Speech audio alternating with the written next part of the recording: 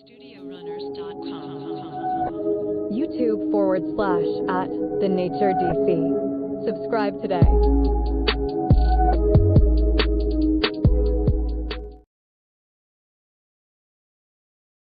Yes, indeed. We are live here at the Nature Sports Podcast. Washington, first drive, 3 and out. Lions with the ball. Washington -8 today against the Lions. I mean, the Lions are heavy favorites. I haven't seen the Redskin team that has been this has just been a depleted season. But nonetheless, we have made the playoffs from where we are today. So, it's doable. It's doable. Yeah, shout out to everybody out there listening. This is the Nature Sports Podcast, bringing you Redskins football live. Let's see what we got, man. Let's see what we got. Let's see if we can get back into it. You know what I mean? Let's see if we can get back into it. Jared Goff this year, 74%, 17 touchdown passes on the season. I mean, he's been great for them this season. Coming after being knocked out of the playoffs, and this is one game he had circled all year long. I know they all did. So Redskins got to come out with some fight, man. Hand it off up the middle. Jamar Gibbs, he gets 9 on the carry. This is ridiculous. Jacob Martin on the tackle.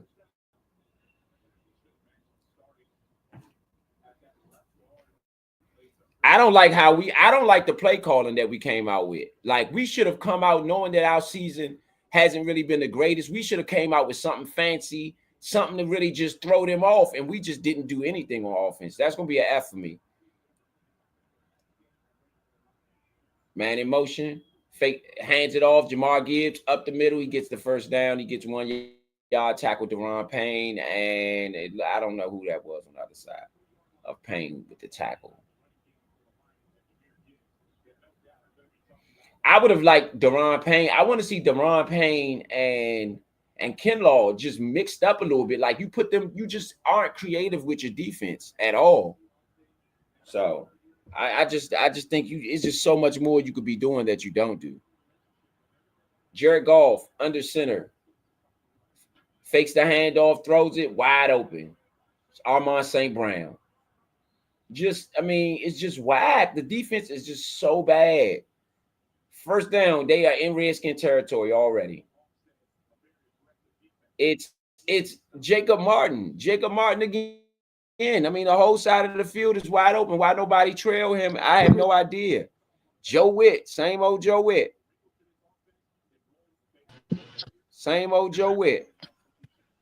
All right, 1st and 10 for Washington. For Detroit. Detroit is at 49-yard line. Hands it off up the middle again. Good carry. 6 yards on the carry.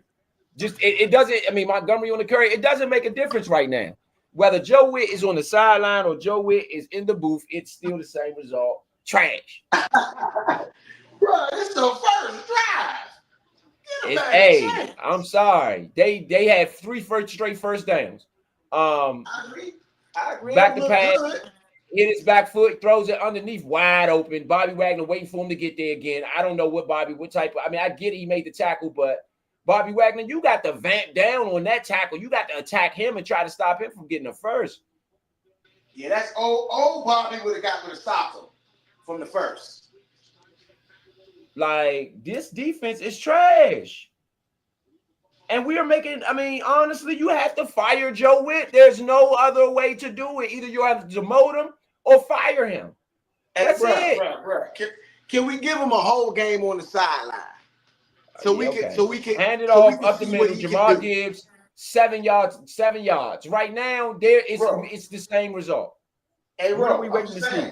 Listen, it is the same result, but you got to think about it. Joe Witt haven't been on the sideline. This is his first drive on the sideline all year. Let's hope we make a stop here, because they are driving down the field. They already at field goal range. Let's hope they make a stop somehow. But at the same time, let's give Joe Witt a little chance. At least the first half. I haven't seen enough for him to give him the benefit of the doubt this year. I'm saying at least give him the first quarter. How about that? He don't even get that. He don't get that. This defense looks bad, and I'm gonna call it out. I'm not saying don't call it Fakes out. the hand off, back to pass. Look at this. He going deep. A good play. Good play. Who was that? Amos? Jones. Okay, that's a much better upgrade. That is a much better upgrade over Lattimore. And then Amon St. Brown looked like he hurt. I hope not. Jones that's a much better upgrade of it than Lattimore over Lattimore. That is a way better upgrade, which I said it would be. I like the pressure up the middle from Wagner too. I like the pressure up the middle from Wagner. You got to bring more pressure. See, that's the thing I don't like about what Joe Whitney doing with Wagner. To be honest, he hasn't done a good job with Bobby Wagner putting him in position to win. He been having him in coverage. Okay, more pressure. Here we go. Throws it. It is a catch. Come on, Amos. Oh, my God. Amos got obliterated by Williams. Amos got obliterated. Amos got obliterated, man. Amos got obliterated.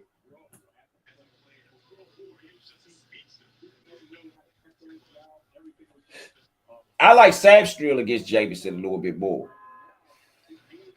Jamison is speedster, so he gonna get something. But I still like Samstrill against him better, to be honest. All right, so you got a 1st and 10 from Lions are in Redskin. Oh my goodness. Gibbs up the middle, he gets about 6. It's gonna be 2nd and short. Man, this defense, man, I just don't. Again, we talk about benefit of the doubt. Why?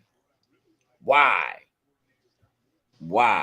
is there any benefit of the doubt being handed out to these guys? Because leaky faucet. Okay. There has been stuff going on that everybody is unpleased with. And so they said they made changes. And so giving them the opportunity to see if they actually made changes or not is the Did it look like they made changes to you? So far? No. I'm not gonna say it has, but I'm gonna say this though. YouTube TV customers changes don't of them miss what's just coming being to on the ABC sideline and ESPN. is a Get your change. sports. Right. That's one thing. So will the change work is another thing though. You get what I'm saying? So just because you change some stuff don't mean it's gonna work. So I want to see changes that work. Now, don't get me wrong, adjustments throughout the game. That's something that's been one of our biggest main complaints. This first drive, they went down there, went straight downfield. So now is the time for them to be able to make an adjustment. Are they going to be able to do it or not? Are they going to be able to make the adjustment is the question. I don't see it. Right. And I mean, I understand that, but I'm just saying that that's what it is here. It's the 2nd and 3, short yard situation. All right, so you got a 2nd and 3, back to pass. Goff hits his back foot, throws underneath, easy touchdown. Jamar Gibbs. This might be bad. No, Now can I go? Now can I talk trash? Now can I blame Witt? Now can I say he's bad? Now can I say you need to fire him? Now can I say you need to get him off my sideline? Now can I say you need to kick him out the stadium? No, after the first drive, no. I wouldn't say that. I said first quarter. It's going in that direction, though. It is definitely going in that direction. We have been down by 17 points, at least 10 points in almost every game this season in the first quarter. I agree. It's horrible. Like, it's the same old. No changes, nothing. And again, it goes back to Dan Quinn. Who's responsible for making adjustments? I mean, exactly.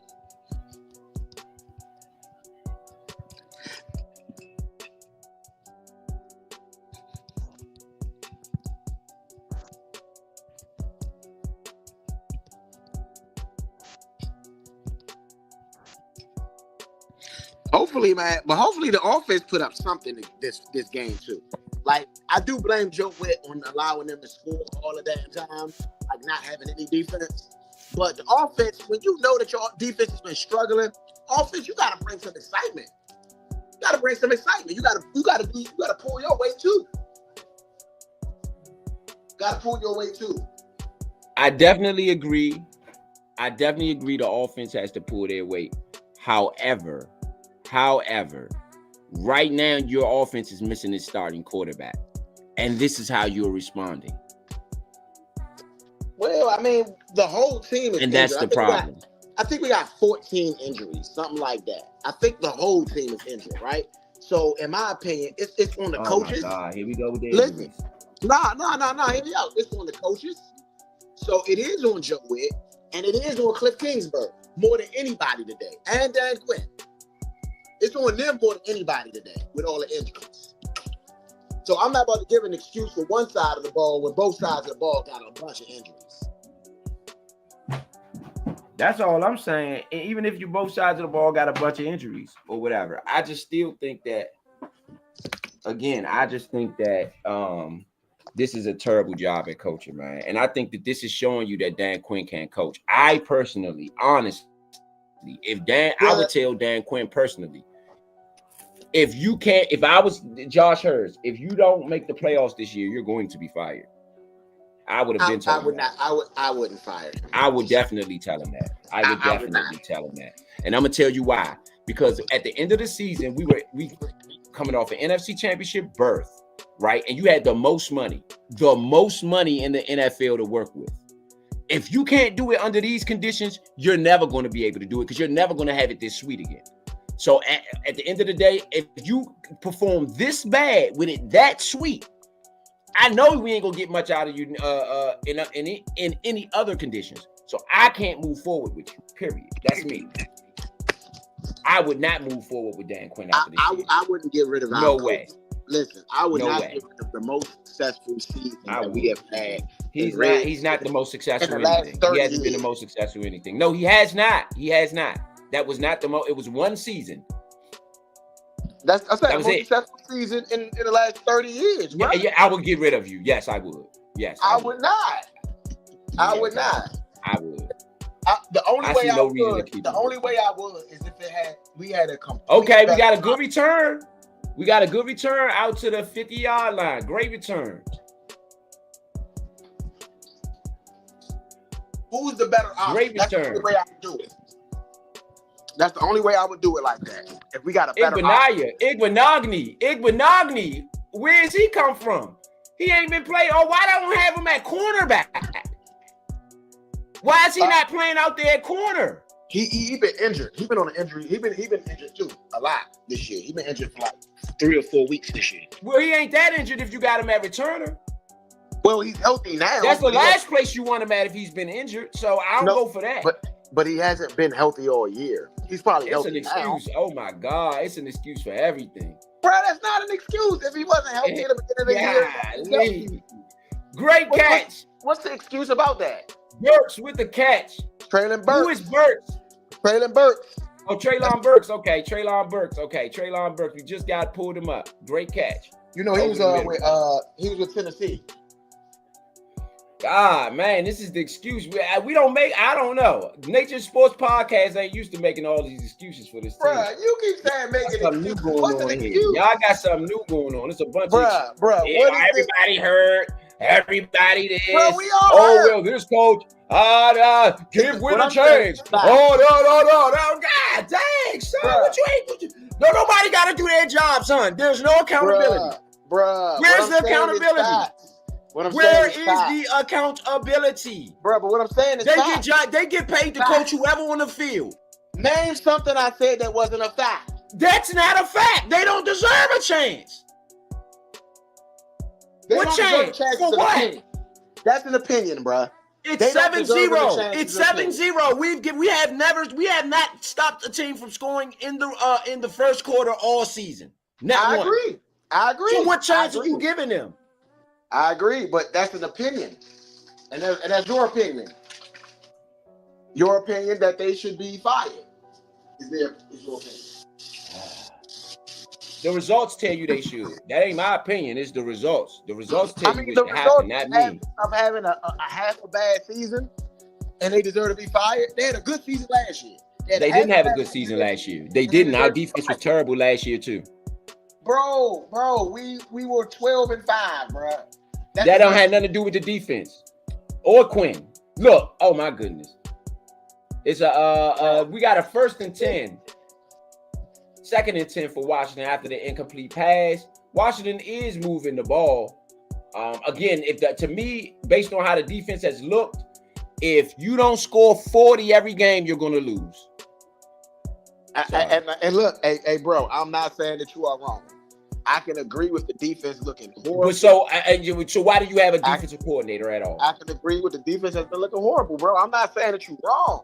I'm just saying that it's got to be held into the accountability situation of that we are one of the most injured teams in the league right now. Oh, it's a throw up. It was. Oh, you should have had a flag. Why didn't he have it? He got hands on Robbie Anderson with the drop in the end zone. Let's just call it like it is. Robbie Anderson with the drop in the end zone. He did have hands on him, but you got to catch the ball. That went right through his hands. It went right through his hands. It went right through his hands. Robbie Anderson with the drop.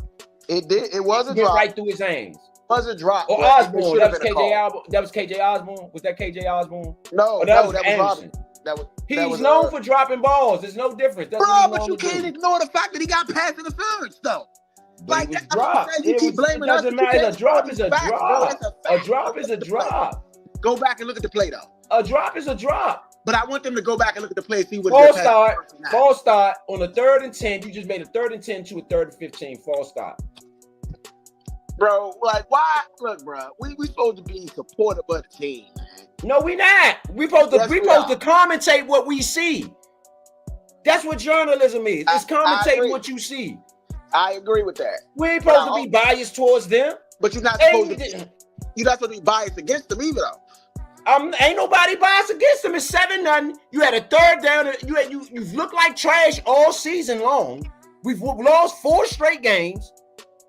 This drive was actually a decent drive for the last 2 plays.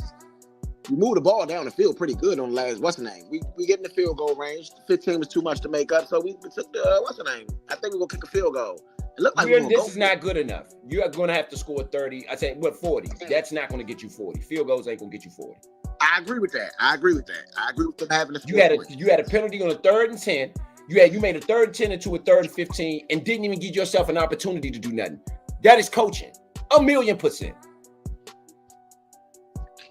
Everything will be coaching to you. And if that's the case, then everything's going to be blamed on Dan Quinn. Yeah, the buck stops with the coach. Where is the buck stops with the coach? The players, though, bro. The players get paid millions of dollars. Where is their accountability too? Their accountability is for their accountability. Right, but their accountability is for just to go out there and get their best. Now, if their best isn't good enough, then it's the coach's job to take them off the field. Bro, if a man go out there, if a man go out there and go off script and do something stupid and get himself a penalty, it is not the coach's fault. It's the coach's job if he don't take him out. Well, it was a false start, bro. Take him out. Like it's a false. You got the same false starts all year by the same people. Same false starts all year by the same people. I can agree in a certain degree with that. I can agree with that in a certain degree. That wasn't Zach Ertz though that time. Zach Ertz would get a lot of false starts. That wasn't him. It was Connolly. Connolly shouldn't be in the game. Connolly should have been benched weeks ago. No, not really. I'm looking at Connolly's stats. He's trash. What stats are you looking at? I'm looking at the stats of sacks. I'm looking at pressures. I'm looking at win rate. I'm gonna start bringing some film. I'm gonna start bringing some film pictures in here because we do a lot of welling in here a little bit about who's playing well. He's played terrible. He has played terribly. I didn't say he's been the worst tackle we've had in the last 10 years. Easy. He should have been benched. But I'm not saying that Quinn and them didn't set him up either. Bro, he should not be in the game. So he's bad and it's Quinn's fault. I said Quinn set him up to be bad. He's bad. But Quinn and them did set him up because he should never be in there. He should, without schedule. I'm gonna be real, bro. Without schedule, everything cannot be Dan Quinn's fault, bro. Everything is not Dan Quinn's fault. Everything. Connolly being bad and not being benched is Dan Quinn's fault. It's on the players, bro. They get paid too much money to be out there messing up the way Connolly being bad and not playing well and not being benched is the coach's fault. But no, he hasn't played bad all season. See, that's he has. What game hasn't he played bad in? Name one, and I'll pull up the film. Name one. Chargers game. Name one game he hasn't played bad in. Chargers game. Okay, hold on.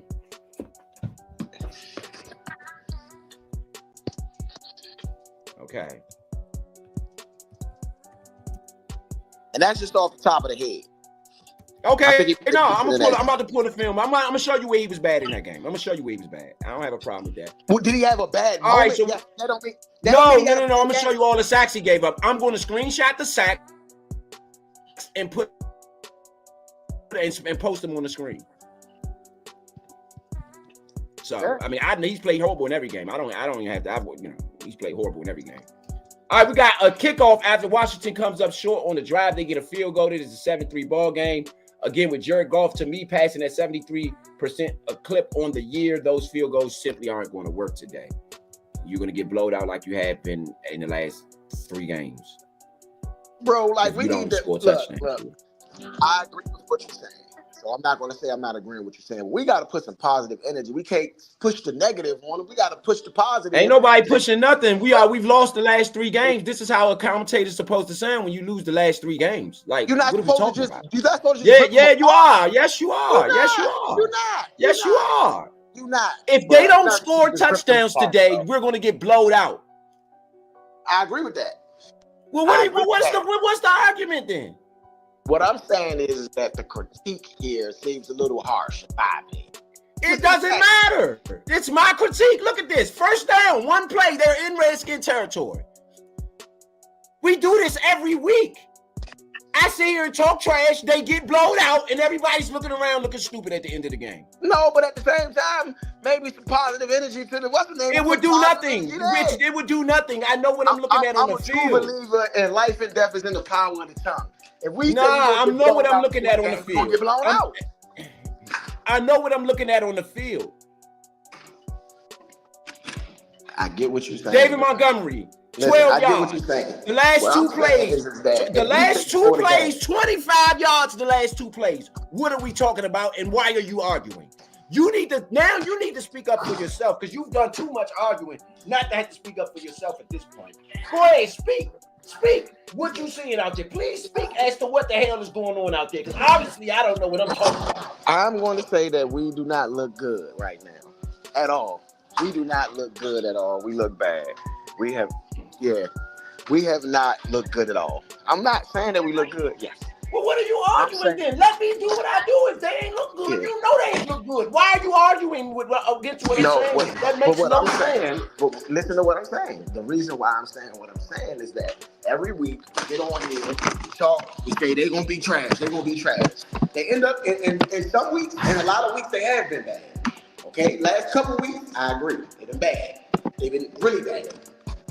But if we just gonna come rip them up every single week, this ain't a Redskin show. This is a debate. This is an attack show. That is out of your mind. Sounded like that. You sounded like a cold-blooded sellout. Who? You. How am I saying? Talking about we ain't gonna talk bad about them, and they playing like trash. I didn't say we not gonna talk bad. I didn't say we wasn't going to say the truth. What show doing that? Hold on. I didn't say we wasn't going to say the truth. But the truth is that it's not just one person's fault. It's not just 2 people's fault. I didn't. You know what? At the end of the day, Dan Quinn said it's his fault. So let's keep it there. He said it's his fault. All of this other discussion about what else is, that don't matter. Dan Quinn said it was his fault. Hold on. Dan Quinn himself said it was his fault. How many games have you seen a quarterback go out there, bust their butt? Dan Quinn said the game don't come out the right way, and the quarterback say, "Oh, it's my fault." Dan Quinn has said repeatedly every game, "This is my fault. I didn't have them ready." What are we arguing about? Head coach, that's what he's supposed to say. That's not as the head coach.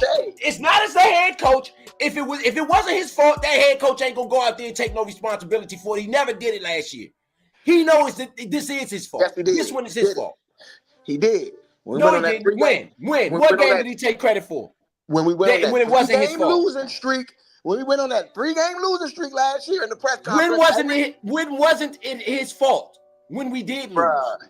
Bruh, you can't blame every win and loss on the coach. It's not his fault for every single win and loss. Every single play ain't his fault, bro. If you're having the same problems repeatedly, that is your coaching. That's a coaching problem. It's no way. I don't care. I don't know what. If you're having the same problems repeatedly, that is a coaching problem. Period. Bro, think about it though, bro. I agree with certain problems. I agree with certain things. I agree with making changes. I do agree with he has accountability in this situation.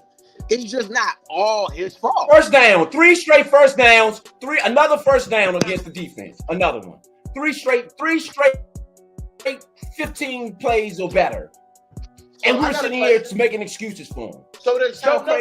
So does Joe Witt deserve some responsibility for these 3 first downs or not? No, because he shouldn't be in there. He should have been fired weeks ago. That's your coach. Oh my God. Yeah. You know what? He should have been demoted weeks ago. Because everything's gonna end up Dan Quinn's fault. He should have been fired. Listen. Okay. They've had 5 straight first downs. The defenses look bad week in and week out, and it's not Dan Quinn's fault, y'all. It ain't Dan Quinn's fault. It's everybody else. I'm not saying it's not his fault. Even though Dan Quinn is in charge, it's everybody else's fault. No, it's Dan Quinn's fault too. But it's not just Dan Quinn's fault, is what I'm saying. Well, he's in charge, and that's who I normally blame is the person in charge. And a lot of times, right now in the first quarter, the Lions have 120 yards in the first quarter and 8 first downs. They are on pace right now, and it's 4 minutes left. They are on pace to have 500 yards. I agree. They're not looking good. The defense has checked out on Witt and Quinn. Period. The defense is checked out on them. I feel that way as well. I can agree with you there. So they need to go. Once they check out on you, you fire somebody. Because guess what? The defense only checks out when they know somebody ain't doing what they're supposed to do. And in the coach's box. I can agree Look with at the that. Tennessee Titans since they fired their coach. I can agree with that. Look at the New England Patriots from last year to this year. Different coach, same team. I can agree with that too. First down, Detroit on a 3rd and 7. Easy first down to the Joe Witt, the middle. The defense is, it's Joe Witt. Joe Witt, man. I gotta keep it a spade a spade. Detroit is in Redskin territory, move right down the field. And pretty much what I said was going to happen. It's happening. Because I know what I'm saying. I know what they're running. It's trash. I'm looking at it. It's trash. It's trash. Hand it off up the middle. Montgomery, 5 yards. Because of bad teaching technique, you should have taught Amos to wrap up at the top, not go for the legs. They don't even tackle well. We don't tackle well. We don't cover well. We don't rush the passer. We don't play good. Even the middle. The middle is decent with Payne and Kinlaw. But even that, everything else is so bad that you can't even exploit what's decent.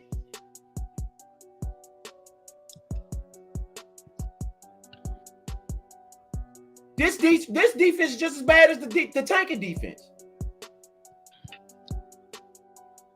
I don't know. Is it? It's close. It's close. Good defensive play on the outside. Jacob Martin grabbed Jared Goff. It looked like a sack, but they sort of gave it. They gave Jared Goff the pass out. We're gonna have a 3rd and 7 from the 10-yard line for Jacob. That was good pressure by Jacob Martin. Great pressure by Jacob Martin.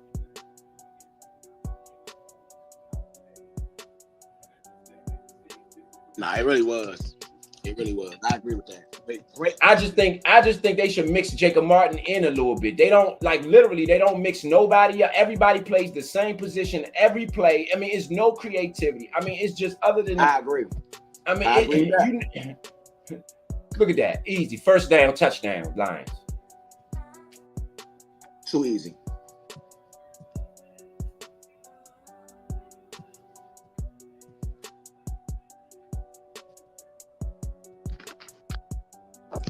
$14 now.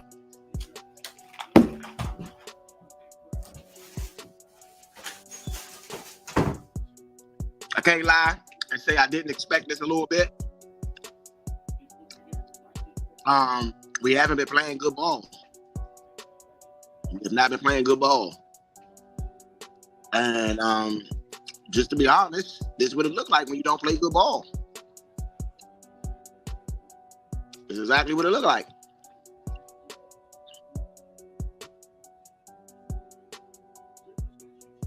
exactly what it looked like. I mean, that was too easy. Mike Sandstrill on Amon-Ra St. Brown. It was a good pass, though. Pass was on the money, you know. But too easy. Still way too easy.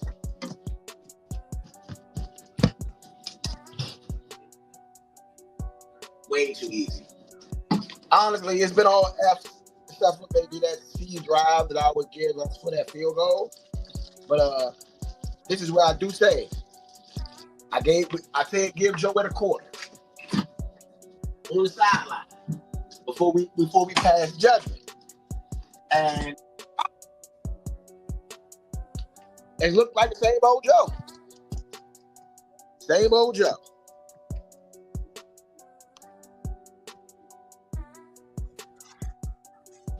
Same old Joe. Same old. Hey, Ro, I gotta give you credit, man. This is what it is. I'm not gonna say nothing because I already know what's gonna happen. And if I say it, I'm wrong. So let me shut the fuck up. I didn't say you said that you was wrong. I just said that I want to spread some positivity. Give them a chance. There's no positive. It's nothing positive to spread. We about to get it. We about to get the fans false hope. That's what we doing, Adam. Because it'd be false. I didn't say false hope. It'd be a lie. I didn't say false hope. It'd be a lie. That's not what I'm suggesting. My suggestion was to give them an opportunity to try to make it. There is no.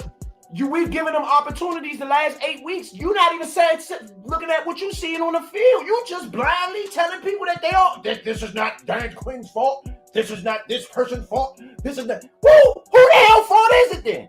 It's everybody's We're blaming fault. players. Players don't run nothing out there. It is the players' fault. They don't have hold up.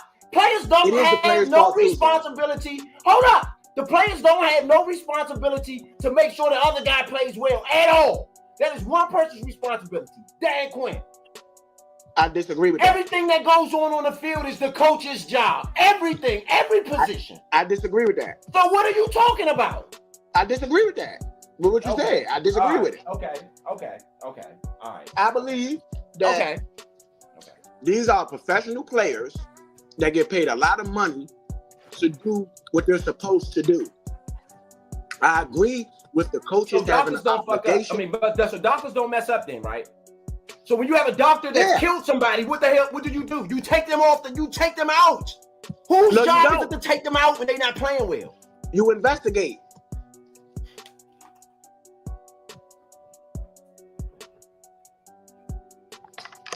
What you do is you investigate. I'm gonna be quiet. I'm just gonna call the game. I'm not even giving no more opinion. No, I do. It's at the 27, third at 14, 3-14 at the 27, first down for the Redskins at the 27, down 14-3 like we've been every game this season, down by double digits in the first quarter. I agree with what you're saying, son. I'm not saying I disagree with everything you said. Just some things, like everything being Dan Quinn's fault. First and 10, Mariota out of shotgun.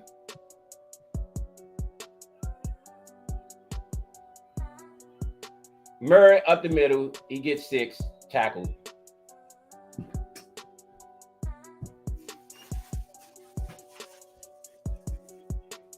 It's a good run right there. It's a really good block by Ben Sinnott. Really good block by Ben Sinnott.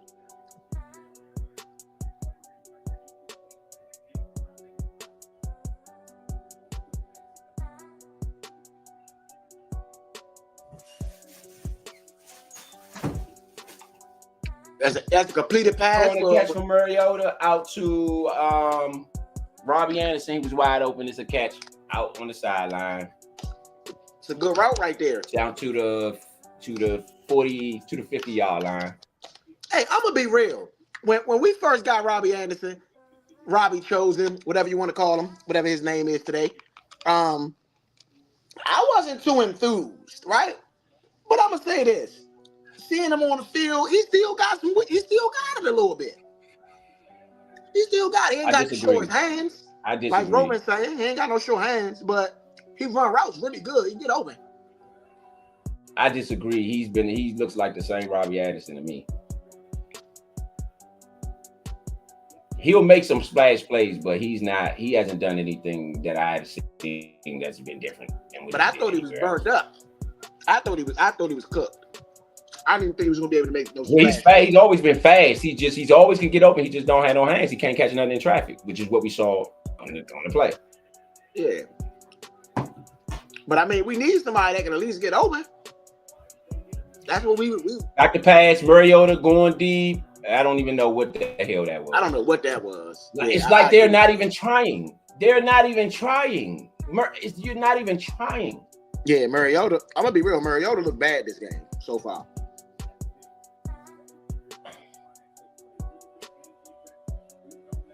I've been a big supporter of Mariota. We haven't seen Debo at all, and the Debo did not play. Is that it? He's not playing? No, Debo playing. They just ain't done nothing with him. Whose fault is that? Is that Dan Quinn or is that Cliff Kingsbury's fault? No comment. Shotgun back to pass. Mariota is sacked. On a third down, we'll punt again.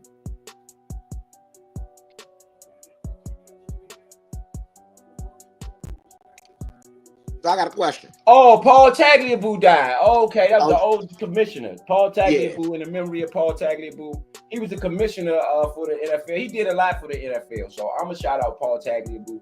He was the commissioner when the Redskins was winning all them Super Bowls. If y'all go back and look at Joe Gibbs and look at everybody, and look at all the people who gave us our trophy, it was normally Paul Tagliabue. At first, it was another guy. It was Cosell.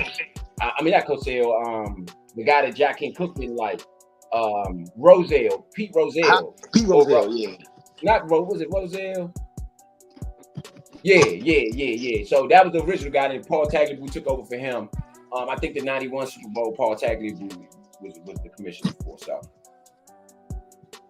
shout out to the Tagliabue family, you know what I mean? Unfortunately, he just passed away. So that's good NFL history. Redskins down 14-3. Lions with the ball. I can't imagine the Lions not going up 21-3 personally. I agree.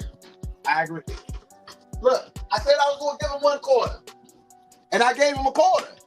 I gotta stay. Me personally, the type of situation I want to stay optimistic,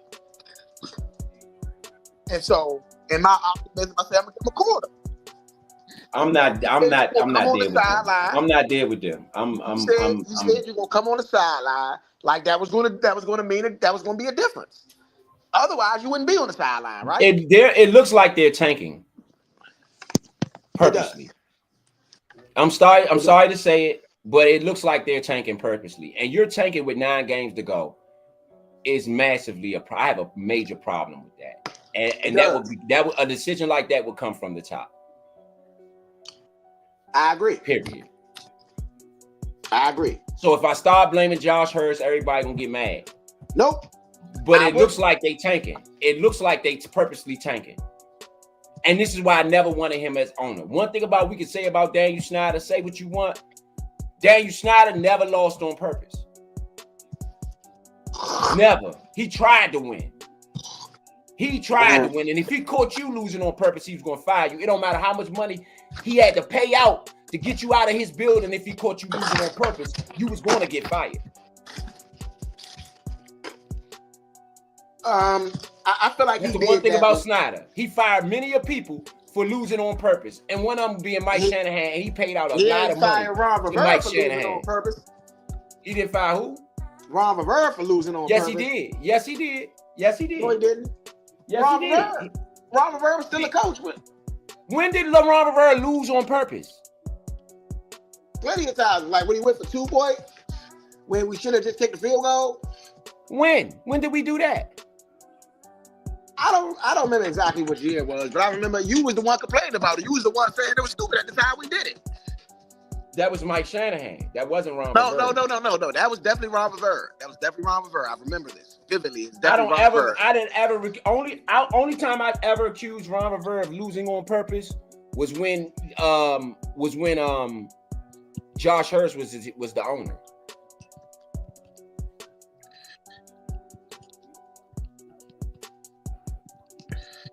Okay, well maybe that's what it was. Maybe Josh Hurts was out at that time. That's all I'm saying. It's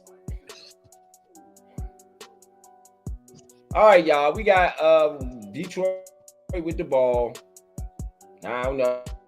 I mean, we haven't stopped them in no drive just yet. Witt is on the sideline, looking pretty bad. They got a tackle who's having injury problems, so we haven't exploited that yet.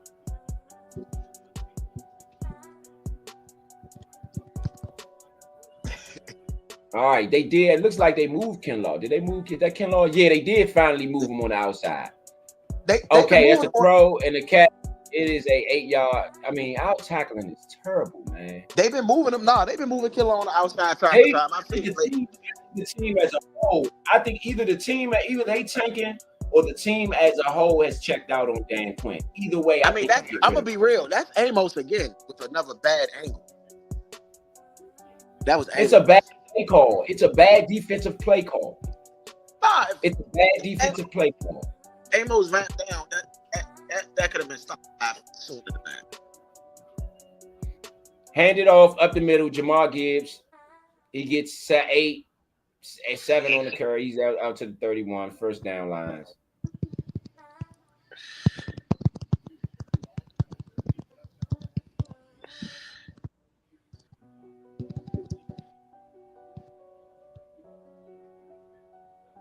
Yeah, crazy. Jahmyr Gibbs. I don't even. They want all the Lions stats over the last since 2022. I don't even want to read them out. It's so embarrassing. Right now, the Lions passing yards 107, total yards 160 for the Lions, 49 for Washington. First downs 11 for the Lions, 3 for Washington. Hands it off. Jamar Gibbs gone. Well, he ain't gone. He's definitely in Redskin territory. He's about at the 40-yard line. They are almost in field goal range already.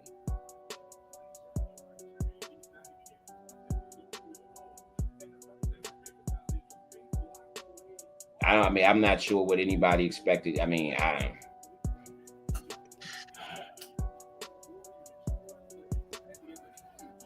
expected better than this, though.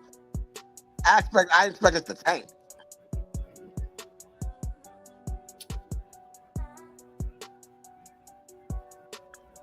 I expect us to tank. We're going to tank the next 5 years under Josh Hurts. Josh Hurts believes in tanking. I kept saying that from the very beginning. Tipped up. Step pass. Good play by Frankie Lou. Josh Hurts believes in tanking. That's what he does. That forces him not to have to make no money, not to have to spend no money. When you tank, that forces him. Now he don't have to spend no money on the team. Now that he don't have to bring in free agents to get better. Now he doesn't have to bring in anything. He doesn't have to do anything at this point. Because we're out of it. Oh, y'all, we're losing, y'all. We don't have enough games to get back in it, y'all. Half the season got left. We don't have to sign nobody. We don't have to do that. We don't have to spend no money. That man playing y'all. He ain't playing me. I already know what he is. Back to pass. Throw underneath, catch. First downs line. Oh, no, he got caught with the third one. Wow. Good play. Good way to stop it, Bobby. Redskins did last dearly in everything. 29th in takeaways, passing game, 29th yards a game, 28th in total yards a game. Takeaways, we got 6 takeaways the whole season. We only got 6 takeaways in 9 games. Yeah. And y'all telling me he shouldn't be fired. Okay. I didn't say he shouldn't be fired. I never said Joe Witt shouldn't be fired. Well, whose responsibility is to define first down lines? Dan Quinn. They down to 30-yard line. I don't know if it's everything he do. So everything he do to me is on Dan Quinn. Hold on. Everything he do from here on out is on Dan Quinn because you ain't found. Hold on. What I'm saying is I don't know if it's Dan Quinn or it's Adam Peters that's supposed to fire him. It doesn't matter. If Dan Quinn with Adam Peters say you're gonna have to let Witt go because this ain't working. That's what Peters gonna do. I agree with that. That's his man though. So he ain't gonna do that. He gonna ride with his man. He got loyalty for his man over the team. And that's what the problem I have with Dan Quinn. Look, first down, another first down. They've gotten 6 straight first downs. They scored on every possession they've gotten in this game. It's about to be 21 points. It's 11 minutes left in the second quarter.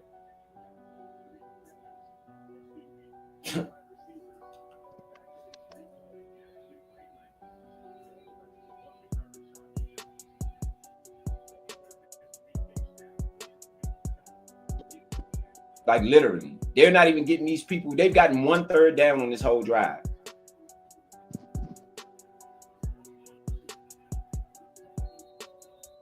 One yard gain for Gibbs at the 19. That's probably the best defensive play we had all game. 8 plays, 70 yards on this drive, 4 minutes off the clock. If the fan base don't hold our organization accountable for these performances after last season, we don't have the fan base I thought we had. I'm gonna keep it real. Right, but I'm saying that I don't think I'm gonna that, keep it real. that Too many excuses everybody being made for me. and everything should just burn because we having a bad. No, I think we're just seeing that Dan Quinn can't coach. He's being exposed, and I don't think we're ever going to make the playoffs again under Quinn if he don't win this game. I Personally, disagree. if he don't figure it out, I just don't. Today, if he can't figure it out today, I just think the writing pretty much is on the wall for him and his regime here in Washington. That's my own opinion. Nobody else has to agree with it. Nobody else has to like it. But if Dan Quinn can't figure it out this season, as sweet as he had, he's never going to be able to figure it out. He's never going to make the playoffs in the jersey, and you will end up firing him in the middle of next season. In my opinion, if we don't make the playoffs this year, you'll either end up firing him in the middle of next season, or it's going to be a situation where you should have fired him in the middle of next season, but he won't make it out of next season. If we don't make the playoffs this year, he'll be gone by the end of next year. Trust me. And that's my prediction. And we won't win more than 5 games next year. If Dan Quinn is the coach. That's my own opinion. Whether anybody disagrees or not, that's my opinion. Hands it off to Gibbs, touchdown. Oh, no, he got caught at the touchdown lines.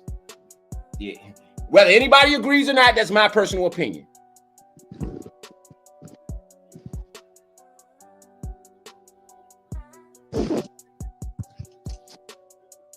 $21-0. 21-3 Lions. Might as well be 21-0. No changes being made, no adjustments being made, no tackling happening. What is this? What is this? Y'all, and people are okay with this. I'm not. You got to fire Quinn. He's lost by 21 in 4 straight games. Where is that acceptable? I don't care what he don't have a Super Bowl ring. We talking like this man got a Super Bowl or something. This man ain't do nothing. Your defense was trash. You're supposed to be a defensive coach. Your defense is trash. It was trash last year. It's trash this year.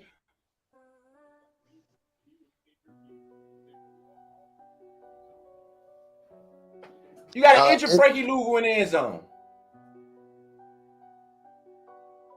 Is that Frankie Louvu? No, that's not Frankie Louvu. No, Frankie Louvu is getting worked on. Sorry, Frankie Louvu is getting worked on the sideline. He was laid out on the field. Nah, he wasn't laid. Nah, what's the name? Somebody else laid out on the field. They're working on Frankie Louvu. Frankie Louvu did go down. He's up now. They're working on him on the sideline. Frankie Louvu went down. But I'm saying there's another player down on the field right now. Number, it looked like 25 or something. Not sure exactly what that number is. Yeah, these players about to start checking out. They're not about to go out here and win for their look. Yeah, he's not about to play no more. They're not going out here and messing their bodies up for this. You can hang this up. Nobody's about to go, I'm going to fake an injury and get myself off this field. Who's that? Amos. Trey Amos. You can hang it up. Ain't nobody going out there for this. Yeah, nobody's going out there for this. You out of your mind. I wouldn't. You're going to have a lot of players faking injuries. Trust. And I ain't saying that Amos is faking. I ain't saying he's faking, but I'm saying that's about to happen. That's about to happen. 9 minutes. It's 9 minutes left in this game. Okay? And I wouldn't be surprised if Debo asked for a trade. If I was Debo, I would. You can't get a trade. It's too late in the season. Well, if I was Debo, I wouldn't come back out there for this. I'm sorry. Look at what's going on in San Francisco. He should have stayed in San Francisco.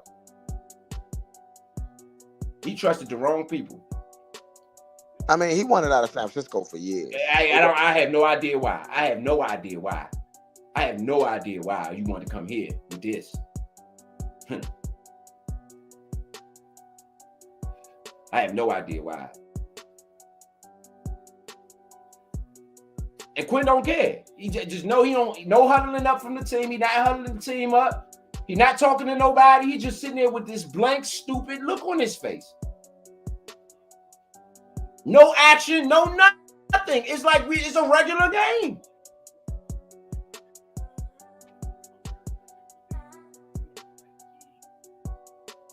They are going for 2. Why are they going for 2? Talk about it.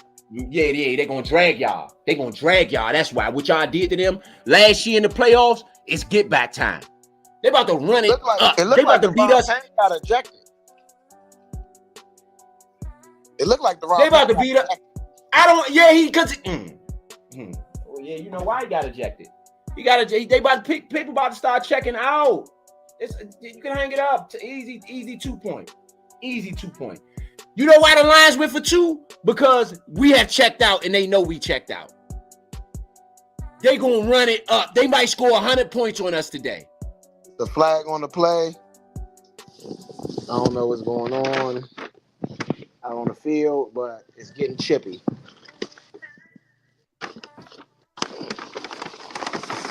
The team, Dan Quinn lost the team. Dan Quinn lost.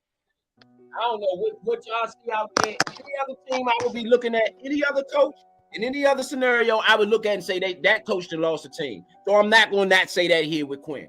That coach that lost the team. My team or not, that's what's happening out there. I got to tell the fans what's going on. Dan Quinn lost the team. Nobody wants to play for him no more because they realize he don't know what he's doing. I can see that. He was fired in the middle of the season in Atlanta after taking them to a Super Bowl. That should tell you he don't know what he's doing. And Arthur Blank, soon as he saw that, he got rid of him. Arthur Blank ain't the one that played him game. Arthur Blank told him, you're going to give up play calling on the defensive end. He made him give up play calling on the defensive end and gave it over to Raheem Morris. Then came back after Dan Quinn was fired and ended up hiring Raheem Morris. Raheem Morris is their defensive coordinator. I mean, he's their coach right now. We the only ones playing these type of games. That's why I don't like Peters. I don't like because I don't think Peters know what he's doing either. I think this is exactly what Ben Johnson said originally, which those guys are not. Those guys are basketball guys trying to do this in a basketball type of way. And it's never going to work in the NFL. Ben Johnson said that from the very beginning, and I agree with him. And we are seeing it.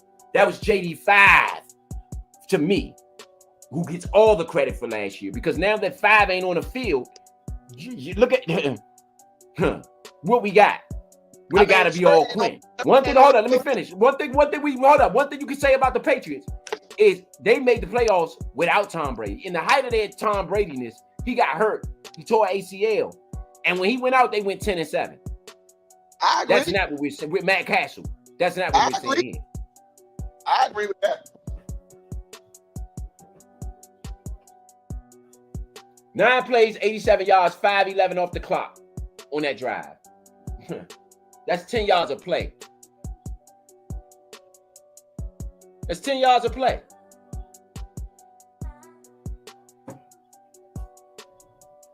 Oh, that's running and passing. Do you think Joe Wick gets fired after this game? He should have already been fired.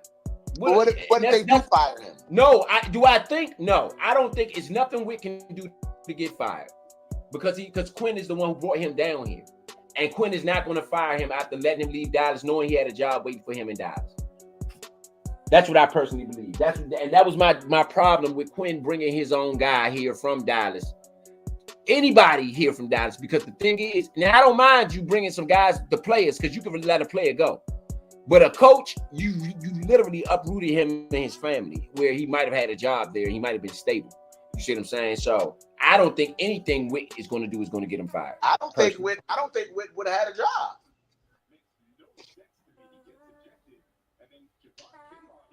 Kinlaw got ejected. No, Kinlaw got the unnecessary roughness.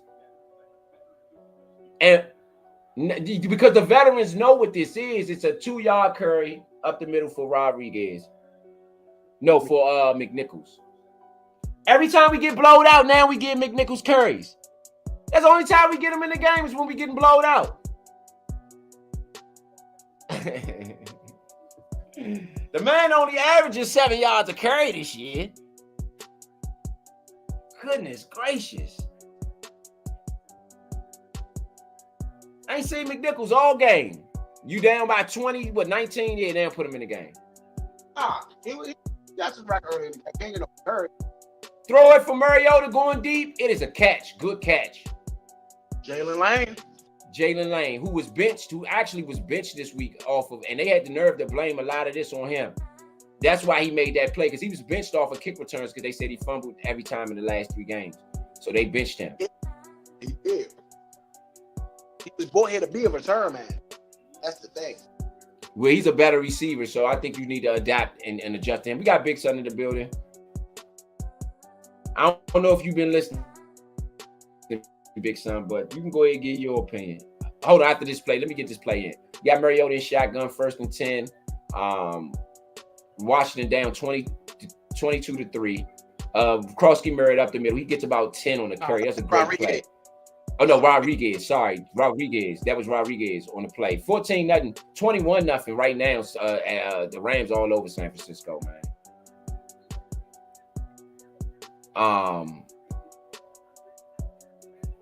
400 touchdowns career-wise for Matt Stafford. So we're gonna shout him out. That's a big feat for Matt Stafford. 2nd and 1 for Washington. I mean, if they score here, you could virtually get back in this game. This game might not be over. You got to get something. You just got to get something. Y'all are in, and y'all gonna get something on this drive. So, and the Dodgers defense don't really look that good so far. But our defense is not good enough to even give you a chance to win. To be honest, like our defense, I don't know what to do. I mean, other than fire, I don't know if Quinn hasn't even taken over play calling. This is Witt and Quinn together looking bad. So, Big Son, go ahead. What you got to say? Just want to say, man, shout out to everybody, listening, tapping in with us here on the Nature Sports podcast. I just want to say, another visible week. Another week where we're not getting calls and they talking about we need to sell it and so we can get the call and all that. I don't want to hear all of that. If the call is there, call it. You know what I'm saying? I don't care if we losing, winning, whatever the case is. The call is there, call it. I'm about sick and tired of the commentators talking about you got to make it believable. Make it believable when it happened. I'm sick of y'all saying that. It happened. It need to be called. Stop saying that. Because y'all making it look like, oh, they don't need to get the call unless they do something to make it more believable. Like, no. If it's pass interference, it's pass interference. Mariota's still jumping. He's still jumping. Sorry. I don't know why the fuck he thought he was going to jump over 2 people that wasn't. Why hasn't Quinn? This is my problem with Quinn. That should have been coached out of you weeks ago when you fumbled and did it. He can get hurt like that. He's the only quarterback we have right now. He needs to stay on his feet and slide. You got to coach that. Sorry, Big Son. Go ahead. My bad. Hey, y'all good. You good. Yeah. Then you got to coach that. That shows that Quinn just don't fix nothing to me.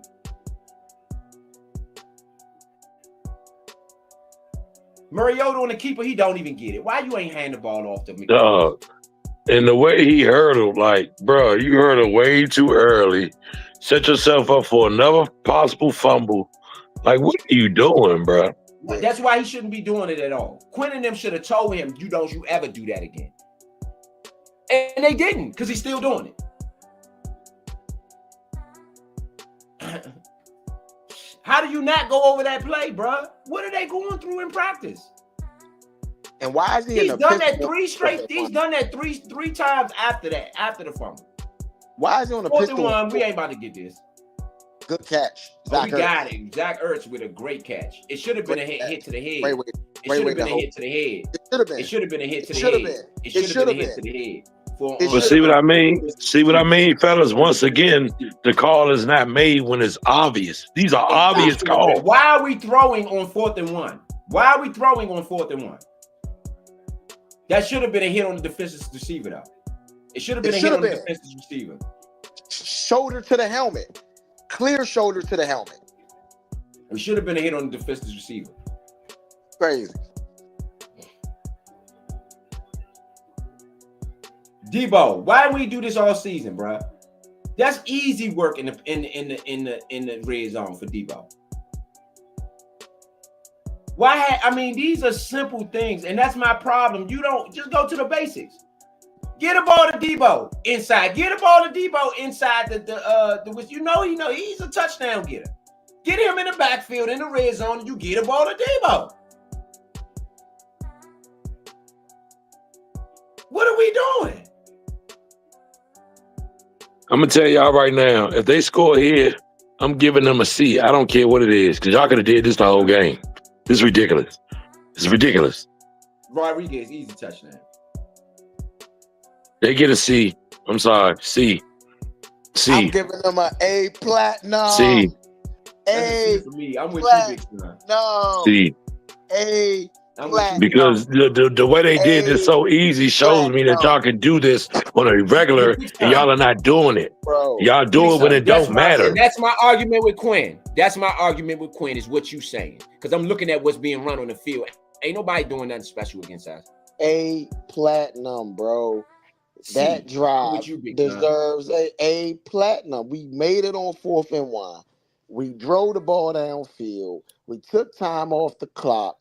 We did a great job. It wasn't even a good play. But it's still a lot of inconsistency, though, Leo. That's my thing. Bro. This man's still out here about to get a drive up, hopping in the air, and all he just field goal to the extra point, you get a penalty. Now he got to kick it again. And look at his face. Are we calling it off of this one drive like we normally do, or are we calling it off of everything? We don't ever call it off. No. I'm with you, Big Son. No.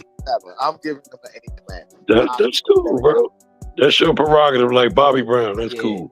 Yeah. You know what I'm saying? But the way I feel and what they keep showing me, y'all keep going down 21. I don't care. We got points. Y'all keep going down 21, 22, bro. It's crazy. Thank you. And y'all not answering back. Like, nah. I'm never got F's. Those drives are F's. This drive is an A. Just how it's a C to me. I did not like the call on touchdown and give him a C. Touchdown is a C. I just told you for me. All that went down on the drive. You had to go for it on 4th down. He almost gave it up because he's still hurtling around the field that ain't been corrected. It's a lot of bad coaching going on. Y'all just so happen to score a touchdown. I'm sorry. C. C. It's everything for me. It's not just the player scoring the touchdown. It's everything. Coaching and everything. That's how I'm going now. These people that showed us that they disrespect the fans repeatedly. We should not be seeing this week in and week out. This is crazy. I agree with that. I call it a spade on that particular drive. We did what we were supposed to have been doing. And I agree with y'all. We supposed to have been doing it all game. But guess what? That's the drive we actually did it on. So I'm going to give us credit for the drive that we actually did it on. We actually took a shot downfield, which made sense. Guess what? Jalen Lane was able to show that he can make that play. We actually was able to convert a 4th and 1 because normally we ain't been converting a lot of that stuff around here. We got down to 3rd down. We converted those things. We made the short plays. We made the long plays. Mariota ran, even though he did something stupid. And I agree with you on it not being corrected. You get what I mean? But he didn't fumble. So I'm not going to cause it like what if he would have, because he didn't. He didn't fumble. We made it in the end zone. We ran the ball with Debo in the red zone like we should have been doing. We did everything. We did everything that we should have. But I agree. he finally did. Hold on, let me respond to that, Big Son, before you tap in. Go ahead, Big Son. No, I'll wait till after. I agree. I agree with you, Leo. Right, all of that good stuff. But why did we have to go for it on 4th down? Because after he made the stupid mistake of trying to hurdle, he went out there and took the ball and tried to run when he should have clearly handed that off. That was an easy 1st down. Like he just doing bonehead stuff, and I'm not respecting it because the coaches is not coaching him and telling him, "Hey, stop doing bonehead stuff out there." They can talk to him through the headsets. That's how you get to play. You got to talk to, hey, what are you doing? Don't do that again, Slim. And the fact that he keep doing it means they haven't corrected it. I can agree with that. I can agree with that. And he keep keeping the ball. He's done that before too. Keep keeping the ball when he should be giving it up. I agree with that. So like that's my thing. And so let me tap in straight quick. And that's why that's the thing.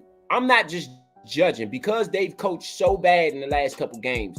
That's what I mean by I'm not just giving them the benefit of the doubt. I'm not just judging based on what the result is anymore. I have to see that they're well coached on these drives. They're tackling well, they're blocking well, they're where they're supposed to be. They know what they're supposed to be doing. They're actually catching the ball. They're not fumbling.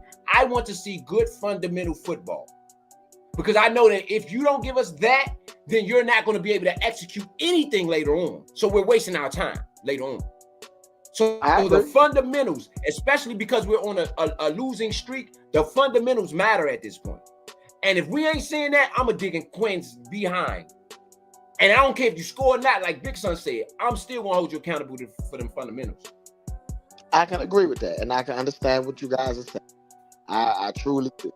I think that when you think about play calling, when you think about all the stuff that's going on. Wide open. Why do we continue to have men wide open in our secondary like that? It's incomplete. Raymond, they say he dropped it. Well, if Ramos is not coming back for the game, that's Lattimore and Ramos gone. So we essentially really don't have nobody behind him except Sanders-Strill, and Sanders-Strill ain't gonna be able to do that by himself. But even with what you're saying, Big Son, it's the fact that nobody was around him. Nobody was nowhere near him. And that you can't have. If you just got a guy being beat because he's more talented than another guy, cool. He's playing too much, man. Play to give my guy, I gotta give my guy a chance to make the play by putting him in the right position. I agree with everything y'all saying. I agree with everything y'all saying, but the game is about results. And to me, what the result of that drive was 7 points, keeping us in this game when we needed a touchdown. We needed that to stay in this game. And that's what we got.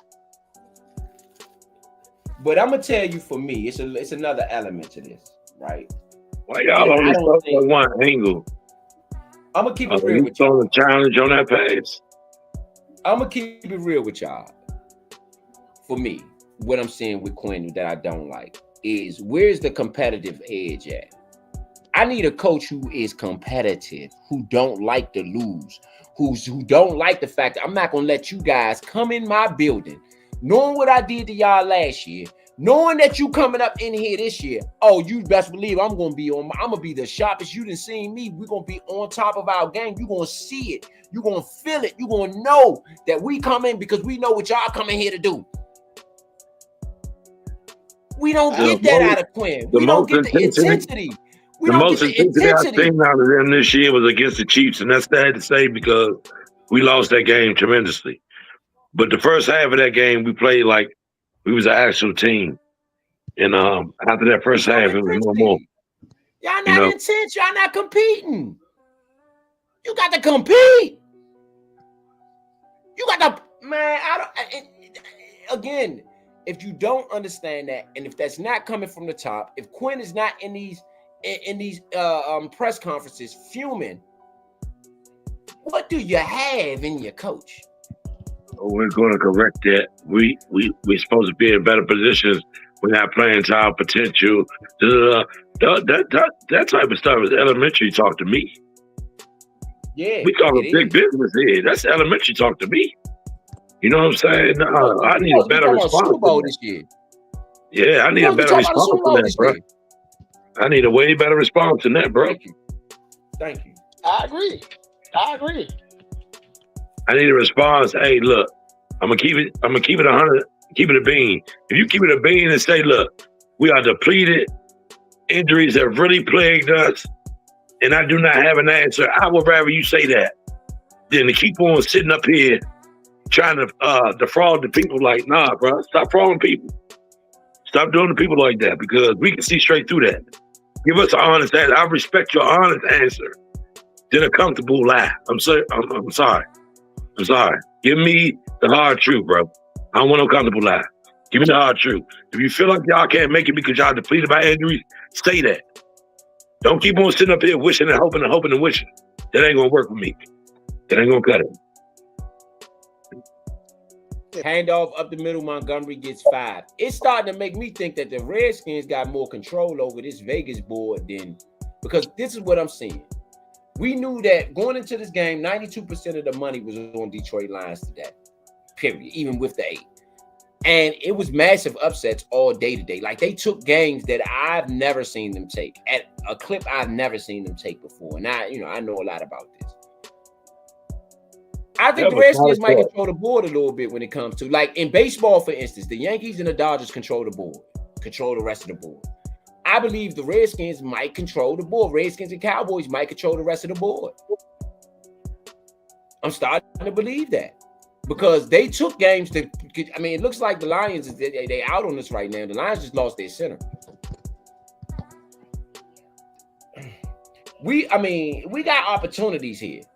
But you're going to have to get a better job out your coach. You just got to. And if Quinn can't do it, right, it's Quinn's job to find, like, honestly, Joe Witt sounds good. Like, he sounds like what he says sounds good, even if the coaching ain't great. Use his mouth if you ain't got the mouth. Joe Gibbs is one of them. He wasn't all talking, he wasn't a big talker, right? But when he would talk, he found Joe Bugle. He let Joe Bugle do some talking. He'll let Rich Pettibone do some talking. You got to adapt to that's what great coaches do. They adapt to what they're good at, and they work within the team to get the results. And Joe was enough creativity. Joe was also great at adapting, because he won the Super Bowl with 3 different quarterbacks. Yep. You know what I'm saying? 3 different quarterbacks. So the adapt nature needs to kick in with Quinn. You know what I'm saying? That's Joe Gibbs. Yep. Sorry, that's the difference between a Hall of Fame coach and a lame duck coach. That's the difference. Yeah. Joe Gibbs was known for halftime adjustments. If y'all go back and look at any of the old Redskin games, he was literally known for halftime adjustments. Bro, look at the Super Bowl. He made that adjustment before the half. You hear me? Yeah. Look at the Super Bowl. Yeah. The Joe Doug Williams in Denver. You know what I'm saying? Yeah. You have to be able to think and adjust on the fly, and we are not seeing that out of Quinn. Yeah. We are not seeing that out of Quinn. And we're not seeing that out of this team. And maybe the team infrastructure-wise, in practice, they aren't working on other alternatives. They just they're going into their practice and just working on that one thing. Your environment. And if your environment is not causing you to produce, you're not going to produce. That's just fact right now. You know what I'm saying? And that would be Quinn, though. Quinn creates the environment. He's the coach. He creates the environment for the players. That's his job. Hold on. Not only Quinn, we're going to take it further. AP and Josh. I agree. Because you all set the atmosphere up. I agree. You know what I'm saying? He's just working in it. He's just a conduit at this point. You know what I'm saying? Y'all set the atmosphere up. Y'all got to set a better atmosphere. And also, when your players go down, it's time for the guys, the no-namers, to step up, make a name for themselves. You know what I'm saying? It's your time to kick it in. You know, guys ain't coming back. Lock in. Go ahead. Lines with the ball moving. They down at the 41-yard line. It looked like Redskins got the ball or fourth down. Redskins called it for fourth. It is a fourth down. Finally got a stop out of this defense.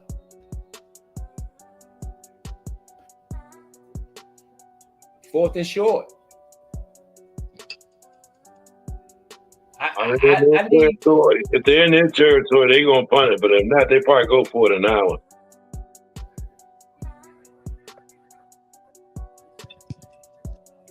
Yeah. Again, I don't.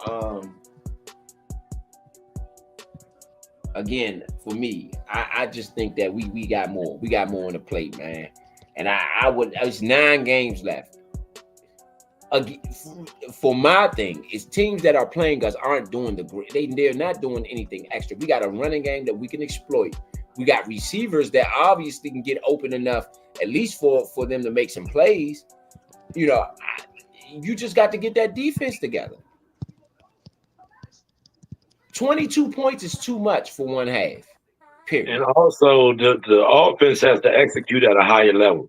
You look at the Detroit Lions, they coming out there running 100 miles a minute. If they run 100 miles a minute, y'all got to be running 160 miles a minute. You're going to have to play complementary football. What you're going to have to do is play complementary football where your offense is playing defense too and keeping their offense on the sideline. You got to play that clock. You should be hiking the ball under 10 seconds on every play because your defense is this bad. And that's what complementary football looks like. And so, you know, I don't know that we're doing that. I don't know if that's a conscious effort, something consciously being done. And that's what I mean by coaching. Those are things your coach have to implement and say, hey, guys, we're going to hike this thing under 10 seconds because we really haven't struggling on defense. We got to keep these guys on the sideline. I don't understand why that's so complicated. Explain why that's so complicated, Big Son. Please, I mean, maybe you know. Because I don't get it. It's complicated because you have a incompetent coach at this point. Yeah. And he's insecure about what he can do because of his bosses. You know what I'm saying? Like when you have incompetency flowing like a virus, which it is, because everybody is incompetent in my mind, from Josh Harris on the AP down to Quinn. That's real. You know, y'all have to call a spade a spade. You know what I'm saying? And the fact that y'all not calling Trump a spade at the game. Trump at the game. Look at Trump at the game. Y'all didn't know that Trump was coming to the game. He's in the Josh Harris group box. Man, shout out to Trump. And he went there because he wants to potentially talk about that name of the stadium. I'm pretty sure y'all heard about that.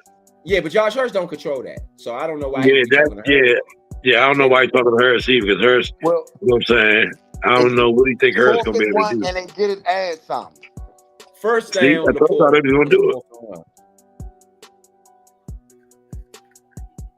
it. We have not stopped them on one drive this whole first half. We literally haven't gotten one stop down. It's payback for them. Yeah. Quinn is so embarrassing, bro. I'm sorry. This is pretty embarrassing, man. This is pretty embarrassing. Shout out to Sonny in the city, man. Sonny in the city, me and Sonny been going back and forth about this game. Sonny might got one on me. That was too easy. That was too easy. That was way too easy. They gotta put a clamp down on the Porter. It seems like every big play that they had. Look, oh my goodness. That's why they got it. It's holding. Anytime you wrap a player around the waist, bro, this is ridiculous. This is ridiculous. That's why they got the first down. They were holding. Oh my goodness. Yeah, I get it. It's ridiculous. It's ridiculous, bro. I'm sorry. I would have said, maybe they got to fight a little bit. But anytime your player is running upfield and the player is grabbing his waist from behind, that's holding. Good defense. 5-yard loss. 5-yard loss. Who was that? I think Von that was Miller. Von Miller. Von Miller with the 5-yard loss. And also, let me add, if y'all can remember, when Kinlaw was arguing or saying something to Jared Goff, everybody, he need to shut up. No, he's telling him, you're getting help by the refs, bro. And that's why he was clapping. I'm telling you, I'm going to be on your line. He's telling him that you're getting help by the refs, bro, and you know it. You know it. I think, honestly, now that it's going downhill, going left, I want to see with Witt being on the field, if some of his intensity, if he can get his guys together because he's out there with him to actually talk to them. I think this is the moment where you might can see if he's going to make any impact at all, it would be right now and in the second half because Witt is out there at this point.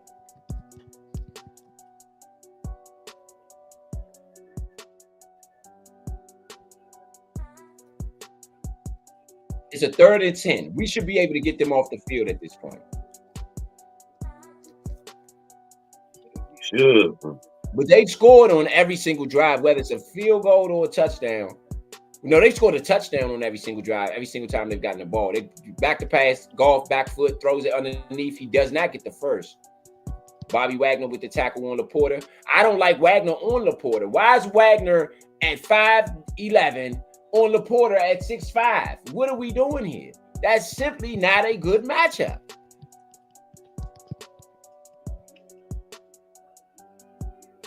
Simply not a good matchup.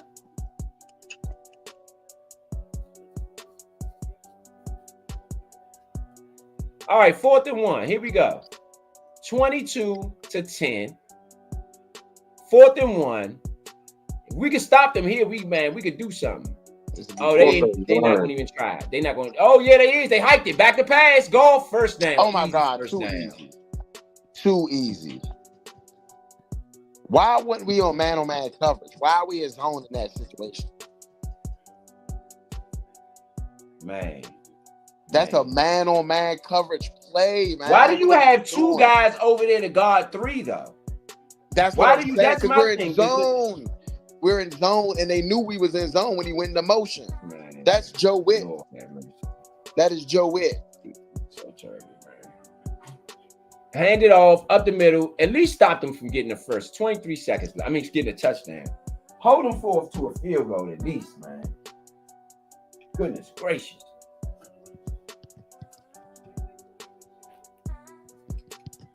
Guys are terrible, man.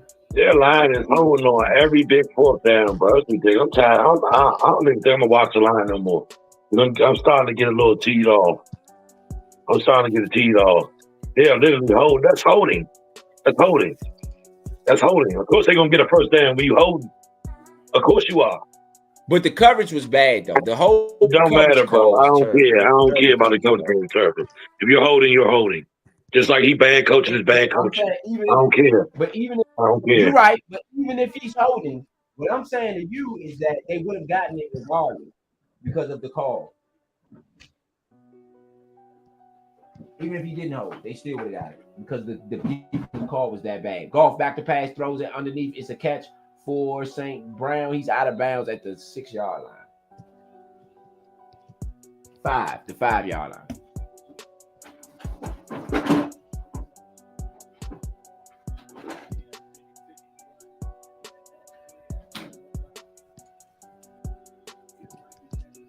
So that's all I'm saying is that the defensive call is just, oh my goodness, what are they calling? What are they running?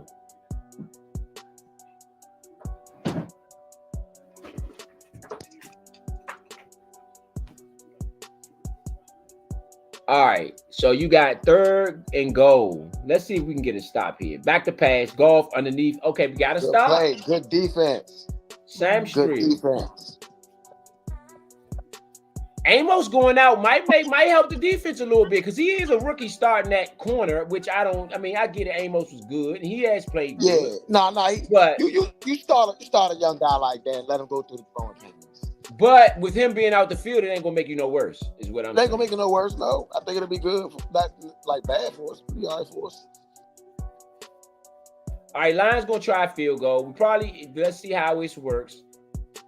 Bates hasn't been great. He's been terrible this season, actually. He's 9 for 13. He hasn't been good. He's going to make that. That's a chip shot. Yeah, he should be able to make this. But he hasn't been good this year. Just keep that one in mind. Redskins got a chance to get back in this game. I believe we get the ball in the second half. Did we start out with the ball? Yeah. I believe we get the ball in the second half. No, they get the ball. They get the ball. Yes, well, very much so. Remember, Mariota came out 3 and out. Oh, yeah. Cliff Kingsbury, I'm going to be real. Joe Witt has been horrible, right? Cliff Kingsbury didn't start cooking until one drive left in the goddamn in the goddamn quarter. I mean the half.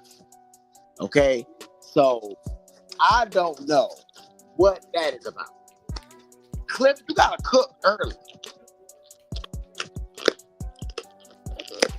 I don't know what's going on now. Football. They got to start playing complimentary football because the defense is terrible right now. At least the secondary is. I don't know. And, see, Jacob Martin just got upset. He just told the referee they keep on holding and y'all not calling it. See, now he's getting frustrated to where he's yelling at the ref, and that shouldn't be. That should not be. That should not be. You shouldn't have to do. You shouldn't have to do your job. Do your job, referees. And now we got a flag out here.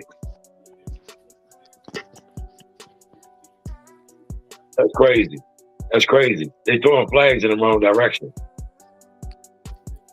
It was not Jacob Martin. That was Jacob Martin. You're right.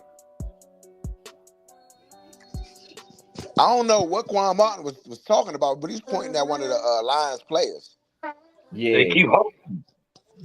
They keep holding. My problem with it. Okay, even if they holding, my problem with it is Quinn got to work the refs at some point. That's what they doing. He got to dig, and we haven't heard him say anything. We haven't seen him talking to the refs at all. Hey, Ro, I 1,000,000%. I could not agree with that any more than what you did right now. I agree with that wholeheartedly, 1,000,000%. You got to work the refs. You got to. That's why I wrote when you be saying stuff about Quinn. It's not like I don't agree with some of the stuff you say. I agree with something. I don't agree with feeling down right now. We down 15 points and they get the ball back. Throw a Hail Mary. What does it hurt? Yeah. What does it hurt? Throw a Hail Mary. It's only 11 seconds. Even if they intercept it, as long as you make the tackle, what if they get a pass interference? That'll put us in field goal. My thing is this. I do agree with Quinn be missing a mark on some stuff. I do agree with that, but he can't just be blamed for everything. But my thing is this. What I'm telling you is that with Quinn, I'm sorry. Let me cut you off on this one. Go ahead. What I'm telling you with that is we're not going to be able to get back in this if Quinn is imperfect. That's how that works. We're already 2 games behind under 500 right now. We're playing the Detroit Lions. Hold on. Can I ask y'all a question? Go ahead. Didn't they just kick the ball out of bounds? What's happening there? Yeah, they kicked the ball out of bounds. Okay. They scared of Jalen Lane. I thought it was. Okay. I thought I saw a flag. Igbenogany. They scared of Igbenogany. Yeah, because he almost ran it back. They not wrong for that. No, I said ain't wrong. I'm just saying something I noticed. But my thing is this. Like I said, Quinn is going to have to be perfect. In order for us to get back into to where we're able to do anything, Quinn is going to have to be perfect or near perfect. And that's not what we're seeing out of this coaching staff. We're not even seeing them be good. Forget perfect. Y'all got to at least be good. Again, this is not bad. You down 15. You got to get a stop in the beginning, though. You get a stop. You hopefully get the ball back. You cut it to 1 possession. You looking like something for the rest of the half. You got a game. I do believe we can get back in this, but Quinn is going to have to clean some of this stuff up, man. No, to clean all of it up. All of it got to be cleaned up. Yeah. You got to get in the referees' ears. He's not on the referees' line. That's why they keep not giving calls. As y'all can see, they only have 1 call on them, and we got 6. That's crazy. And as I pointed out to y'all last week, I told y'all, notice at halftime, the team that we're playing against, we're going to have way more calls than them. What they're going to do in the second half is bring it up. So at the end of the game, it's going to be an even level. So nobody will say, oh, they had way more penalties than them. Look at that game. They've been doing this all season. And I've been watching it since Quinn said something after we played the Packers and how bad that officiating game was when he said something and he didn't do nothing about it. And that's why these refs are on us like they are now. Yeah, he doesn't work the refs at all. He don't work the refs at all. Quinn does not work the refs at all. And that's one thing that, no offense to whomever, You got to do that. That's part of the job of coaching. So it's just some of the detailed stuff for Quinn that I have a problem with. It's just a lot of the detailed stuff that I have an issue with when it comes to Quinn. You know. So again, we about to go through some halftime stats. I don't know what's going on. We're in it though. We're not out of it all the way. So I guess that's the only good thing you can say about what's going on today is that we're not out of it. Right now, Marcus Mariota has 98 passing yards for a 7 for 11, no touchdowns, no interceptions. Jared Goff has 17 for 23 with 2 touchdowns and 181 yards in the first half. Jamar Gibbs has 75 rushing yards on 9 carries. My bad, bro. Look, the Seahawks, right? We lost to the Seahawks last week. That's the only reason I'm bringing this up. Right now, they are beating Arizona 38-7.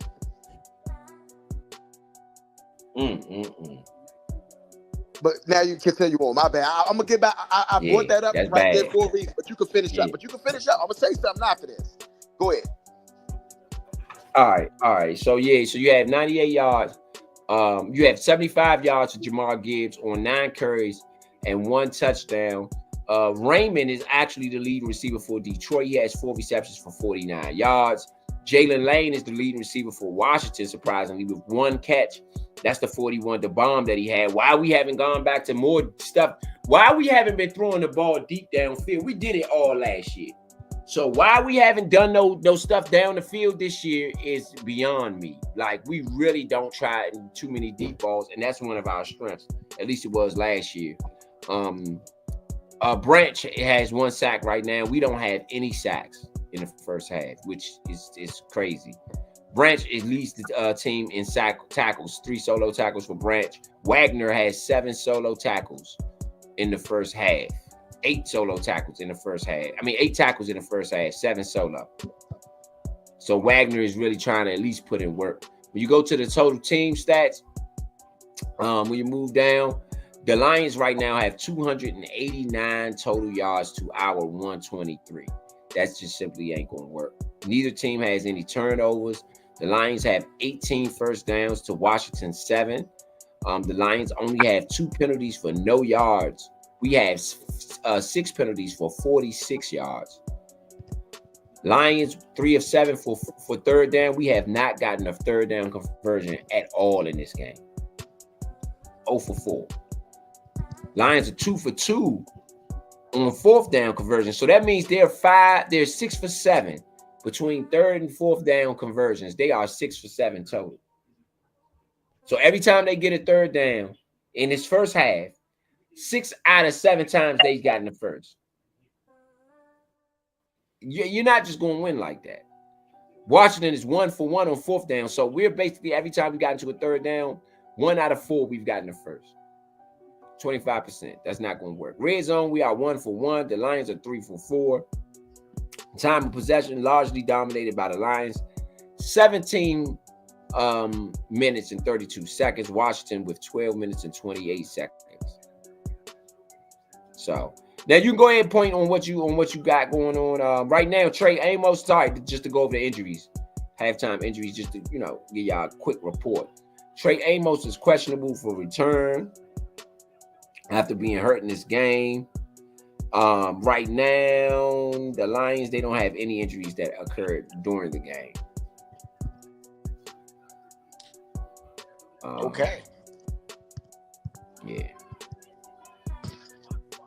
Okay, so what I was saying about Seattle, right?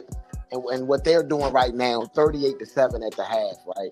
We thought we was getting a beat down first and foremost. We ain't getting beat like that. They getting beat like they mama stole something. You know what I mean? So that's something a little different right there. But what I wanted to say about that is that that's a really good team that we lost to. The Lions is a really good team that we're losing to right now. We've lost to some really good teams. To me, the things that hurt is losing to the teams that we should not have lost. The Falcons was a beatable team. Okay? Very beatable team. The Cowboys, very beatable game. You know, these are winnable games that we have taken L's. The Bears, another winnable game. The Bears, another winnable game.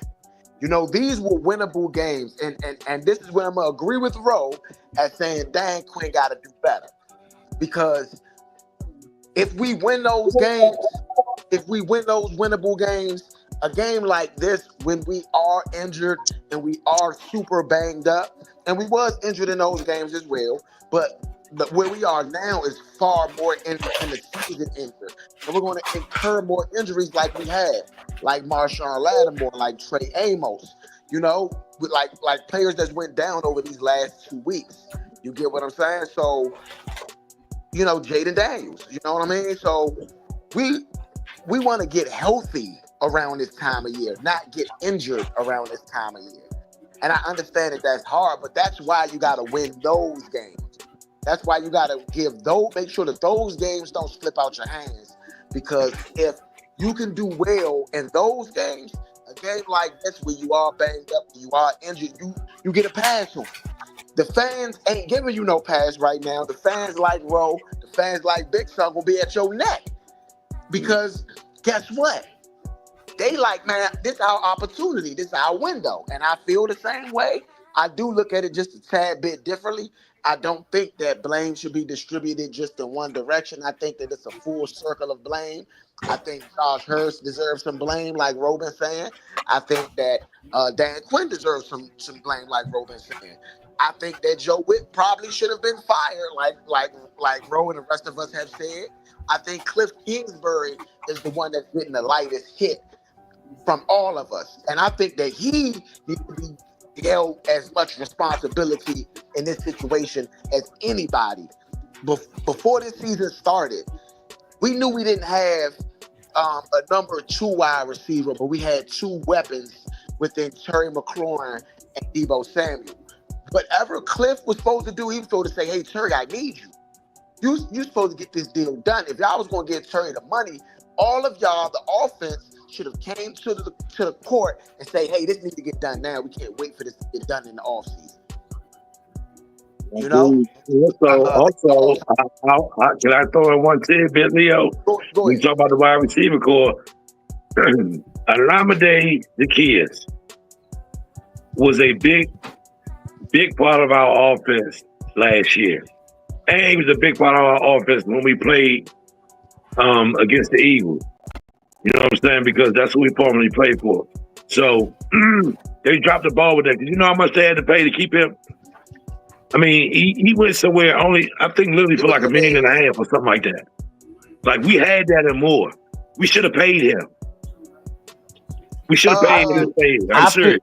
I feel the same way about Jamison Crowder. In a lot of games, bro. That Eagles game last year, he had 2 touchdowns and like 9 catches, bro. I think that we could have replaced everybody. I think, all right, in my opinion, right? I think Deebo was the replacement for De'Ami Brown, which I'm not mad about. I'm really not mad about it. If we could have signed De'Ami too, that would have been great. But like, I'm not mad about that. Okay, cool. De'Ami can go for Deebo. That's cool. That's cool. No, I think now, you both. hold on. I think we should have kept both. Now this is where you messed up at, in my opinion. Where you messed up at was that that Luke McCaffrey should have been your 3rd wide receiver from the beginning of the year. He showed up and he made plays every time.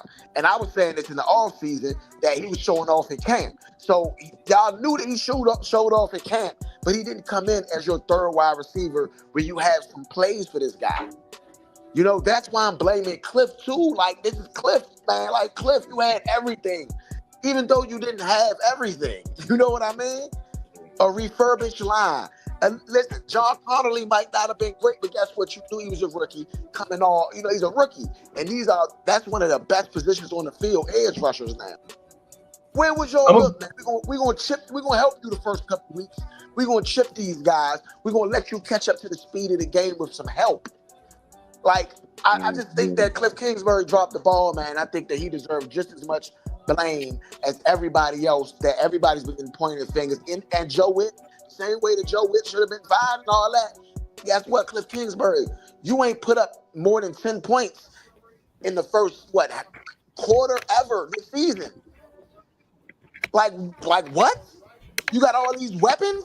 Think about it. Even if you ain't got Trey, you got Debo.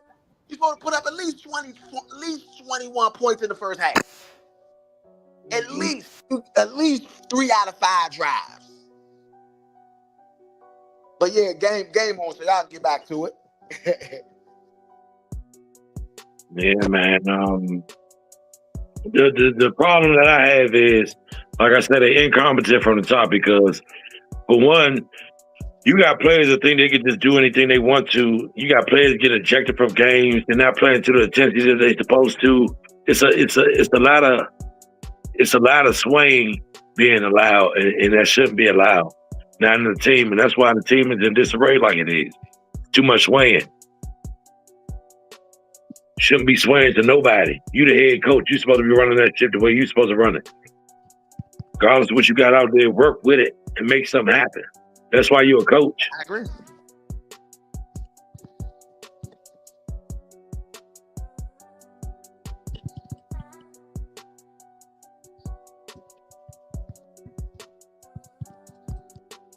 Gibbs out there running wild.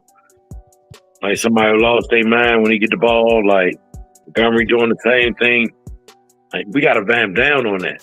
And if y'all feel as though that y'all not getting calls from the refs, be outlandish out there. You know what I'm saying? Try anything. If they're not giving you the call you want, when they yank on you, flip over. Do something. You know what I'm saying? Because you're going to get the call then. It's going to be too blatant not to get it. I agree with that. I agree. I agree with that. Ooh. Somebody got up, and he knocked himself out with that blow up. Cajo? That look like Cajo. Is that Cajo? I don't know, man. Again, none of it looks good, in my opinion. And I just need to see more out of them. All right, so you got Washington in the second half. In the second half, let me ask y'all this. Let's try to figure it out. Let me ask you like this. Sorry. If variable blank doesn't happen, the Redskins don't win. And I'm gonna get both of y'all opinion on this. If blank doesn't happen, the Redskins doesn't win.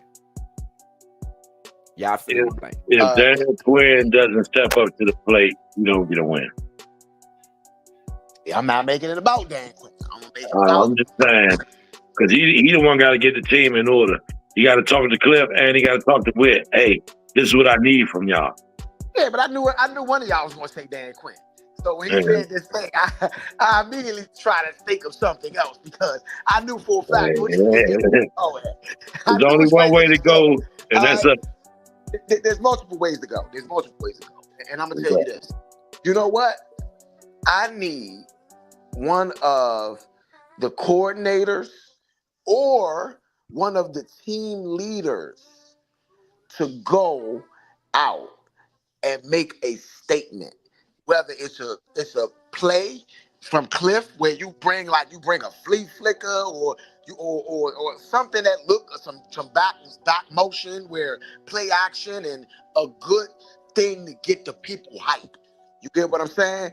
Joe Whitt, I need you to call a blitz or us to get, you know what I'm saying, a special play for us to get some hypeness in it. I need one of the players to make a play.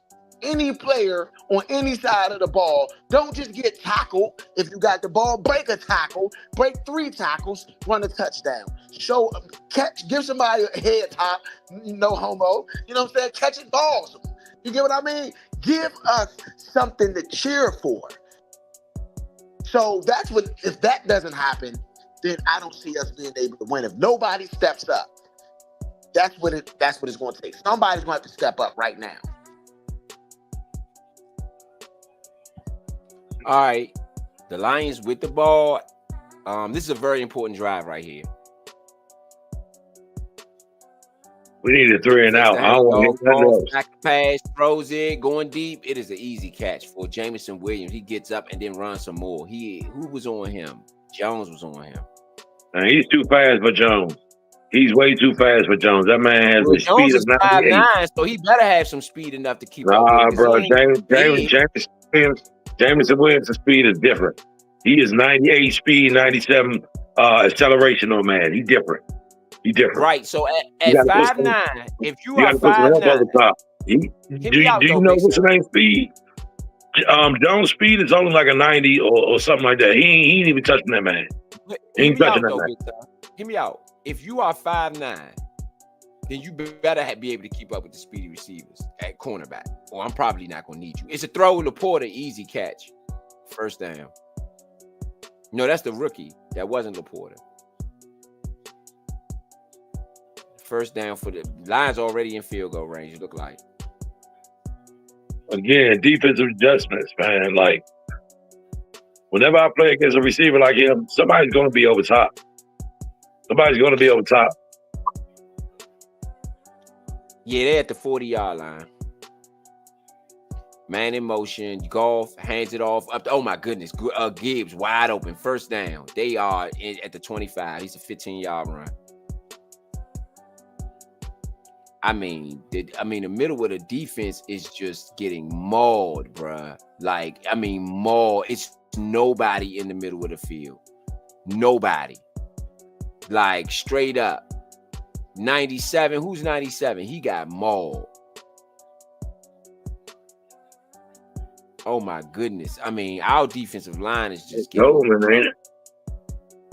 Our defensive line is getting abused. Gibbs has 119 and 2 touchdowns already. Man in motion. Fakes the handoff. Back to pass throw. It's a catch for up the middle. It looks like Williams with a first down. Another first down. They've gotten 4 straight first downs. Jameson Williams with the catch. I mean, the defense like this is not going to give you a chance to win. Like, the middle of the field is wide open on every play. Darnell Savage with the tackle. Bro, how do y'all get passed like that?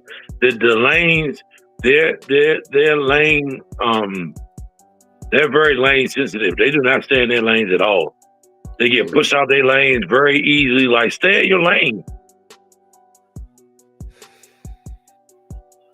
Absolutely. Oh, no wonder. Shut up. I was going to say it's a hole. Another catch, touchdown, easy touchdown, Jameson Williams. I mean, how y'all throwing hooks on a man and don't? I mean, they ran the same play. They just doing the same thing over and over again. No adjustments. Not one.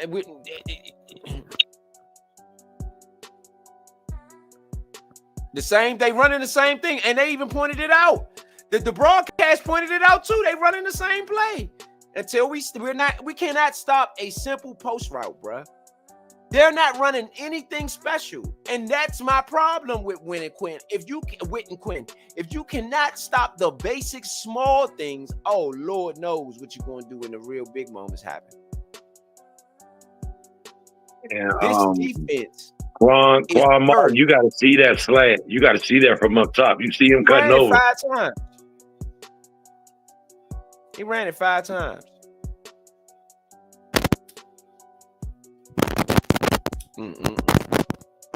Drive, I said, was very important. Well, offense, what did I say? Y'all got to score 40 to stay in the game. You might have to. But guess what, offense? You can't complain about what the defense doing. You got a job to do, which is win the game. You ain't doing your job. I don't want to hear about what they ain't doing. You ain't doing your job either. But whether they doing their job or not, you can't even worry about that at this point. You just got to go out there and score touchdowns. That's all you know is we got to score touchdowns every time we touch the ball. Because guess what they doing on the other side and when they get the ball? Oh, shit. My bad. Y'all couldn't even hear what I was saying. That's what I've been saying the whole time. Guess what? The defense is playing bad. And guess what? Joe Witt should be fired. But Cliff Kingsbury, you got a job too. You get paid millions of dollars too. Why haven't you brought out no razzle dazzle? Why haven't you tried to make a splash play? Why haven't you done nothing but just sit there and be this vanilla? This not even vanilla. It's just one of y'all phone breaking up. Hey, it's not even no cream in the ice cream, bro. It's just ice. It's just regular ice right now. You know what I'm saying? No flavor, no nothing. So like, I'm not just going to blame Joe Witt as much as I disagree with Joe Witt having a job right now. I'm going to call a spade a spade. Cliff, you've been horrible too. Without Jaden, Cliff, who are you? He's been beyond horrible. He's been beyond horrible. Without Jaden, you had one good game without Jaden this year. This is Mariota's what, third game starting? You only had one good game plan out of this whole year for Mariota. He been here for 2 years. You can't. I blame Quinn for stuff, but I can't blame him for everything. I can't, bro. I just can't see it in myself to just look past. Who chose Mariota Who chose Mariota? I can't, bro. I just can't see it in myself to just look past. What's his name? Nah, he came with a dude. He came with one of the administration dudes. Who? I'm not Mariota. Who chose Kingsbury? My bad. Wrong person. Who chose Kingsbury? Adam Peters. Probably Adam No, Peters. Adam Peters did not. It was Dan Quinn. It wasn't Adam Peters. It was Dan Quinn. Go look at Cliff Kingsbury's first interview. Dan Quinn said, I chose him because when I coached against him, he was complicated to coach against. That was his exact words. Oh, shit. That's not a good reason. I'm sorry. That is not a good reason. That was his exact words. That is not a good That's what I be saying, man. He got some elementary responses for OT in the game. Not even an OG, OT. You're an old timer in the game, and you got them little elementary responses. I'm not liking that. Dan Quinn does seem to be a simple man. Simple guy. I don't necessarily dislike that. I like simple because complicated. If you got complicated and you ain't got the right tools to be complicated, it don't look good. Anybody can be complicated, pick the right tools. All right, handoff up the middle, Krosky Merritt. He gets about 7, but he looks a lot better today because he's in the role he actually needs to be in. I was about to say the reason why he looks so good is because he's not featured as a premier back. Yep. Which they should have been running the 3-back scheme the whole time anyway. Rodriguez look good too, though. To your point, Rodriguez has looked good too. Oh, they got Trump in the booth. They got Trump in the booth. Yeah, I told you he's in the Josh. Trump got to say. He's in the Josh corner. He's in the Josh box. Mariota, scrambles. It looks like he got a first. About time. Just normal scrambling. And again, our defense is so bad you can't do that now. But they should have come in with a game plan to keep their offense on the sideline. I don't understand what's going on with that. It's like Quinn don't want to admit he has a bad defense. New York Military Academy. Trump played football from 1959 to 1964 in college in the when he was in the military academy. Sorry, that's in high school. When he was in the military academy, Trump was an offensive lineman. Handed off up the middle. Nice tackle. He's the president now, so which means Trump, you the president for 9 times out of 10, trash. Hey, Big Sir. Big Sir. I jumped on you for that one, Big Sir. Hey, I love the fact that Trump is at the game, though, and he's actually in the booth. He's talking. We haven't seen this in Washington in a long ever. We've never seen a president. We've never seen a president in the booth talking. Never. So when you come to DC, Trump gonna make it special for you, even if our team not making it special for you. And I respect that. Well, he's the president. Hold on. He's the president of the United States. He's supposed to be up there. You know what I'm saying? This is the first time we've seen one, though. So you got hold on. Let me I love this. Hold on, man. Let me say. I gotta say this. So Trump is all about American sports. He been at the UFC a couple times. It looks like AI. Is that Trump? Trump has been at the UFC. He's been at boxing matches. He's been at football games now. Trump has been. Back to pass, hit your back foot, throws it, going deep, catch. Oh, what do they call? When they gonna get more offensive pass interference? Come on, y'all gotta give us that, man. We haven't had nothing. I told y'all they are looking for every time they looking for someone else. They got them on defense. They got defensive pass interference.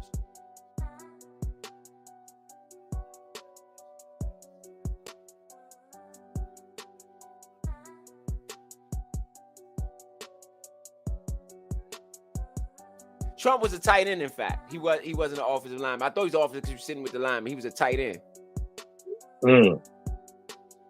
Okay, Trump. Hey, yeah, I love this, though. I'm going to keep it real. I love Trump at the game because to come to D.C., to come to a game, you don't know the president. The president is there. That's what you expect out of a Washington, D.C. team, right? So I can respect this. You know what I'm saying? Mariota at least trying to drive him down the field. It was a good drive. Run up the middle, Krosky Murray gets about 5 on the play. I like the way the offensive look. This defense is really selling them right now, to be honest.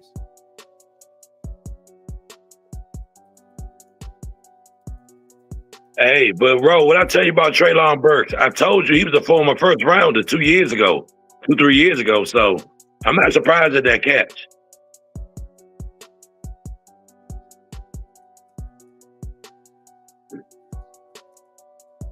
Yes, indeed. Yeah, I told you it was a possibility that he would jumpstart our offense because of his catchability. Hand it off up the middle. Krosky Murray gets about 4 on the carry. Oh, no, that was a Rodriguez. Gets about 4 on the play. It's a big play, like Trump said. This is a very big play right now. Hey, look, Trump commentate the game. Hey, not to be bad. Hey, you cannot hate on this. This is great, man. This is great TV. This is great TV. Yeah, the president in the booth calling the game. It's great TV. They were going to get it. Don't need for everybody to be anxious. Oh, pitch to Debo. Debo around the side. Can we get the first? Oh, come on, Debo.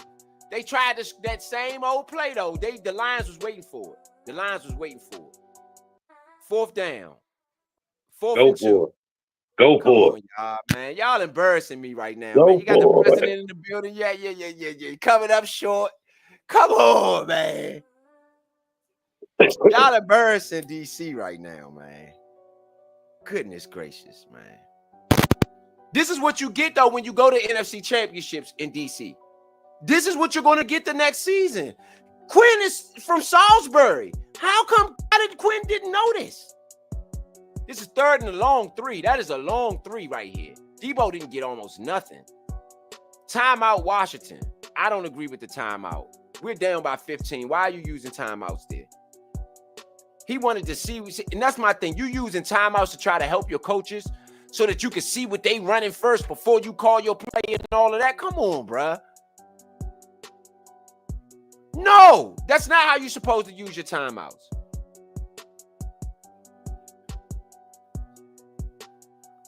Hey, look, he talking about quitting.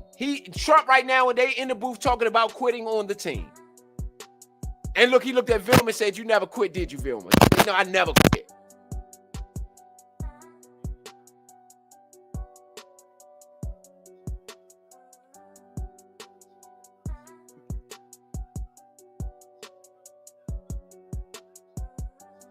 Hey, they say, well, we want to know how the country doing right now, Trump. Hey, and they should have never said that. Trump about to give it to him. Let's go, y'all. 4 for 3 for Washington. Let's see if we can get this touchdown. Back to pass. Mariota, easy touchdown, Debo. Let's go.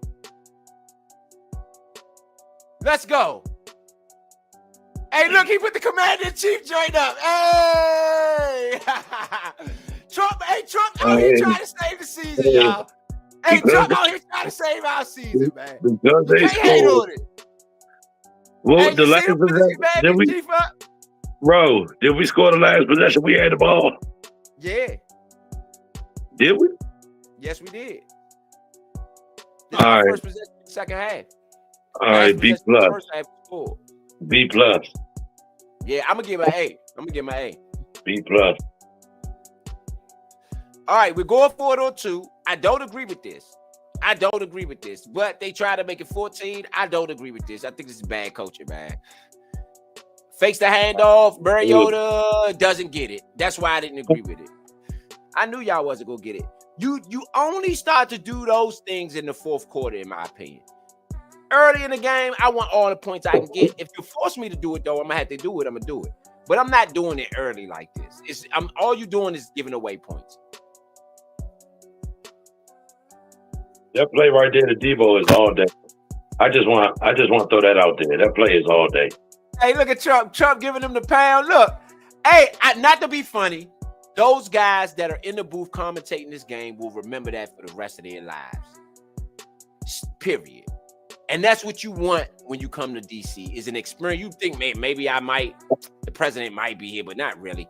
But for him to show up, again, I'm talking about it, but that is what being a Redskin is about. Being here in DC is about, at least.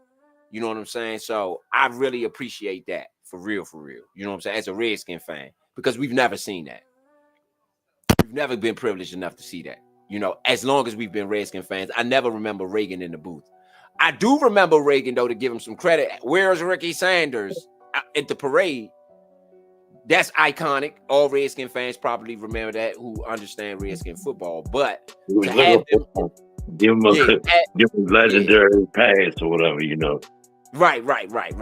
So, but to have a president come to our game and be in the booth like that and give us an interview and all of those different things, if you know media, you know that is great, man. That is great. If you work in journalism, you know what he just did. He didn't have to do. He know what nobody. It's hard enough to get interviews out of players sometimes. So to get it out of a president is great, man. Great for the guys at Fox. Great for Fox. Fox will show this. We'll be on the middle of the T on ESPN. We'll be everywhere tomorrow just because of that. And our franchise needed that right now because we are reeling. And we needed that. And if Trump ever was going to show up at a game, this is the one that we really need. I'm going to keep it real. So as a Redskin fan, I personally appreciate that because we need it right now. I know we talk a lot of trash on here. I talk trash about Quinn, but ultimately it's because I want us to win. Anything that's going to help us to win, I'm advocating for. I don't care what it is. And for the players, I know they looking at it like, damn, young, the president here. I know that jumped around on the sideline. Am I right or wrong, Big Son? What do you think? No question. Everybody knew that he was coming. You know what I'm saying? I don't think before the game, I don't think they knew. No, bro. I knew he was coming. Oh, you knew? Okay. Yeah, So it was widely known. They got to do perimeter checks and all that type of stuff. They can't just show up. You know what I'm saying? So it was known that he was coming. You know what I'm saying? The way they were set up and all of that, even if it wasn't broadcasted, the way they were set up around that jump, you know, somebody important was coming through there. Hey, you know, yeah. But it was told. I caught it on one of my little news joints that he was going to the game. I think everybody knows at this point though that he's in there. He's there right now, and so I think that's going to be extra motivation for the team. Straight up. Yeah. I think that's gonna be extra motivation for us. At least we like, the president in here. We got look at them. They get him in the backfield. Great kick. We got the best kick we got all game. Best. I'm just saying, boy. I'm just saying that might be the joke we needed. Look at it. Now it's widely known that Trump is in there. Everybody knows Trump is in there. Look, Jared Goff for president. Everybody knows Trump is in there at this point. Everybody knows Trump is in there at this point. Straight up. So, hey, listen, y'all. Listen. If y'all don't show up any other time, maybe that might be the joke we needed. Let's see if we can get it from Trump. I don't care where it come from. I'm just trying to get a win. A man in motion, hands off, up the middle. Montgomery, he gets about 4, but he's tackled. This is a good, 3. 1, 2, about 3 on the play. Yeah. Okay, defense. Let's see if we can get a stop, man. If we can get a stop and get a score, that make it a 1-point game. This is the third quarter. We still got a whole nother quarter left.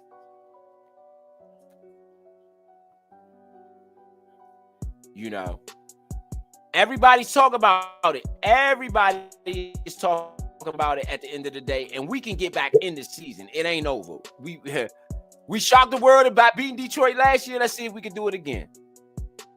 We not only beat him, we back to pass, Goff throws it wide open. Jameson Williams wide open. Oh my goodness, he's running down the sideline. He's in Lions territory, man. These passes, I don't know what, man. I'm telling you, there's no way I'm not putting somebody over top of him every play. I don't care what we doing. His defense don't give you a chance, man. Defense gotta give you a chance. Like, Your defense got to give you a chance. And that's the only thing I'm asking.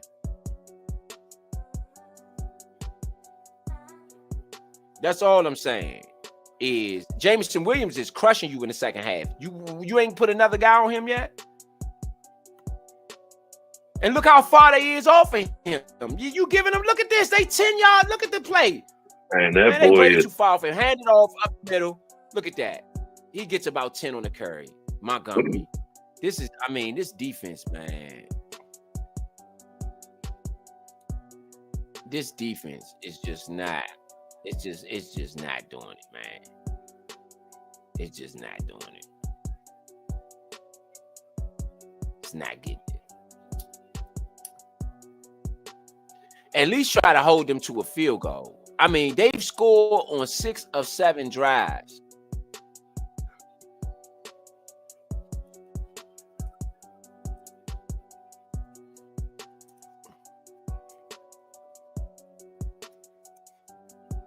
Back to pass, golf, underneath, incomplete.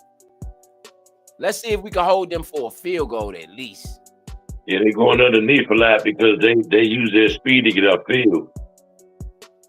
If y'all haven't noticed that, they've been doing that the whole game. They go underneath a lot.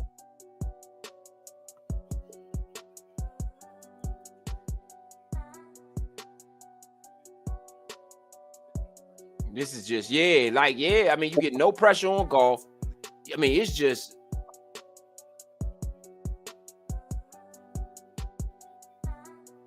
not gonna work.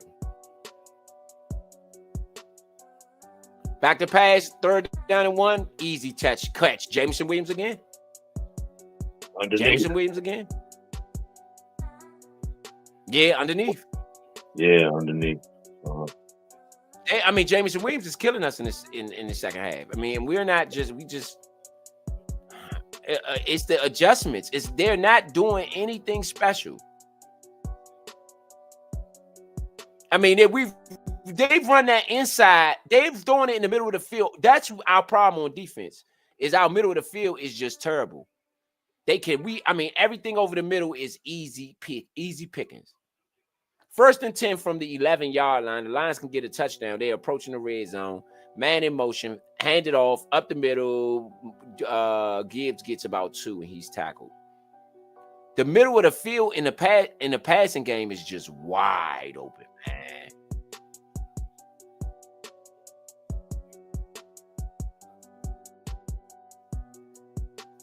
Yeah, that's not gonna cut it. You gotta scrap it up. It is wide open, man.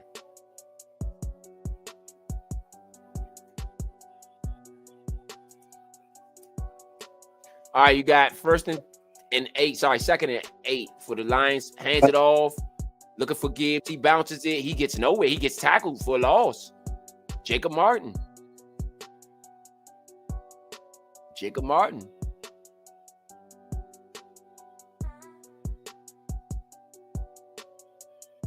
Good tackle.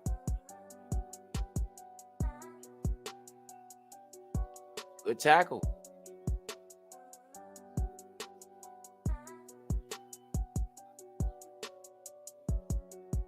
All right, so here we go.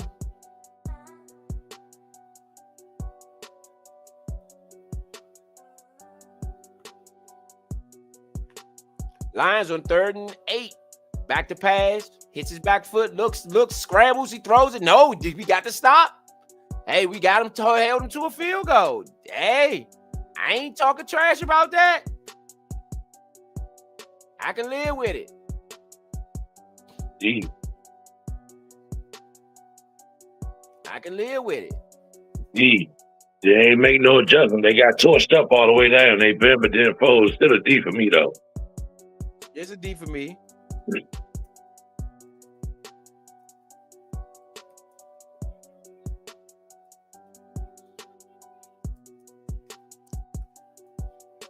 All right, Bates for a 23-yard attempt. The kick is up. It is easy kick. Good.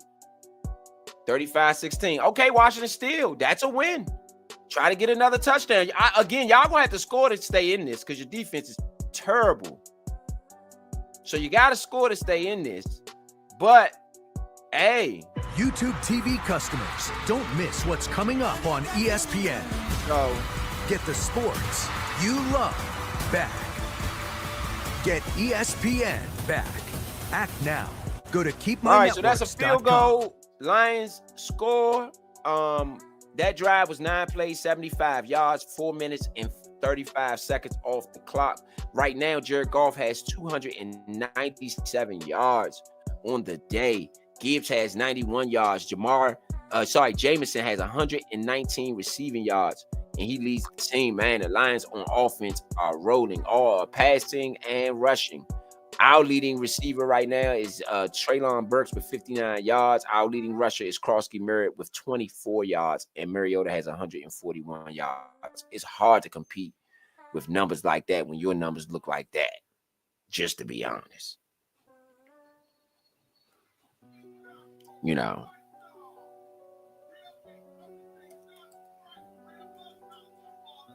Yeah, that's not winning formula. You know what I'm saying? If you want to win, you got to put a better product than that on the field.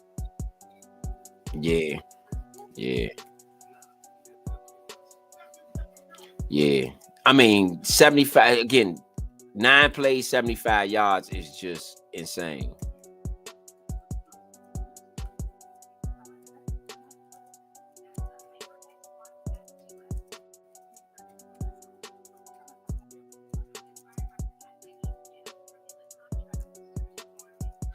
Yeah, so it's 38.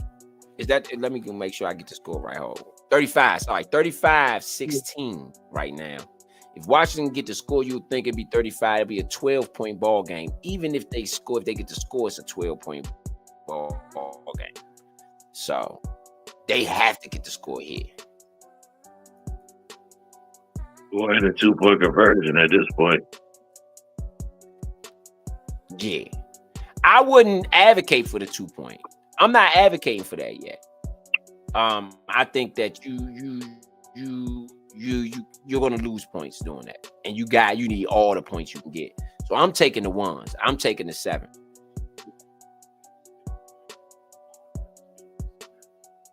You know, I'm taking the 7.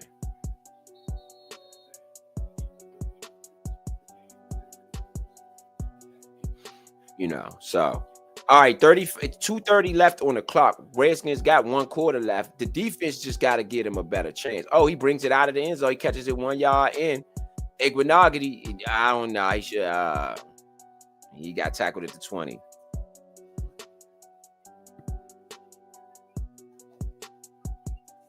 All right, so they just going through all these different programs. For survivors, and we're going through all this other stuff outside of football because we're so bad on the field. Now the broadcast look good. We're over there talking to Quinn right now. And so my thing is to finally see these guys communicating. Finally seeing these guys communicating. See what I'm saying? Face to face. All right, 1st and 10, Washington. Let's try to get a touchdown here. Back to pass. Mariota back foot, sack. Oh, my goodness. Wow, what is the call here? The rushing game worked last. Why didn't you just come out with some action, play some action in the backfield and hand the ball off, man?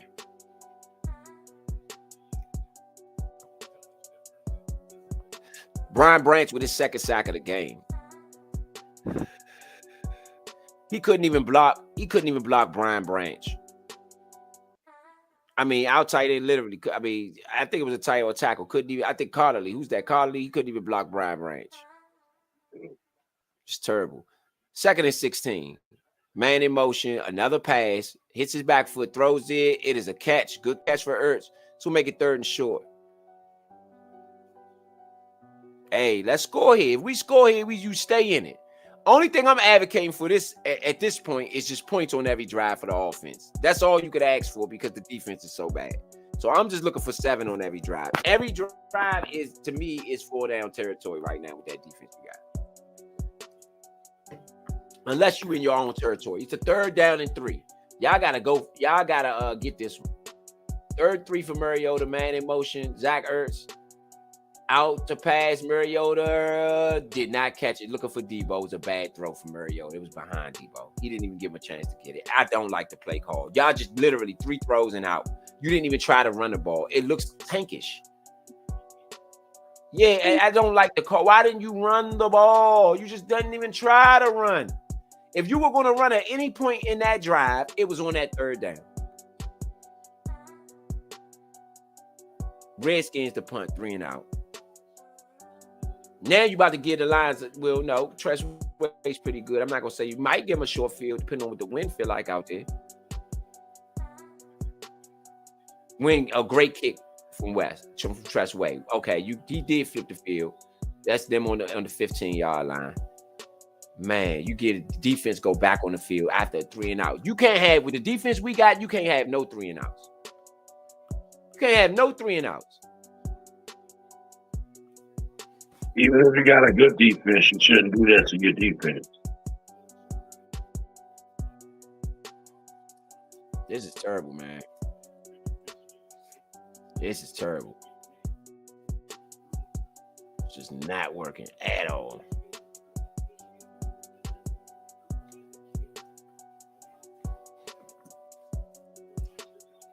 Oh, you gotta get that, Debo. You gotta get that. That was behind him, though. That was behind him. It was a bad throw, but it touched your hand. You gotta get that. You gotta get that. We gotta rob everything at this point. Everything is like I could be robbed. Let's stick everything up. Yeah, but I don't know. That was a tough grab to get it behind him, and you move in the opposite direction. I don't like the call. That's more what I had a problem with. All right, you got Jared Goff under center, man in motion, hands it off. Jameson Williams. He gets. I'm sorry, Jamar Gibbs. Jamar Gibbs get 2 yards on the carry, and he's tackled.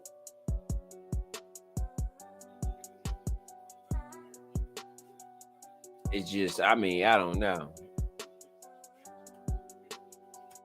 It's just not working real.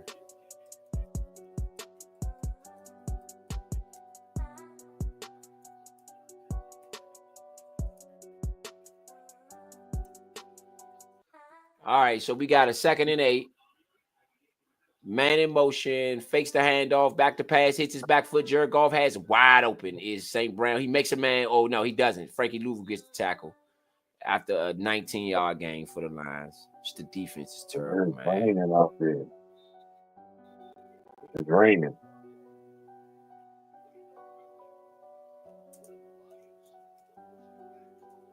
Man.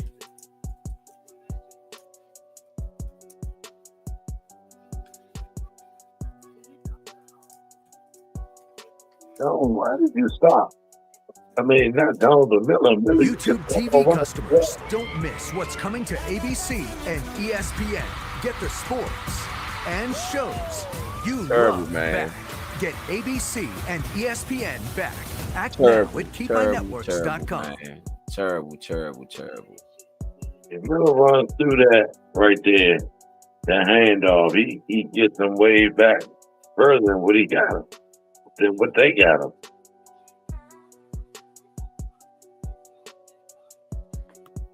Again, I hate this. I'm not saying I told you so yet. It's still 1 quarter left. You down by 19. You know, that's 2 touchdowns, 2 points. That's 3 possessions. You want to cut your possessions now. It's the beginning of the 4th. If your defense is going to look like they've looked in the first 3 quarters, this game is over already. And I could just say it like that. So for me, the only comeback opportunity you have is going to be on the defensive side of the ball. Because even if you score every possession, if they score every possession, you're going to lose. And they've literally scored some points on, they haven't punted all game. They've scored some points on every single possession. I don't know how you expect your offense to be able to beat that. Quinn's defense is literally not even giving us an opportunity to win at all. I don't think y'all heard me again, Redskin Nation. The Lions in this game have scored on at least a field goal on every single possession, which means in order for you, and they've scored touchdowns on the majority of them. I think they've gotten a field goal on one possession out of all of them. So that means that you on offense, in order to even be to win, to be close enough to win and be in striking distance, you pretty much have to score on every single drive a touchdown to be within one possession of this. The Redskins offense hasn't looked bad in this game. You've given up 35 points in 3 quarters. You've given up double-digit points, 14 in the first, 11 in the second, 10 in the third. You've given up double-digit points in every quarter. How about give up no points in this quarter and score all the points? And you need to win. Like, it's a simple equation. Off Gibbs up the middle. Gibbs gets about 5 on the carry.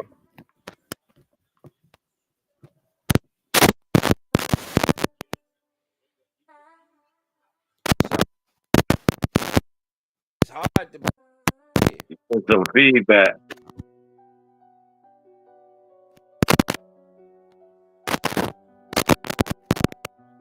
Still.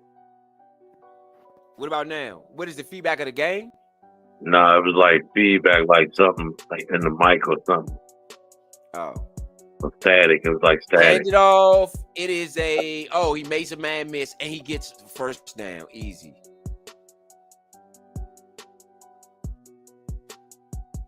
It's a run for the Lions. The Lions, I mean, we had him in the backfield. He hit a spin move, first down.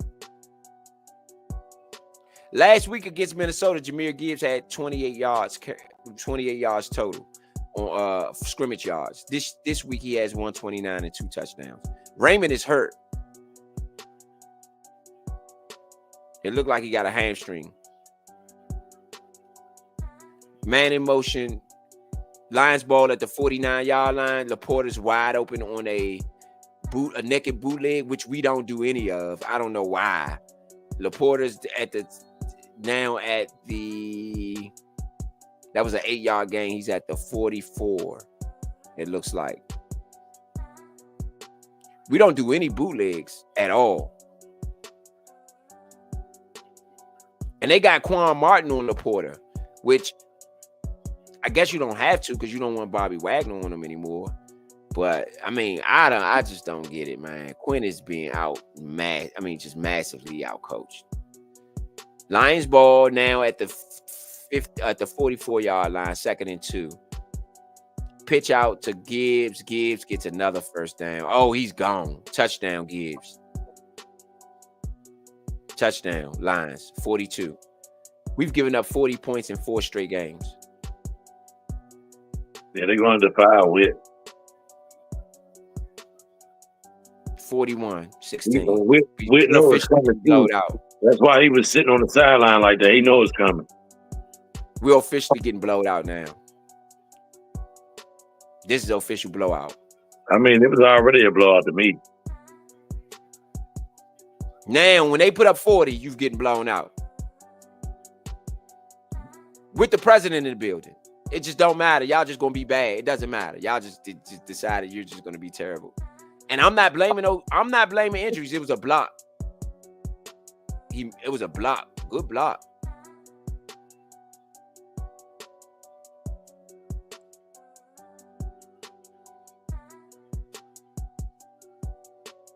I mean, honestly, it's combination of not having the players to do the job and everything. Like, y'all when they got names, like, I just literally watched Miller. Did not sprint down on that play. He ran. He did not run hard through. He got carried a little bit out the way. He did not fight through or nothing. Like what? We're not getting players from you know what that pitch play was? That pitch play was the same play Saquon Barkley scored on in the first game in the NFC Championship. We ain't figured out how to stop it yet. You have to run through your man. If you're not through your man, you're not going to stop it.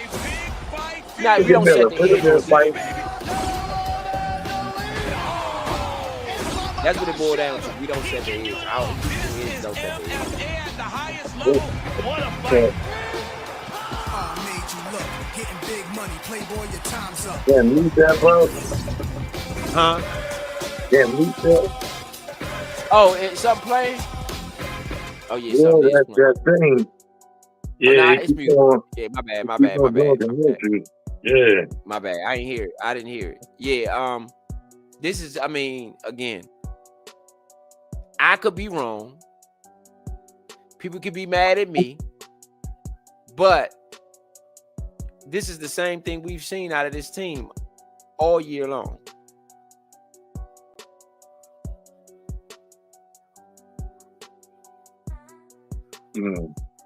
Now the season is probably over. I will say that now. I thought it was already over. I think that Quinn should be fired, personally. I don't care what coach it is. If you come off an NFC championship game and you don't make the playoffs at all, I don't care. I just don't care. You're supposed to be fired. I don't care who you are. If you don't make the playoffs at all and you was in the NFC championship game the year before, you should be fired. Period. Unless it's just, even if you lose your quarterback, depending on who your backup is, if you got a backup you can win with, which you can win with Mariota, your defense is just giving up 40 points a game and every game, half the season, and you're a defensive coach. Well, Mariota ain't doing a good job either, though. The Lions had 517 yards today. They had 500 yards today. It's a whole quarter left, bruh. They're about to score 50 today. You got to fire him. This is the same problem. The same thing. Dan Quinn and that defense.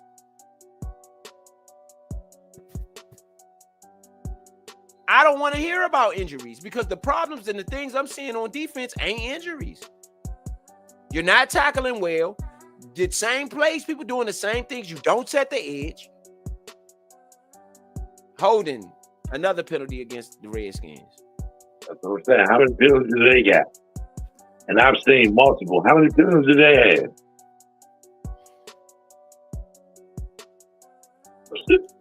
But they ain't gonna matter. They're gonna say, "Oh, y'all been getting blown out."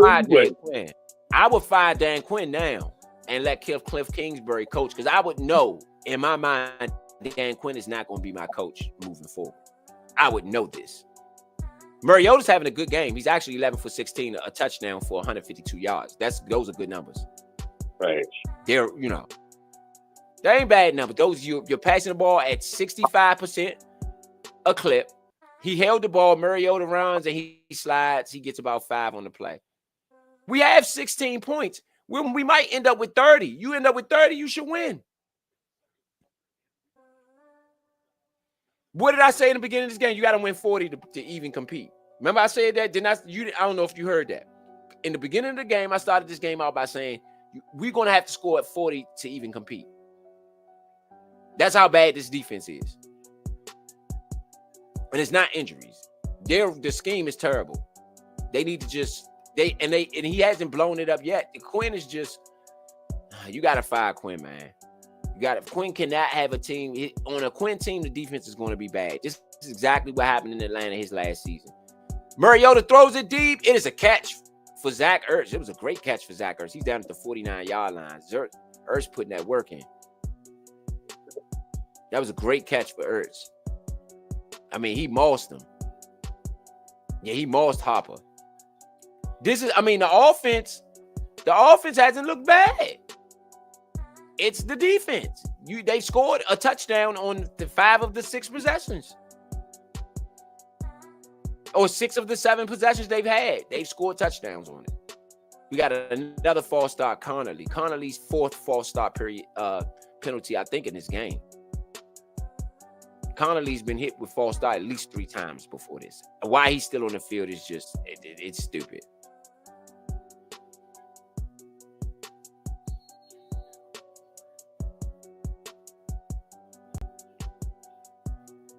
But to Connolly's credit, he hasn't done a bad job on Hutchinson today. Hutchinson hasn't been a major factor. To Connolly's credit.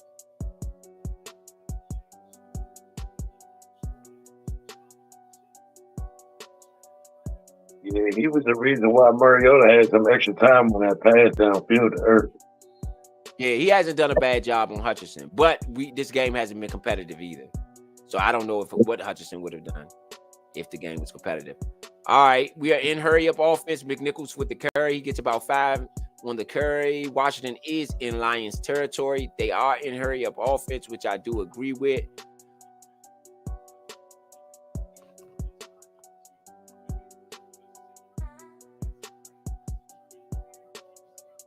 All right.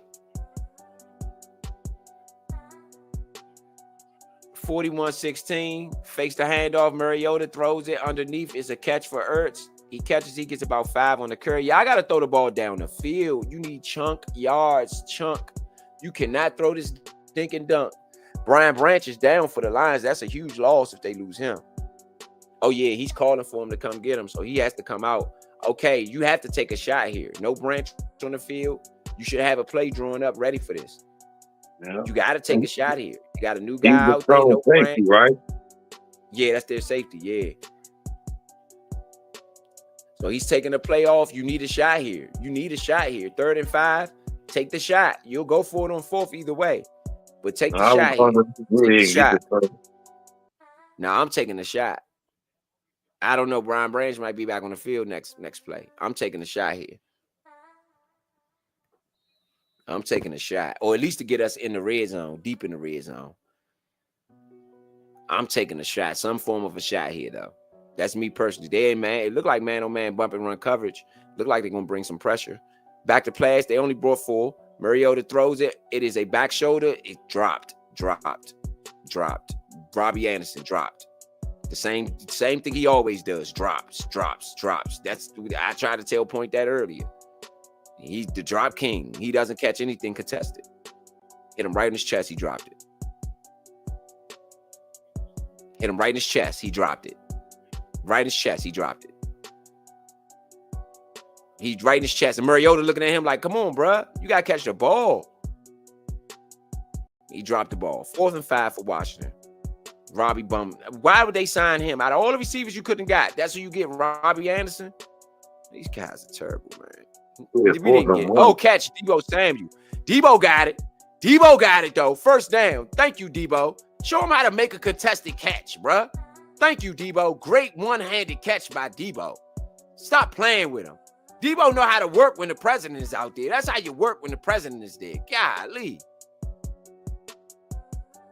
Man, come on, man.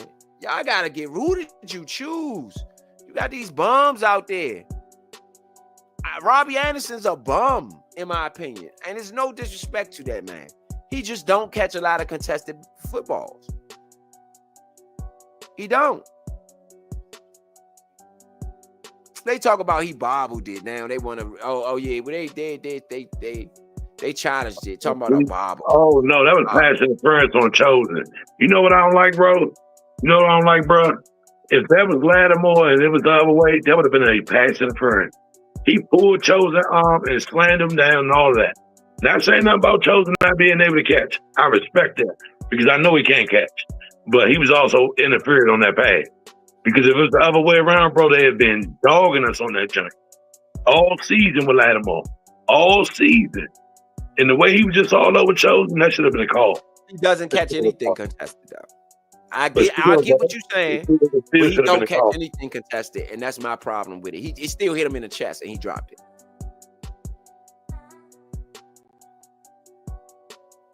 He doesn't catch anything contested. You gotta go back and see that play through and too slow. You gotta see the guy pulling his hand. The hand that was going to catch it, the guy was pulling. Even if he was pulling the hand, that thing still hit him in his chest. If you put in the hand, if the guy's hand is on your arm to catch it, how you gonna catch it? You can't stop me. I'm saying the ball where it was placed at. If he just lifts a hand up halfway, if he just lifts his arm up to clamp the ball, he good. He didn't even make an attempt. As soon as the guy grabbed his hand, that was it. He ain't even trying no more. You think he gonna get the call? It should have been a pass interference call for foul. I'm not saying it should have been, but I feel like he should have caught the ball too. He should have went at that a little bit more aggressively, and he catches it. but he has a problem with contested catches. I would give him the benefit of the doubt if he didn't have a problem with contested catches already. He already has that problem. And that's for me, with that specific player, where I'm coming from with it. You already got a problem catching the contested catches, bro. You got to make that catch. Anybody else, I might give you some pass to. But you got to make that catch. And it's been the whole way all season with these guys, man. It's been the whole way, the same thing all season. You know. It's been the same thing all season. Again, for me, Dan Quinn is not the coach for this team. He's not the right coach for this team. He's just not. He's not. You got to fire him. And I know y'all won't. I ain't gonna say I know. I don't know anything. But I don't think that Josh Hurst has the right intentions when it comes to the Redskins. So I don't perceive he'll fire Quinn. I perceive he'll actually keep Quinn for the next 5 years, and we just won't make the playoffs. You know what I'm saying?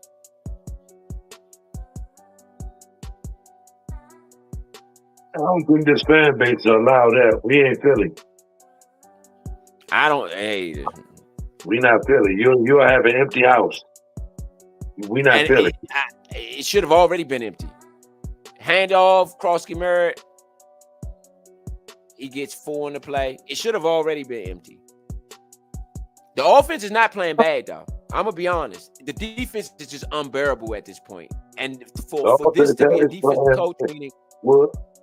What makes them not look like they play bad is Mariota's percentage and all that stuff. But the offense has played terrible. They haven't executed. Well, if they score here... If they score here, they would have put up 24 points. That's not a bad game. It is. It's horrible because you're playing catch up doing that. You haven't executed when you needed to. So now you're playing catch up doing it. And to me, that's garbage time points. And everybody know what garbage time points mean. Them points are garbage to me. But you're playing catch up because your defense gave up a touchdown on nearly every single drive. I just don't think it's realistic. And you weren't executing on nearly every drive neither. That's exactly why both of y'all weren't executing. But I don't think that it's realistic to ask somebody to do that. I think you got to deal with your defense. You can't realistically ask your defense to keep on jumping on the field and stopping people when you're giving 3 and outs consistently. And then you want to score a few points and say, oh, we're doing our job. Nah, I don't want to hear that. No, I'm sorry. No, both of y'all have been equally garbage. If they score here, right, and let's say they get the ball back and score another 27, 25. Once you get up in that range, you scored enough points to win. Bro, you scored that late. It ain't like you scored that early. Why do we call it garbage time points? Because it's garbage. It don't mean nothing. It's garbage to me. You should have been doing that the whole game. How did you get here? So with them at a clip of 89 and 80-something% on their drives today, on the touchdown, 80-something% on their drives, you telling me that's not... I like this play call, though. I don't know why. Yeah, this is late for these play calls. And this is that's stuff why they don't never get him in the game till you down 20 just blows me, man. That's what I'm saying. Him and Mariota are the best. I mean, him and Rodriguez are the best backs you got. And I like Krosky Merritt. Don't get it twisted. His runs have been quality today. I don't think the offense played bad. No matter what you say, I don't think the offense played bad. I think the defense. They executed too late. They started executing too late. Yeah, I don't think I don't think anything they did today, the defense wasn't going to give you a chance to win. That's another touchdown. They got 25 today, 24. Ben Simmons, his first career touchdown. I'm not even mad at him for dancing. That was his first career touchdown for Senate. I'm not mad at him for dancing. Normally, that's another thing, bro. That's for me. That's his first career touchdown. But look though, why is it his first career touchdown when we got Ben Simmons, when we know his capability? We've screaming about his capability for 2 years now, and that's his first career touchdown. Are we serious? Ben Simmons, bro. As we watch what him and Cam Ward was doing, are we serious? Trash. That's what I'm talking about. Just throw the whole daggone team away. I'm sorry. The pass Mariota I mean, I don't know what this play call was. It was nobody. I mean, I don't know what this play call was. Didn't get the 2. 6:57 left, 22-41. Washington down by 19. Holding on the defense, though. We'll try it again. Hand the ball off. Hand it off. Hand it off. Get Merritt out the game. Why is Merritt in the game here? Why is Merritt in the game? Bro. It's like these guys don't understand football, man. Their personnel decisions be so bad. And it's easy to get the ball because they think he's always run blocking. We don't never use him like that. It's easy to get him the ball. That's easy. Hand it off to Murray. Murray doesn't get it. Hand it off to Murray. He doesn't get it. He gets stopped at the one, which Rodriguez. Where is Rodriguez? Tackle easily. What are we doing? Oh my God, man! These guys. They jack and wreck on purpose is what they doing.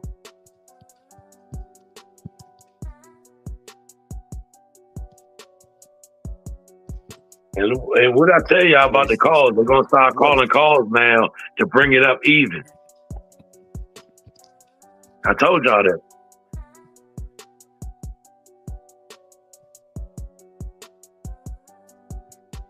He was stopped by one player. Merritt was stopped by one guy at the line. That's not happening. Definitely doesn't make that play on no other back but Merritt.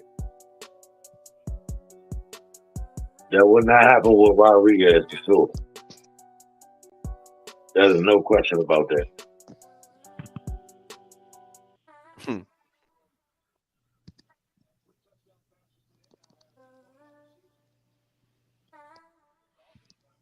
This is embarrassing, man. We wasn't supposed to let them people come in here and do nothing, man. We supposed to keep our foot on their neck.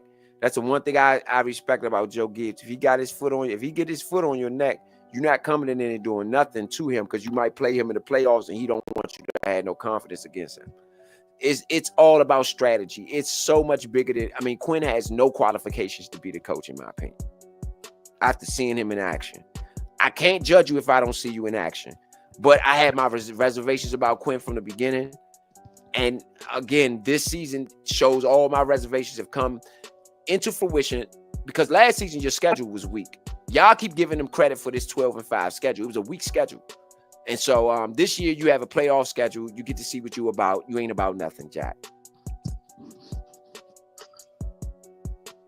You ain't about nothing. You a bum.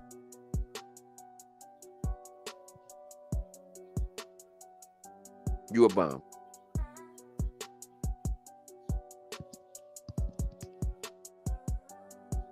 You a bum. Sorry to say it. Quinn is called that man a bum like 8 times. Oh, man. Quinn is a bum. I'm sorry. He is. He is. Jonathan Taylor today had 286 total yards and 3 touchdowns, young. Jameer Gibbs got Didn't I say trade for Jonathan Taylor like 3 years ago when he was going through that contract stuff? Yeah.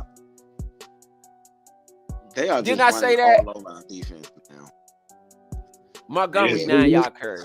3 years ago, that's when Snyder was leaving. He wasn't doing nothing for the team when he was leaving. You said that was when who? Snyder was leaving.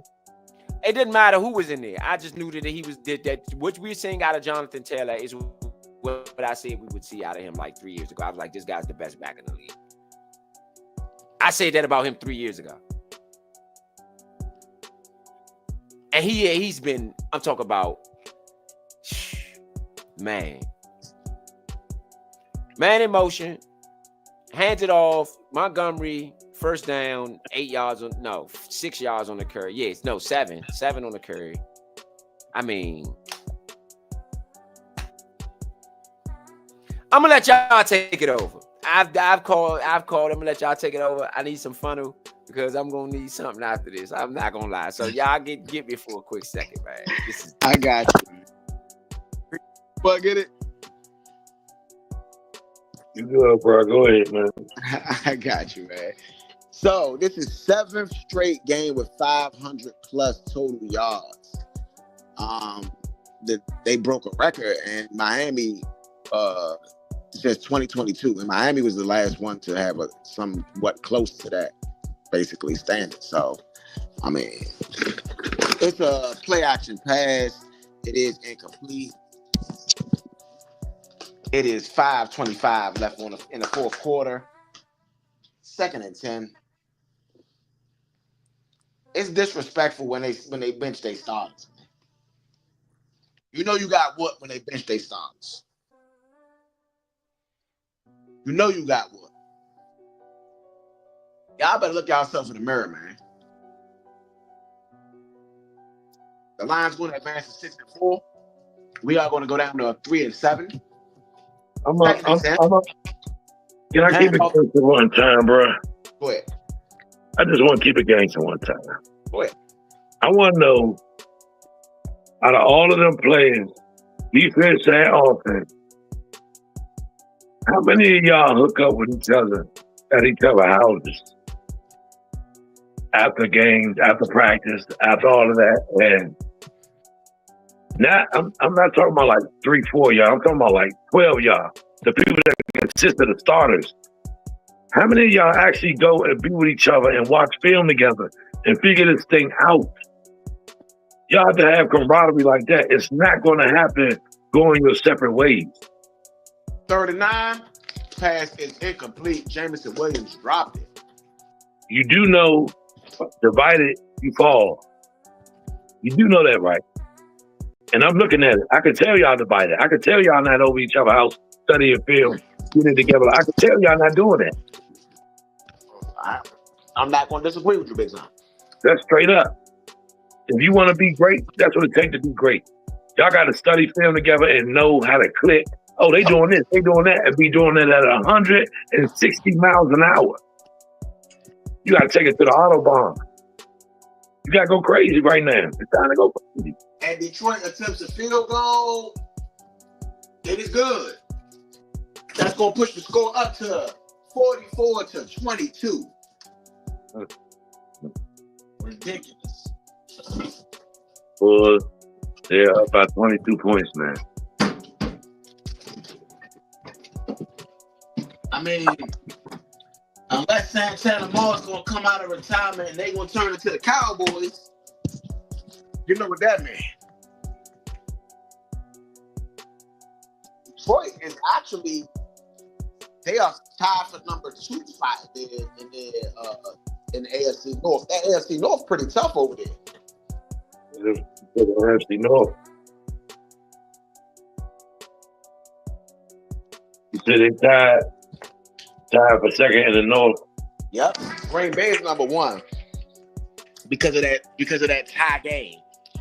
Other than that, you got Detroit, which is 5-3, about to be 6-3. You got Chicago, that's 6-3, that advanced 6-3 the day after come from behind victory against the Giants. And of course, you got Minnesota over there, but Minnesota's 4-5, and so they're pretty good too. They lost to the Ravens today. So, I mean, a stacked NFC North, to be honest. All 4 teams is good.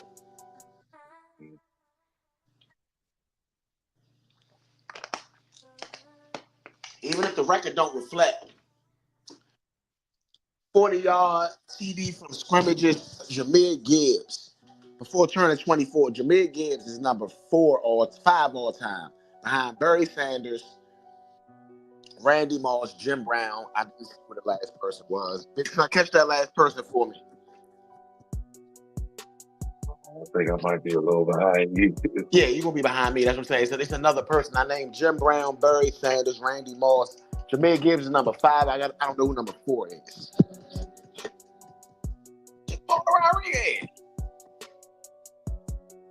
Y'all just keep trying to pad Jaworski Murray's stats.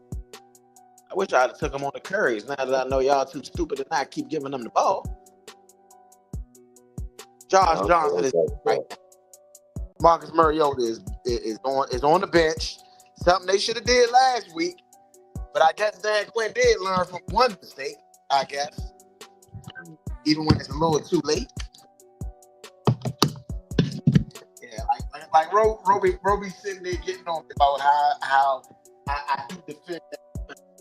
Jim Brown, Emmitt Smith, Randy Moss, Barry Sanders, Jahmyr Gibbs. Emmitt Smith is the other person. Yeah, Emmitt Smith. Yeah. That's crazy. Yeah, Kyle Johnson, a young man.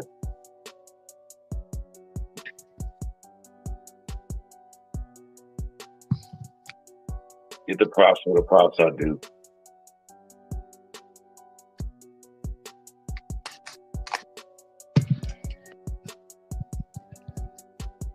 Even though they cooking right now.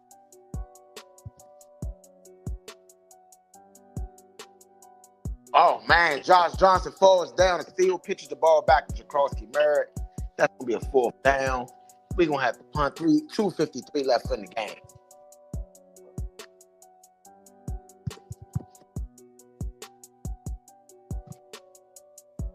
Another ugly outing. I mean, Dan Quinn finally looked mad. He finally looked mad at the end of the game. Finally looked like he upset about something. This debacle here, this season has been a debacle. Okay? Must know he about to be fired. Huh? Must know he about to be fired. Who about to get fired? Dang. Dan is not about to get fired. All right, how long do you think his contract was, bro? Like 3 years. Yeah, exactly. So why would you fire Dan after him going to the NFC Championship last year? You said why? Why? Yeah, would you fire him after going to the NFC Championship last year? Do you need a reason after what we're saying right now? Yes, I do. I'm gonna tell you why. A couple reasons.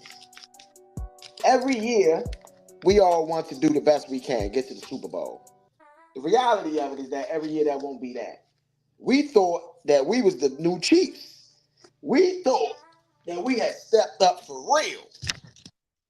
What it was that we in the beginning stage of a rebuild. And regardless if we wanted to say it or not, we called it a recalibration last year and got away with it. It was a rebuild. Okay? So, like, in my opinion, there's some glaring things that need to be fixed. Okay? So I'm okay with all of that. I'm definitely okay with all of that. But, I mean, does the man deserve to be fired? No.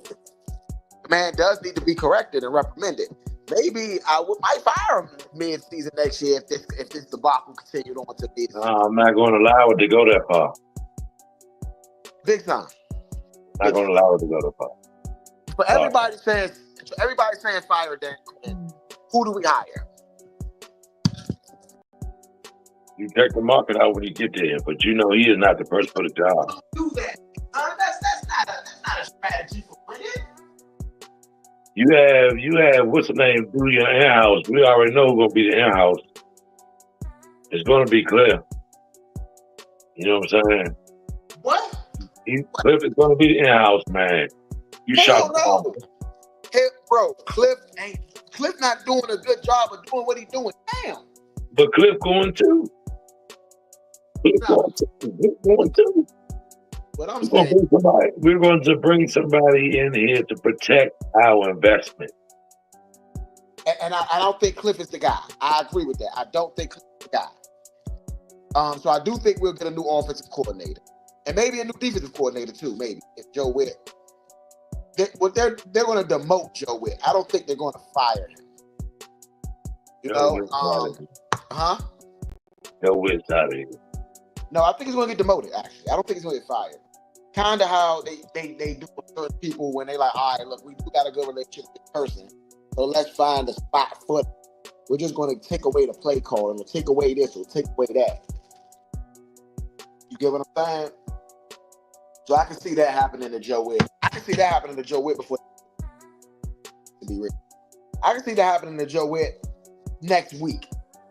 To be 100, like. But I mean next week, because we off next week. This is our bye week. But I mean, I don't know what they're gonna do in the bye week, but we better see a different thing. Because we gotta win out. Our only chance for the playoffs is winning out. Literally. Only chance for the playoffs. I think playoffs have really been out of our conversation for a little while. Yeah, what? See, I think playoffs have been out of our conversation for a little while now. No, I mean, that's the only reason you're still playing. You got one chance left to make the playoffs, and that's win every game. And it's a handoff to Montgomery, who gets a first down and some. It's just domination. They're showing highlights. My bad. They're showing highlights. I had to turn my back away from the game for a second. Just take a breather. I mean, 40 points, 40 points, 40 points, 40 points, 40 points. Y'all got 40 points put up on y'all in front of the president in D.C. So, I mean, this is embarrassing. Be real. 124 left on the clock. I'm embarrassed for my team. I am. Yeah. I'm embarrassed. Mentally checked out. I'm embarrassed. The defense at least is mentally checked out. We know that at least. They just been getting points put up on them every week. How many weeks straight is it? 40 points? Whoa. It's crazy. It's crazy. Consistently too, like.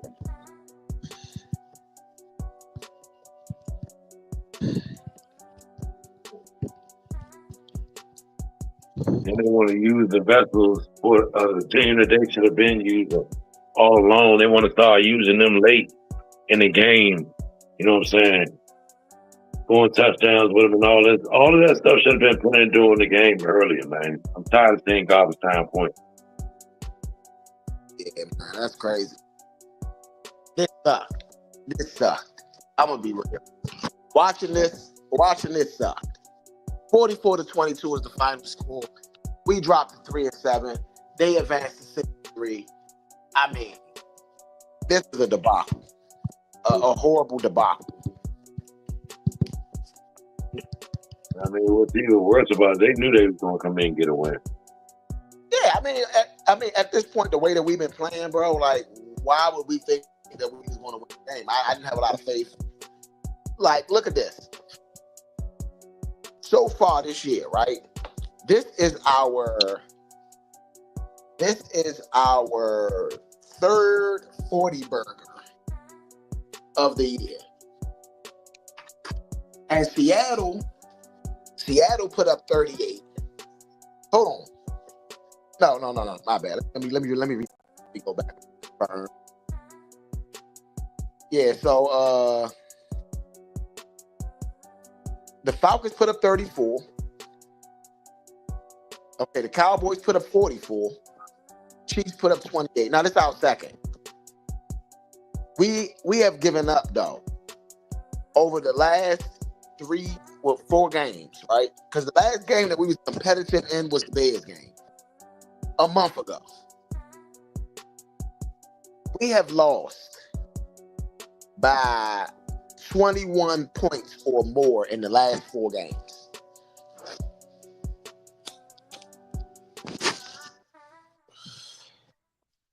And honestly, as much as you would love to blame just the defense, the offense has scored a total of,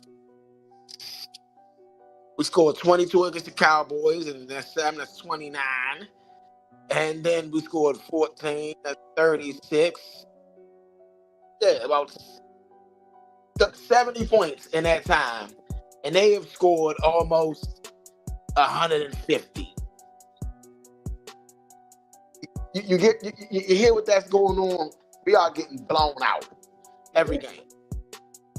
We have gotten skunked in the last 4 games. Got skunked.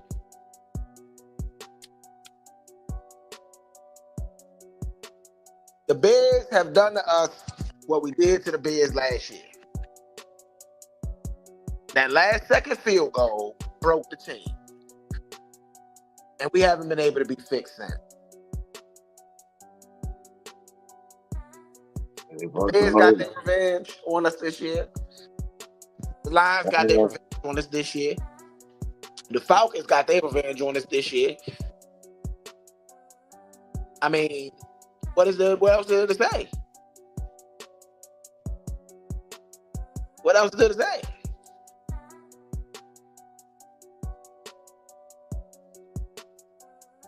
I mean, it's horrible. A debacle. Ro, you still with us? I know it's final. Yeah, to make a run. Okay. Yeah, big debacle. Like, I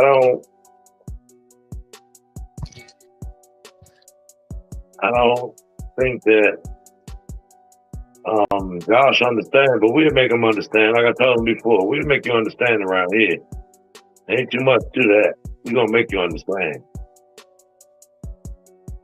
The way you do things around here, and this is unacceptable.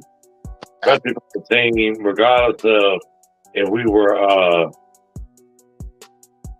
had a light schedule last year. We went to the NFC Championship. When you get in the playoffs, it's different. You know what I'm saying? You're playing playoff teams then. To make it to the NFC Championship, I don't take that lightly. And to see what we're seeing out here now is just disgusting. Utterly. To get to that spot, we beat 2 playoff teams. Yeah. To get to that spot, and this was one of the playoff teams that we beat. Now, the one thing I want to address, the elephant in the room, the injury bug, man. The injury bug. Terry started it. I'm going to say that. Terry has been a non-factor all year. Terry started it. Terry started that injury bug. Okay? Then you got Dedrick Wise. Then you got Dorrance Armstrong. Eckler. Austin Eckler. And all of those guys, with the exception of Terry, all those guys are gone for the season. Yeah, Lattimore gone too, right? You got that 10. Yeah, now that was early in the season. I'm talking about now you got Lattimore gone down. Amos just got hurt today.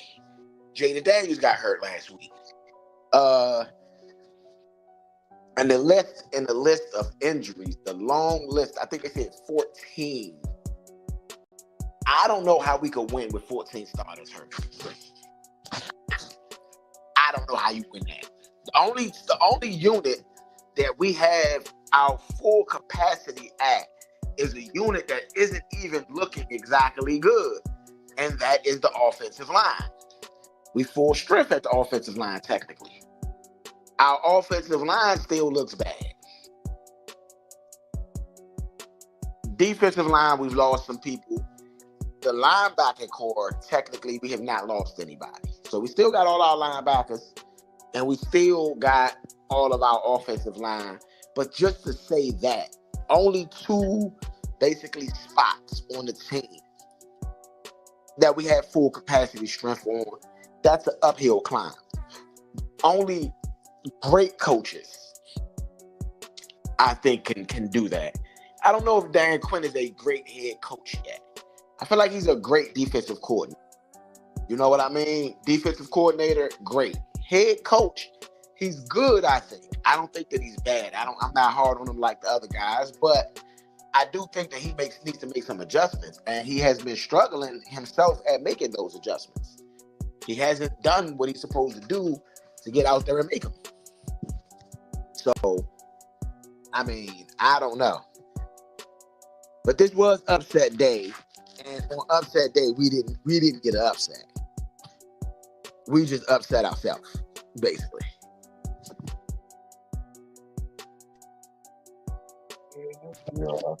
Yeah, my bad. Yeah, so can you hear me?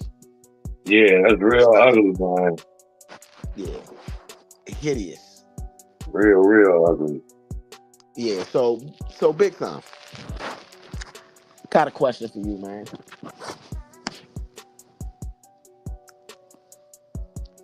Outside of Dan Quinn, So I know you was gonna go right at Dan.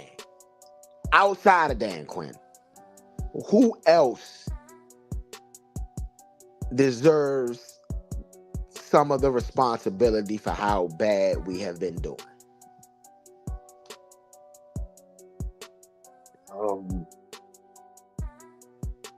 I'll say all of the managers that put these game plans together, that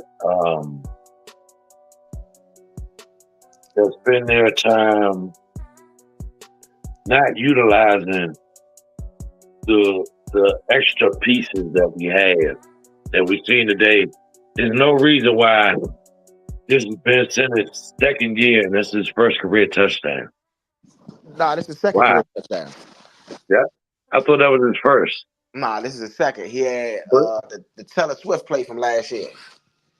Well, even that, bro. There's no reason why that should be his second touchdown. There's no reason.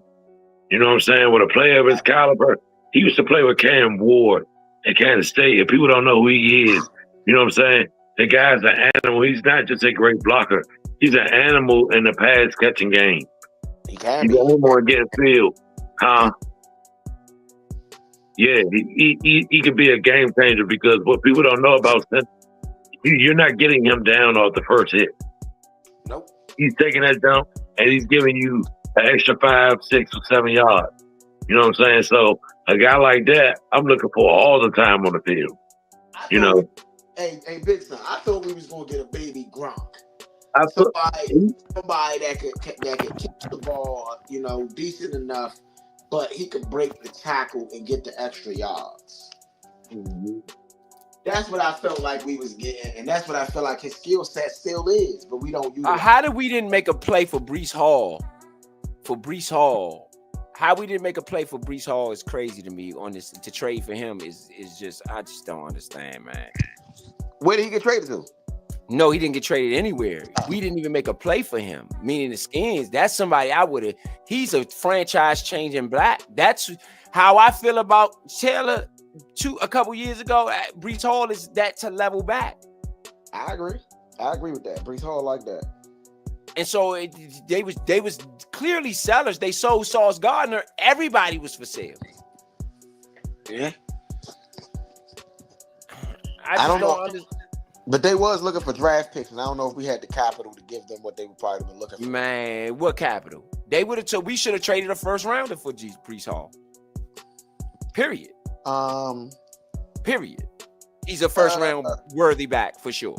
I could say I'd have traded him. I'd have traded him 3 first rounders for Breece Hall. Me personally, if that's what they wanted. I think he's that level of a player. You know, especially with seeing what Peters is doing with the picks. So I'm not impressed. Again, I'm sorry to come on and talk trash. It's just I'm not. Nah, you saying the right thing, and I can agree with you with saying I'm not impressed. Remember, I told you I'm gonna give him a game. Look. I wasn't going to condemn him before the game, right? So, in my opinion, something that we've been calling for, not just Ro, not just Big Son. You know what I'm saying? Everybody been calling for him to come out the booth, right? We like you ain't connecting with the players. All the Lions fans are collected and collectively sitting there at FedEx right now cheering. Ain't no Lion fan left the building. They took our whole stadium over, bruh. I can't deal with this, man. I'm sorry. I get you. I'm sorry. I get you. So what I'm saying is I gave Joe Witt the benefit of the doubt today, okay? The benefit of the doubt. Now, you're going up against a Detroit Lions team who was hot at the time. You know what I mean? Their offense is hot. Who's hot? The offense is hot. Their offense isn't hot either. Did you not see them last week? They're not hot. We're not doing that. They not hot nothing. They didn't look good last week. Jahmyr Gibbs had 27 total yards from scrimmage last week. Jahmyr Gibbs didn't look good. No. Jared Goff didn't look good either. Jared Goff has had over 250 yards a game for the last. That don't mean he looked good last week. That does not mean he looked good. I mean, I'm saying as far as what they're producing, their offense is producing every week. They only had 24 points last week. 20, that's more points than we scored today. That's us. That's our terrible offense. But if you're saying only 24 points, you're expecting they lost. They 30. lost. They lost. I get it, they lost, but what I'm saying is let's be reasonable here. You are expecting this offense to put up 30 points a game at least. They've lost 2 out of the last 3 games. They weren't hot coming in here. I said the offense is hot. I said the offense. They've been putting up numbers. All I want to know is what type of defense. I mean, what type of ice cream is the defense? You know what I'm saying? Is it Briars? You know, is it Bunnies or is it the big tub that we used to get from back in the day at Giant? You snap the big plastic cap off. It ain't even a big tub. It's the small Safeway brand, bro. Like that, man. This defense is vanilla. That's milk. They not even no ice cream. They not even as tough as ice cream. They are milk. They are water. It's something less than ice cream. They are not even ice cream at this point. I can agree with that. I'm sorry. They are something way less than that. It gotta be liquid because at the end of the day, I'm gonna be real though. It's not just the defense, the offense too. Because nope. I just looked at the numbers, bro. Yeah. That's what I was telling Ro. I was trying to tell Ro that the offense is terrible. Listen to this. Listen to these numbers. Okay, over the last 4 weeks, right? We scored 22 points against Dallas. We scored 7 points against the Chiefs.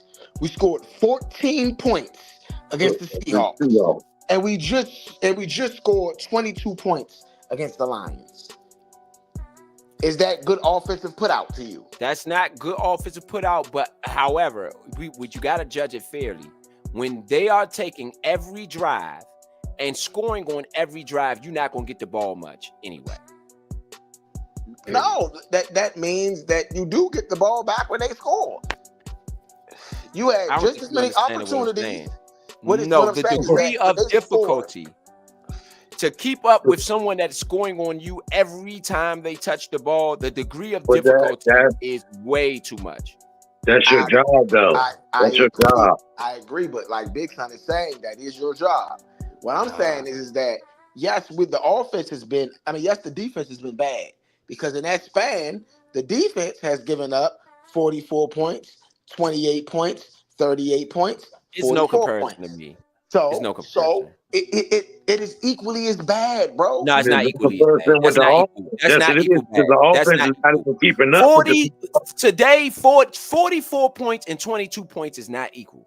All right. So how do you explain the Chiefs game? They didn't get any points on offense. Bro. How do you explain the Chiefs game when they kept up with the Chiefs the whole first half? 7-7 at halftime. But look though, guess what? That's all they put up. I got to do more than that. I'm not just the defense played well. The defense played well in the first half. Yeah, right? Defense played good in that first half. Yeah, but they were terrible. Not just they were good in the first half. They were terrible in the second half. They were just good in the first half. No. They scored on every single drive in the second half. No.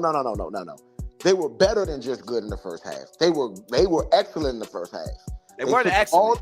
Yes, they did. Yes, they did. They had 2 turnovers. Yeah, they had 2 turnovers. 2 turnovers. Yeah. Think about it like this. That was the best half of football. That was the best half of football this year. That might have been one of the best half of footballs for any defense this year.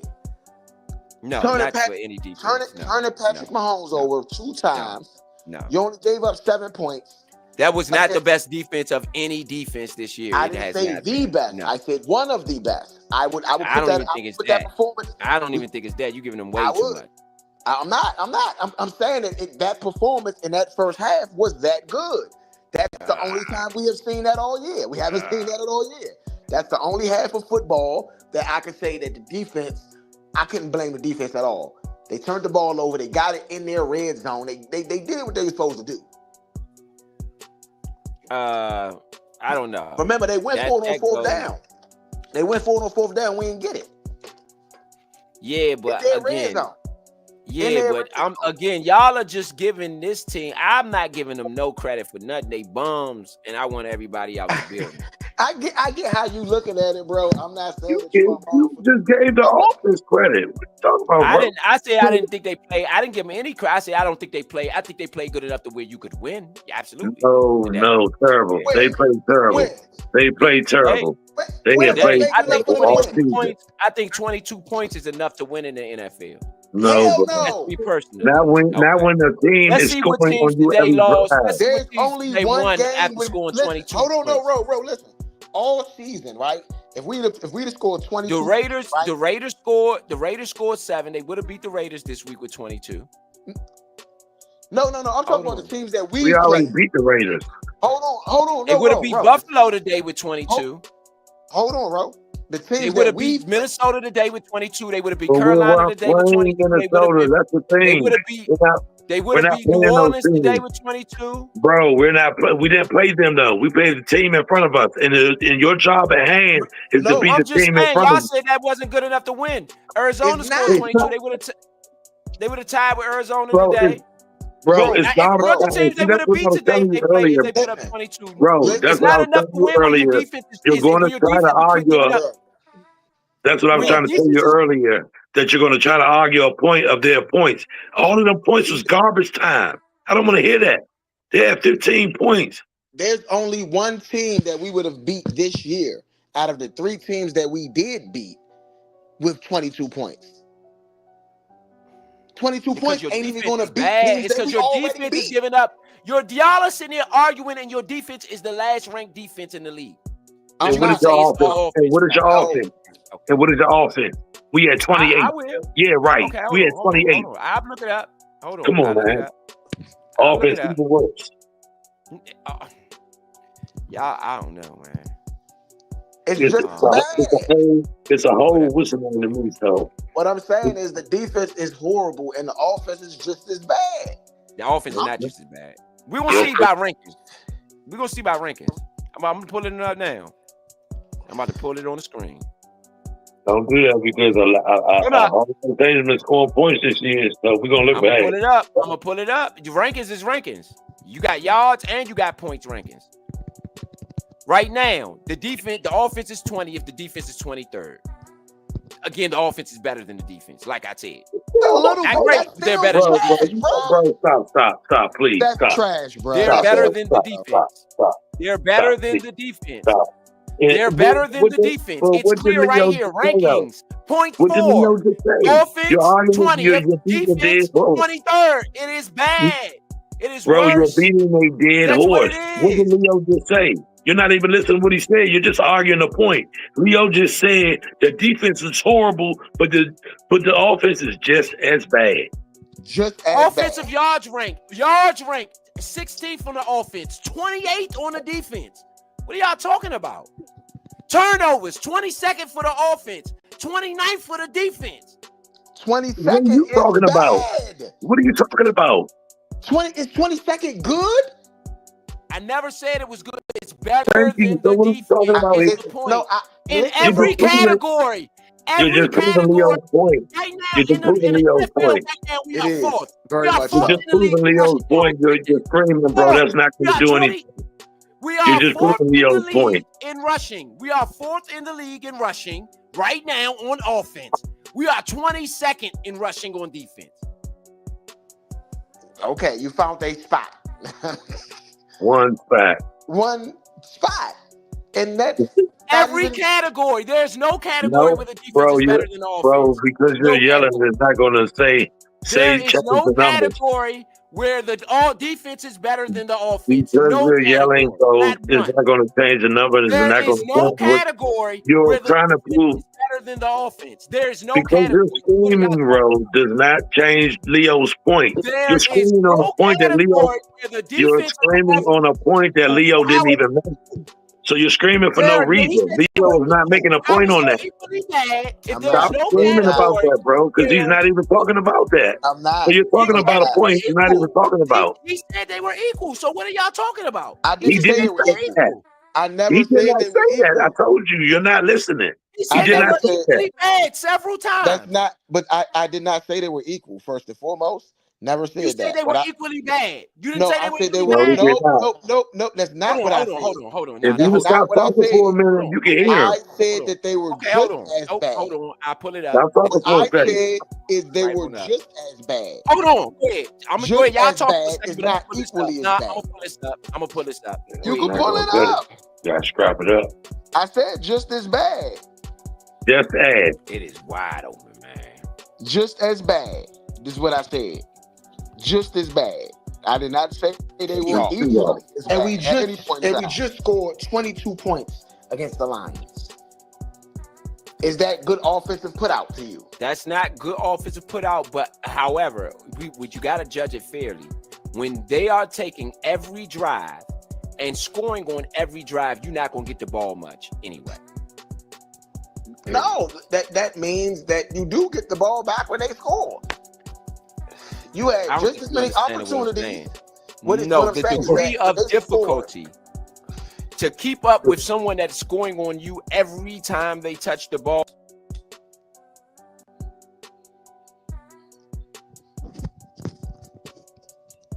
Yeah. Yeah, hello? Yeah. Hello? But yeah, The degree of difficulty is way too much. That's your job, though. That's your job. I agree, but like Big Son is saying, that is your job. What I'm saying is that, yes, with the offense has been, yes, the defense has been bad. Because in that span, the defense has given up 44 points, 28 points, 38 points, It's no comparison to me. So, it's no comparison. It is equally as bad, bro. No, it's not equally as bad. That's not equal.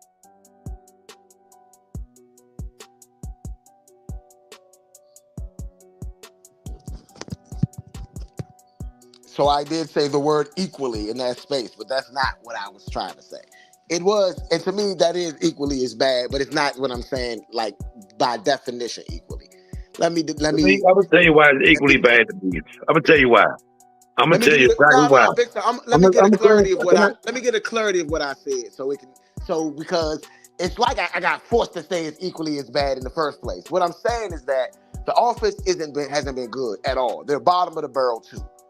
They're not middle of the pack. They're bottom of the barrel. The defense is bottom of the barrel. So if I'm looking at the offense saying that if I'm looking at the defense and saying that they're bad because they're bottom of the barrel, how can I not look at the offense and say the same thing because they have similar ranks? I agree. I think they're equally as bad. The offense is not just as bad as the defense. My space in that they're in the same train. There's probably a couple cars ahead. You know what I'm saying? You know, you arrive at the station at the same time on that same train, even though you're a couple cars ahead. You know what I'm saying? That's how I feel about them in that regard. I can agree with that. There's 6 or 7 cars on the train, and they 6 or 7 spots apart, and a lot of the stats that we heard, except the rushing. And one other one. That's the difference. Or something. You know, so y'all. That's the difference. The running game is the difference between the offense and the defense. If we could say that there's a glaring spot, not to cut you off, Big Time, but that's the difference. The offensive rushing game has done a little bit better than the defensive rushing game, which makes the offense a little bit better than the defense. But if that clip got played longer, you said just as bad. Exactly. I said just as bad several times before I said equally as bad. So that's what I'm saying. Like, he's trying to argue the point that they are worse, way worse. And I'm like, no, if they were I'm going to be real, without Jaden Daniels' legs, we wouldn't even be talking about that rushing. Marcus Mariota, he had one good rushing game. This game, he didn't do nothing. He had like 25, 23, 24 rushing yards. Like, let's really call a spade a spade. If you want to give Jaden Daniels any credit, that's where it belongs, right there for the rushing game. Jaden ain't been great in the passing. To be honest, he ain't been horrible, but he ain't been great.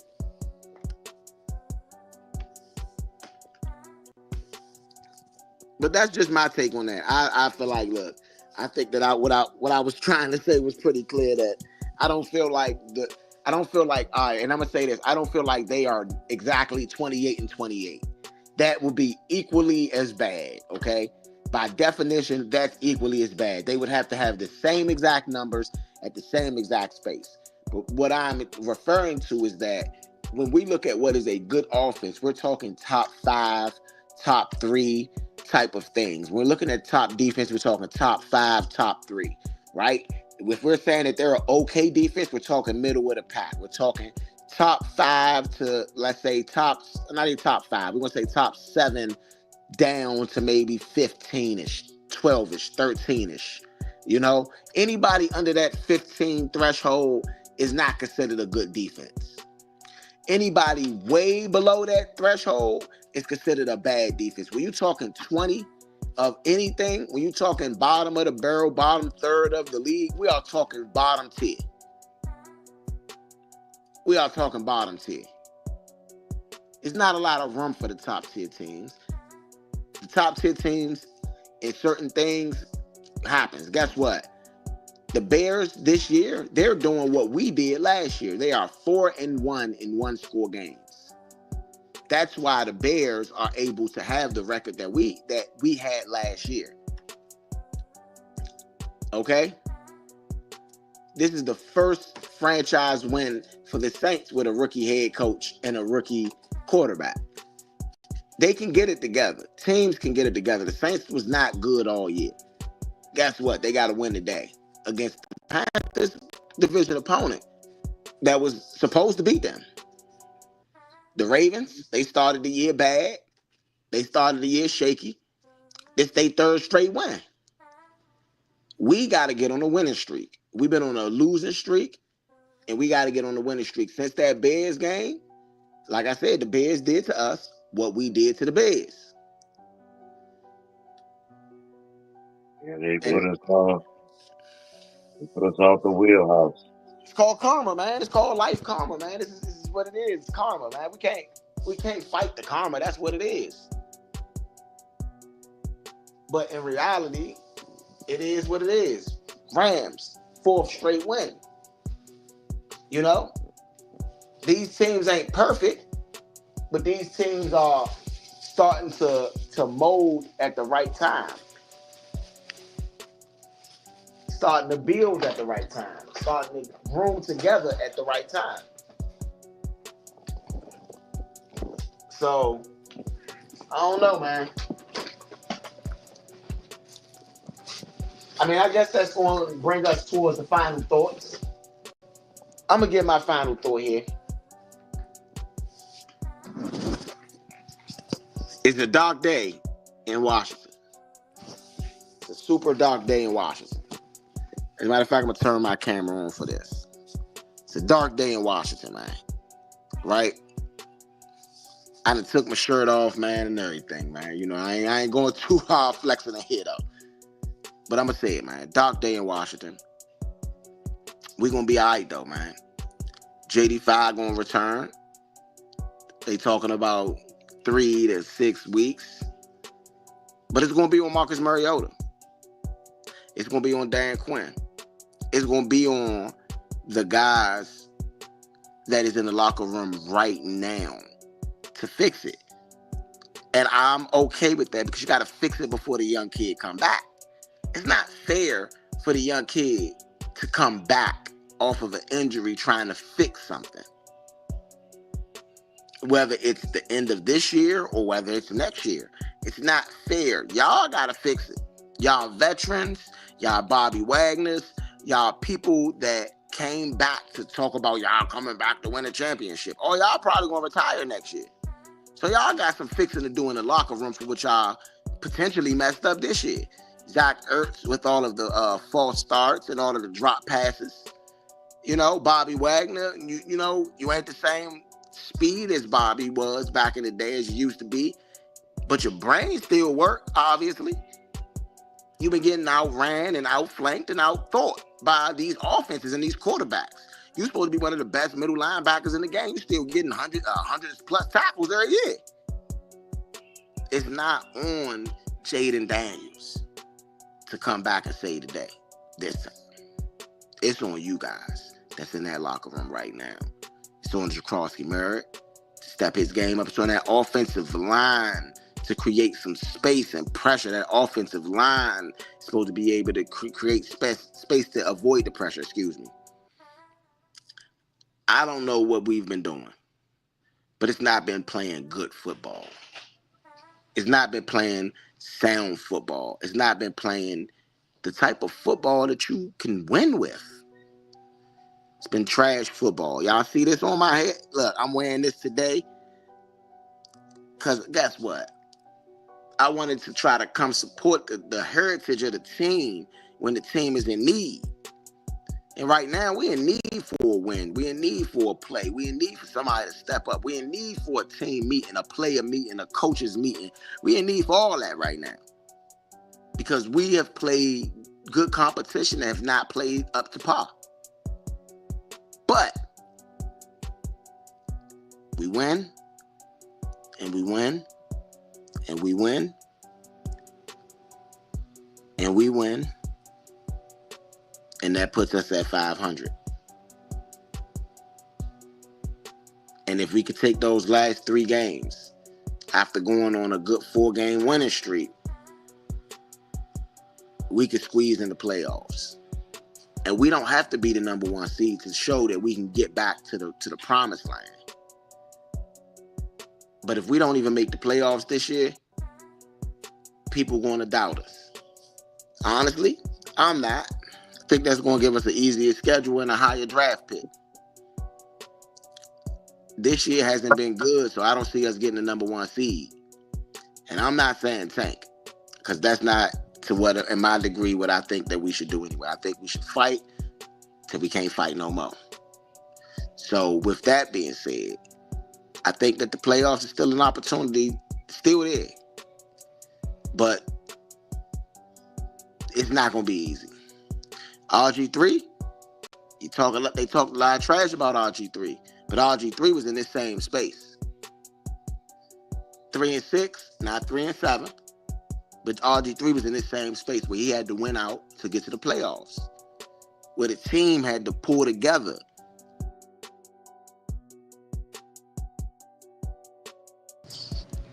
That's what they did. So, JD5, Miss Daniels. I don't know if that's her last name. I ain't gonna say that. Mama JD5. When you say don't compare my son to RG3, that'll be a damn good comparison right now. If he could do what RG3 did, that'll be an amazing comparison. So compare your son to RG3 right now. I want my son to do what RG3 did. If he does that, it electrifies the fan base. It gets everybody back on the bandwagon. And we could ride into the playoffs on a high note. But if we don't do that, see you next year, people. That was my final thought.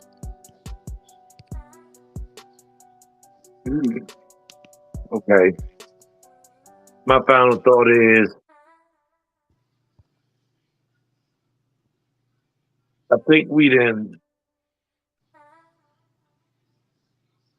gave him enough injuries for the year. Regardless of the 3 to 6 weeks, he comes back in 6 weeks. Y'all know what he's going to be doing? He's going to be playing the NFC East to get in the playoff. And if I'm correct, he got some of them injuries playing in the NFC East, right? So I don't feel comfortable bringing him back for 4 straight games at the end of the year like that. And coming back from the injury, the type of injury that he's going to be coming back from, I don't feel comfortable because all of those teams are going to be going super hard, and we have to play the Eagles twice at the end of the year. In the span of 3 weeks. Not saying that I'm scared, to play them or not, but I'm scared to put him in that position, in that predicament with them defensive lines that we have to see. You know what I'm saying? I just don't feel comfortable putting him behind that line right now. They have to show me, in order for me to feel comfortable doing that in his rehabbing, they have to make a total of 80. You know what I'm saying? Hey, Big Sean. Can I say something with that? Can I say something with that? Not trying to cut you off. I know this is your final thought. I just want to add to this right here with what you're saying. We got 4 weeks before he even eligible to come back right now from what it look like. They're saying 3 to 6 weeks, but they're talking about basically this bye week being 1 week and then maybe 3 or 4 weeks. That's why I said this is going exactly with what I said, with what you're saying. That's why I'm even saying this right now. I said 4 weeks. We gotta basically show up these next 4 weeks, because then we get him back for those 3 or 4 NFC East games, like Big Son talking about. Go ahead, my brother. My bad to even insert that, but I definitely wanted to bring out the fact that we talking about the same thing. Yeah, and I just wouldn't feel comfortable if we're saying the same thing that we're saying right now. I would not feel comfortable in bringing him back. You know what I'm saying? To possibly get another injury that would take even longer, that would pour into, possible next season. So just to avoid all of the foolishness. But it's a lot of cloudiness, you know what I'm saying, in the headspace right now. Not only with him, you know what I'm saying, but just around the whole organization right now. Everything is a little bit out of whack. But the way to get that back on track is to play purposeful football. Like the Lions came and was purposeful in everything they was doing.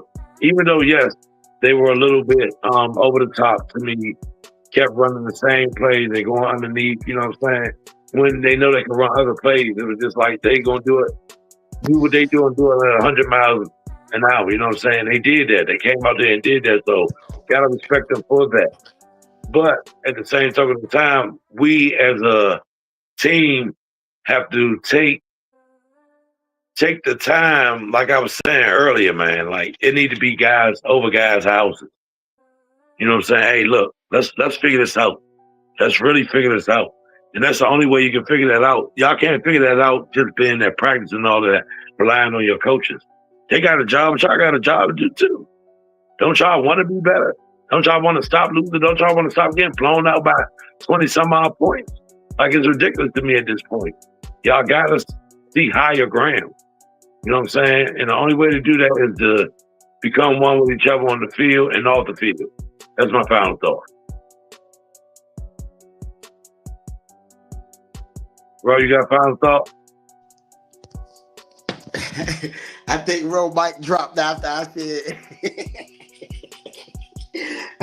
after the word exactly. He mic dropped. He's like, I'm done. I won, man. Excuse my language.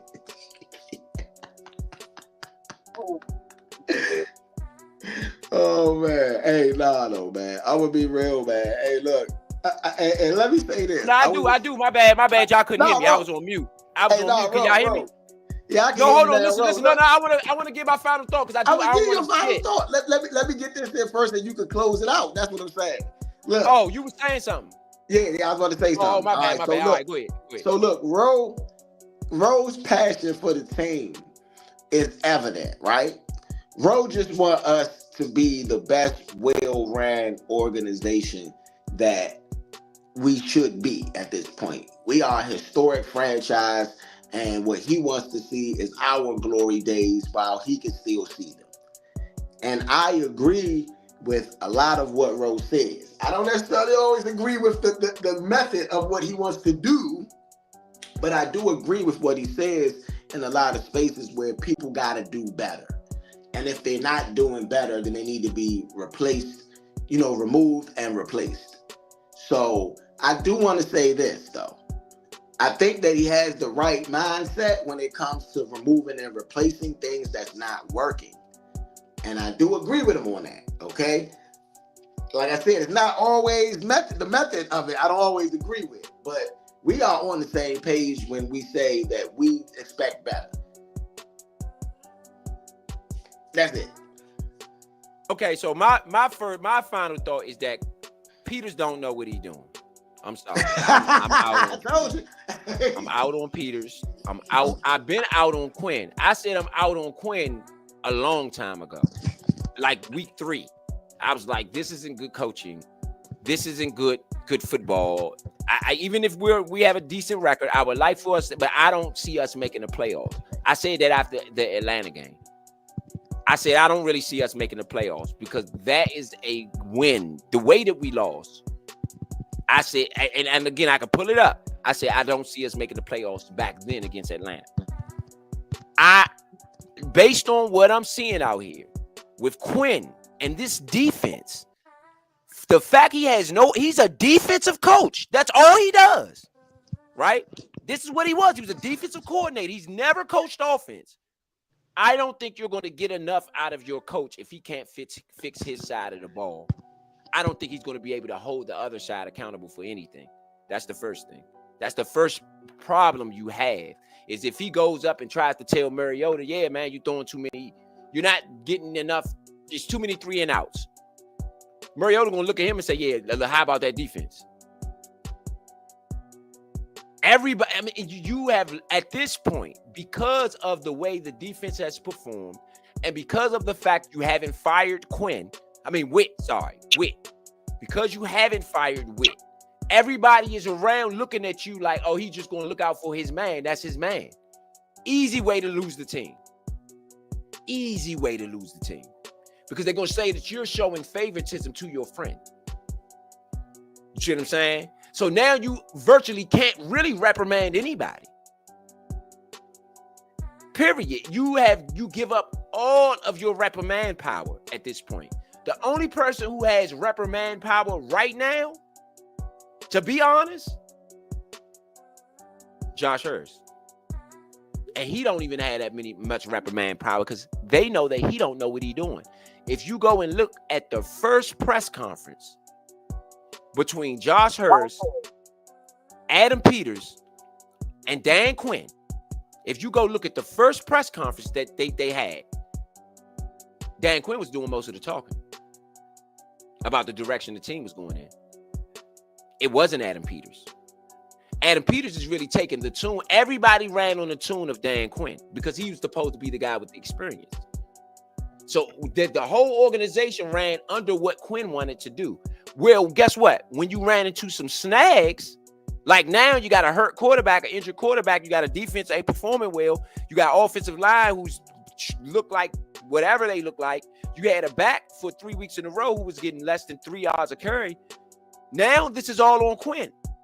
And we're seeing what Quinn is made of. He's no Belichick. If you were going to do that, Adam Peters, Josh Hurst, if you was going to roll to the tune of the most experienced guy in the room, you should have went and got Bill Belichick. If that's what you needed.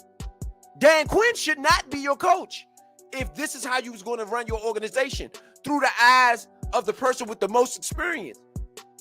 Who has more experience than Bill Belichick? And he was available. You didn't want him. So I ain't trying to hear it, personally. I'm not giving no leeway. It was Bill Belichick was available. Pete Carroll was even available. We see how that's working out with Pete Carroll out there in Vegas. I wouldn't want that either. But he was available if it was about experience. Did you call anybody else? This was the most experienced guy you can get. Come on, man. Y'all dropped the ball. Y'all dropped the ball with Ben Johnson. Clearly, Chicago is out there. They're 6-2 or 6-3, whatever they are. They're much better than us. And Ben Johnson, this is his first year as a coach. I don't like what they are particularly running, but I will give Ben Johnson credit. He cooking up out there himself. We've never seen Dan Quinn cook up anything here. So he would have been a better choice, in my opinion. And that goes for all around the board, man. I just don't see this working out with Adam Peters. I really don't think he knows what he's doing. And even when I heard Adam Peters talk, you know what Adam Peters said? I don't know if y'all heard his interview, but I watched the interviews too. Adam Peters said he started evaluating talent because of Chris Horton. Y'all remember Chris Horton that played on the 2011 Redskin team? The one that the Yeah, team I remember Chris Horton. That used to be my man. I used to stay with Chris Horton. But that means that you've been watching football and evaluating football talent longer than Adam Peters. That's what that means. Okay. That means I've been evaluating talent longer than Adam Peters. That means he doesn't have enough experience for this job. Is what I'm trying to say. No. I disagree. Hey, I disagree. You wanna know why? If you think somebody that's been evaluating talent since 2011 is qualified to be a GM in the NFL, you are out of your mind. All right, look. You're wasting your time with that concept. Hey, listen, bro. Hear me out. All right. He's evaluating talent at the highest level with the highest level of quarterbacks and players and teams as well. So that's why I disagree. Now, I feel like, I'm going to be honest. You disagree. Why? Why again? Go over that. Because, Elaborate a little bit deeper. Let me elaborate a little deeper. I got you. So the organizations that he was evaluating talent with for that duration, I mean, that's, you say 2011 to 2025. I mean, let's say that's 13 years before he became a GM. Okay, so that's over a decade at doing something at any craft, over a decade. Okay, so it's not just the time, because I think the time means something, right? But where was he doing it at? Okay, he was doing it at New England with Tom Brady there. He was doing it in Denver with Peyton Manning there. Okay, so let's stop you first. He was doing it in San Francisco. So you saying because he was working for these organizations, he should be good? Not that just because he's working with the organizations. You are working with world-class organizations. Oh, because you're working with world-class organizations, you should be good. He's good because of that? Listen, for over a decade. Okay, but that's why he's good. That's what you're telling me, right? No, I'm saying that's what would give you a potential credential for good. Yes, that if you go work at Amazon, right, as in the executive office for 12 years, let's say 12. I'm not even gonna say 13. Let's say 12. You don't think that you can get an executive job somewhere at another high-level company? Let's say I have no experience before that, though. None. I wasn't even in the field. I didn't even like football. That's not what he was, though. How do we know that? How do you know that? He said he started evaluating talent because of Chris Horton. Yeah, but that's talent evaluating. That's not working in football. That's it. He doesn't have any jobs before that. He said that's his first. That's his beginning. That's his beginning right there. Chris Horton is his beginning. That's what he said. It's out of his own mouth. Hold on. Let me confirm this before I say this out of my mouth. He said that's his first. When it comes to picking talent.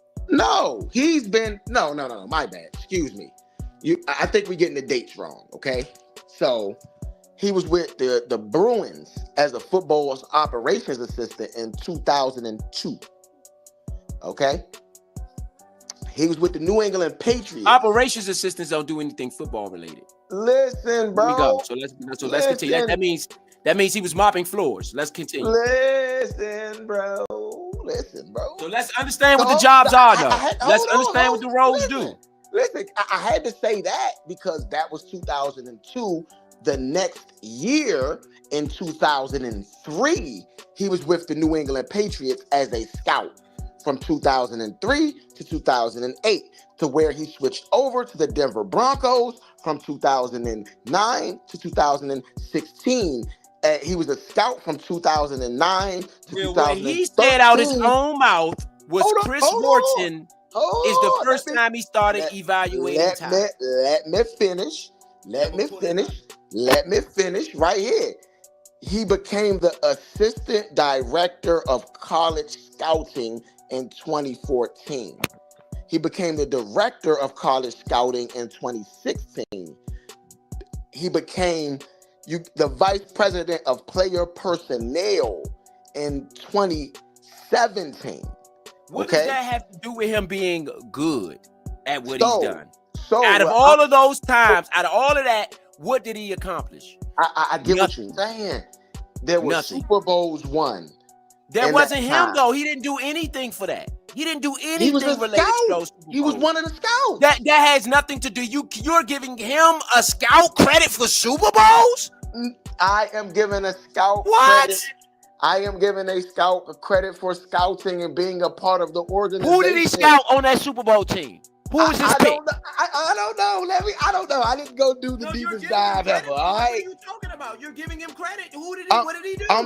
I'm reading his career history. I'm not giving him any credit that isn't on his resume. This is his resume. What would make him a good GM? What would make him an okay GM? None of that makes him a good GM. None of that makes you a good GM. But listen to what I'm saying though. How can we say what will make him a good GM? We can look at his resume and see what he's done, and see what he's been a part of.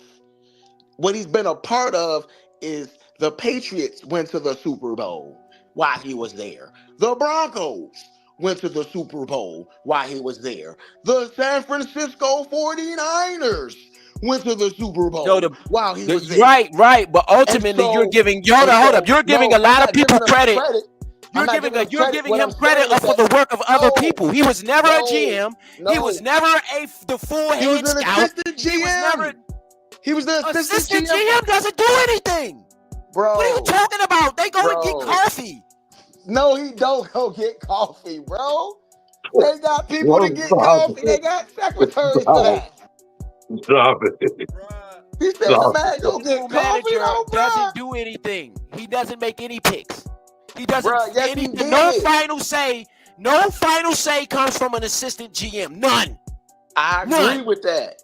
But listen, what would make you the credentials to be a GM is if you was the assistant. That doesn't make it. The GM on San Francisco 49ers is Kyle Shanahan. Peters was there before Shanahan. And you know what their record was? Yeah. Okay. You want to know what their record was before Kyle Shanahan walked in that building when Adam Peters was there? Before Kyle Shanahan? Yeah. Let's see when Kyle Shanahan got there. Yeah. He got there in 2017. I already know. Well, that's when Adam Peters got there too. No, Adam Peters and him did not get there together. Sorry, 2018. That's the 2017, 2018. That next season. Adam Peters was there a full year before what's the name got there? Before Kyle Shanahan got there. He was there a full year before Kyle Shanahan got there. He had a draft before that, and they were terrible. He said it himself. No, he became the head coach in 2017. Here we go. That's what it says on his Wikipedia. Hold on.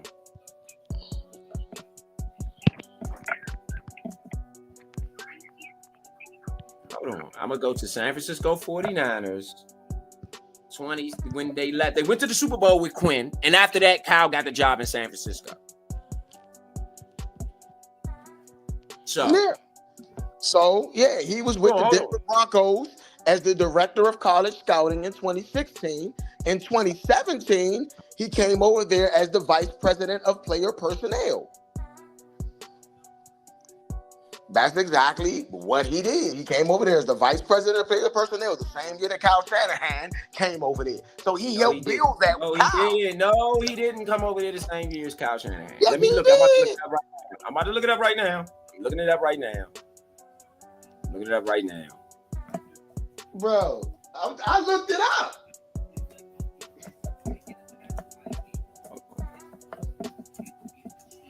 I'm telling you, bro. That nigga Peters is a bum. Regardless of him I think that he's okay.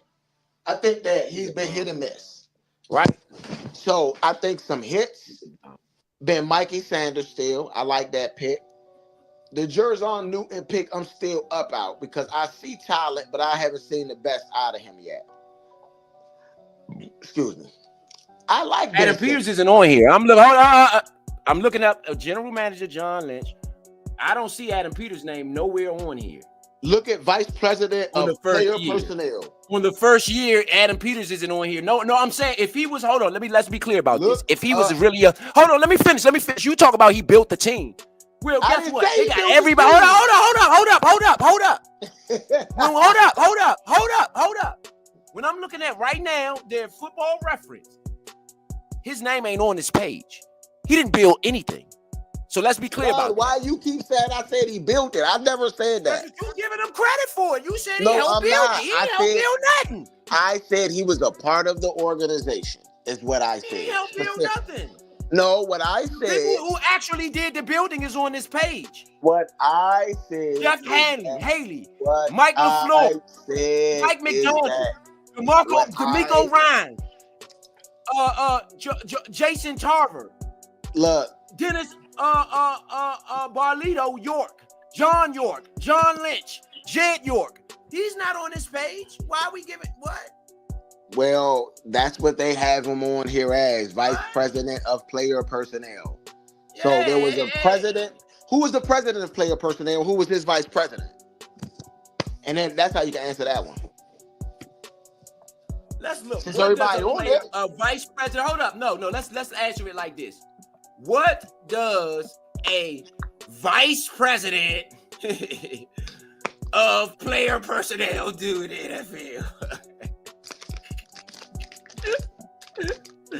Y'all giving this man all his credit. Oh, what credit? I'm not giving him any credit. What I'm saying is he was part of the organization. He was. What are we talking about? Bro, if he was one of the scouts on the team, is he not part of the organization? He does talent evaluation, no draft picks. So he just evaluates, right? So you're not making, and you're just telling them what you see. That's the first thing. So that you're not qualified to do nothing past that, right? Based on what you already do. Okay, now that's talent evaluation and strategic. Hold up. And the strategic construction of the team through college and professional scouting. All he's ever done before he came here was a scout. He never did player personnel because player personnel was saying, hey, this guy in that position, take him out this week. He never did that. So we're giving him way more credit than what he ever did. He didn't do anything. He did more than that probably when he was the assistant. He didn't do anything. That all this credit that we giving him for San Francisco, New England, and all, here's what they do. Nothing. Bro, I said he was a part of the organization, which he was. They make no decisions. Which he was. I didn't say he made any decisions. I said he was a part of the organization. Well, if you ain't making the decisions, then you ain't qualified to do that. You don't know what you're doing. You should have got. What do you mean? Adam Peters don't know what he's doing, is what I'm saying. I keep saying the same thing. He don't know what he's doing. Bruh, I disagree with. Look, you got to learn from somewhere, and you got to start from somewhere. You ain't supposed to be learning on the job. Huh? I'm sorry. That's the wrong time to learn. He worked next to. He was the assistant, bro. He wasn't assistant. Nothing. He wasn't nothing. Bro, nothing. He was the assistant GM for 3 years, bro. You know why they brought in all them extra GMs to help him? You know how many other GMs we have outside of Adam Peters that's working in some sort of role? You don't remember last year when we went over the staff? You know why? Because they know Adam Peters don't know what he's doing. Bro, what's the name brought them in before they even brought Adam Peters in a lot of them? Who? Oh the dude from the Warriors. That's my final thought. That's my final thought. Because I could pull it up that's not true. But anyway, that's my final thought. The dude from the Warriors was here before him.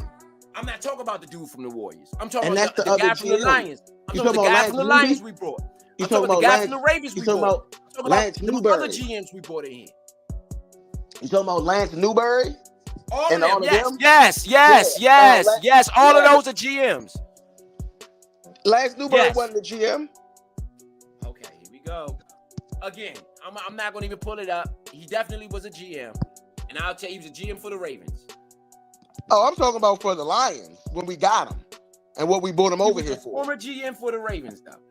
He might have. Yeah, he probably was. I'm not going to say that he wasn't, but I'm saying that that's not his role. Brought him in because they realized Peters don't know what he's doing. And I'm telling you what's happening now is Lance Newberry and all of them, they looked around and said, we did all the work. And we got no credit. Y'all gave all this credit to Adam Peters and Dan Quinn. So guess what y'all gonna do this year? You're gonna do your own work. I don't know, man. Period.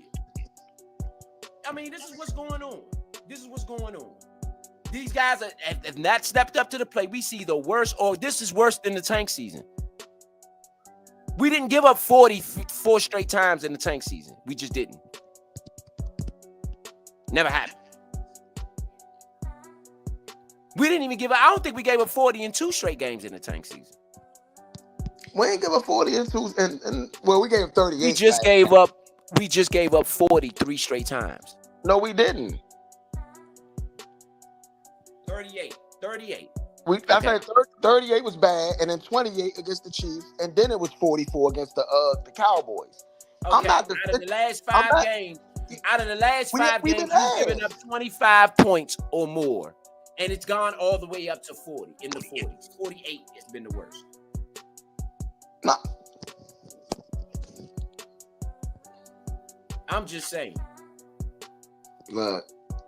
That's it. I'm not gonna go too much into it. I said what I say. I think you need to fire. I think you need to clean house. I think you need to clean house from the top to the bottom. Adam Peters on down. I think you got to get some more experience in here. These guys are not experienced enough. I just think the advice, everything the way that Josh Harris has approached this has been bad. I think Josh Harris needs to sell the team, and I'm gonna go over why before just gonna be my final thought. It's gonna be my last thought, and I'm gonna tell y'all why I do believe he needs to sell the team to Jeff Bezos specifically, because honestly, the Redskins are in dire financial trouble, massive financial trouble. Whether y'all know this or not, whether they want to admit it or not, whether they want to talk about it or not, the Redskins are in massive financial trouble. Massive. Remember this. They got 21 investors. Those are, listen to the word I use, investors. The team was crowdfunded by Josh Harris. He did not buy the team with his own money. He used other people's money to do it. He crowdfunded it. That's a fact. Nobody can dispute that. We got 21 owners of the Redskins, including Josh Harris.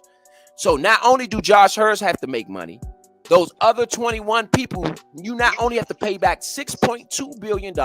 We weren't worth that. We've been one of the worst teams, at least every 1 out of every 3 years, we are one of the worst teams. We have a bottom 5 record, right? So we wasn't worth $6.2 billion at the time, especially without that name Redskins. No way. Secondly, you don't own the stadium. So that's another reason why you're not worth $6.2 billion, because you don't even get a stadium with that. You see what I'm saying? So off the break, the finances going into it, the structure of the finances is bad. It was a bad deal by Josh Harris. Josh Harris got FUCK'd by Daniel Snyder. Big time. Totally. You get no stadium. You pay $6.2 billion for a team and no stadium. Right? So now you got to negotiate with DC on building the stadium. So you got to come out the pocket some $800, $900 million for that. Whatever it is that they negotiated.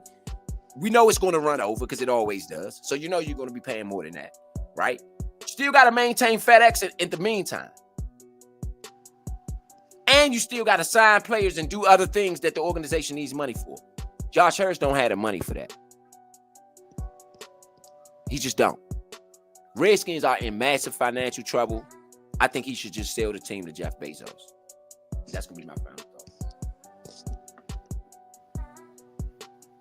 Y'all got anything else to say? Anybody? Yeah. I do actually got something to say. So, look, Score the Fight will be back. Man, we got a couple fights coming up in a row for you guys, man. And we're going to be back live in action, man. Y'all going to have to tune in each and every Saturday in November. Saturday, November 15th for the rest of November. You get what I mean? Saturday, November 15th, we have Eubanks versus Conor Benn 2. Okay, we brought you the first one. We're going to bring you the second one. And then we have David, the Mexican Monster Benavidez, facing off against Anthony Yarde, and that will be November 22nd, as well as the return to the ring of Devin, the American Dream Haney, who's going to be facing off with Brian Norman. And that's going to be November 22nd and as well as Bam Rodriguez versus Fernando Daniel Martinez on November 22nd. Like I said, we about to bring you some real good boxing for the rest of November. We're going to fill you in on that last November 29th date when things clear up exactly, but we still will bring you some sauce on that day. You know what I mean? So y'all come tune in with us for Score the Fight. Definitely be here November 15th. Definitely the fight card that you do not want to miss will be that David Benavidez fight card. Like I said, you got Devin Haney, you got Bam Rodriguez, all on that scorecard. So y'all come tune in to Score the Fight. Thank you guys, man.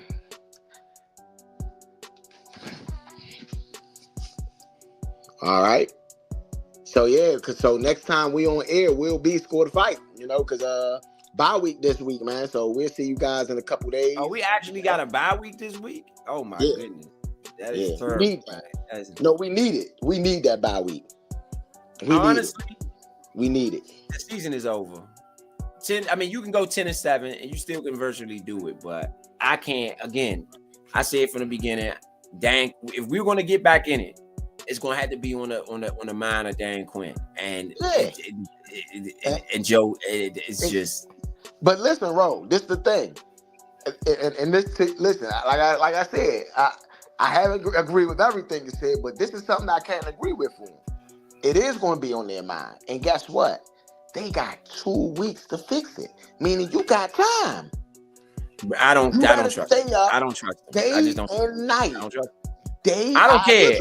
I get it, but I don't trust it. I have seen too much bad football for me to actually trust that. No, I agree with you. I agree with you. But this is what I'm saying. That alleviates any potential excuse at the end of the season. My thing is this. You can't have an excuse at the end of the season to be real. Need to. I think Josh Hurst needs to address I think Josh Hurst needs to address the public as to what the plan is moving forward. Because what are they going to do? Blame injuries? I mean, I want to hear what the excuse is, and I don't want to hear about injuries because guess what? The Minnesota Vikings has had more injuries than us. San Francisco's 5-3 with the injuries they've had. You have other teams who have injuries. Every team has injuries. You're not going to blame this on injuries because what we've seen out there has not been an injury problem. It's been a discipline problem. It's been a play calling problem. It's been a fumbling problem. It's been a third down, a third down conversion problem on defense. These are not injury problems.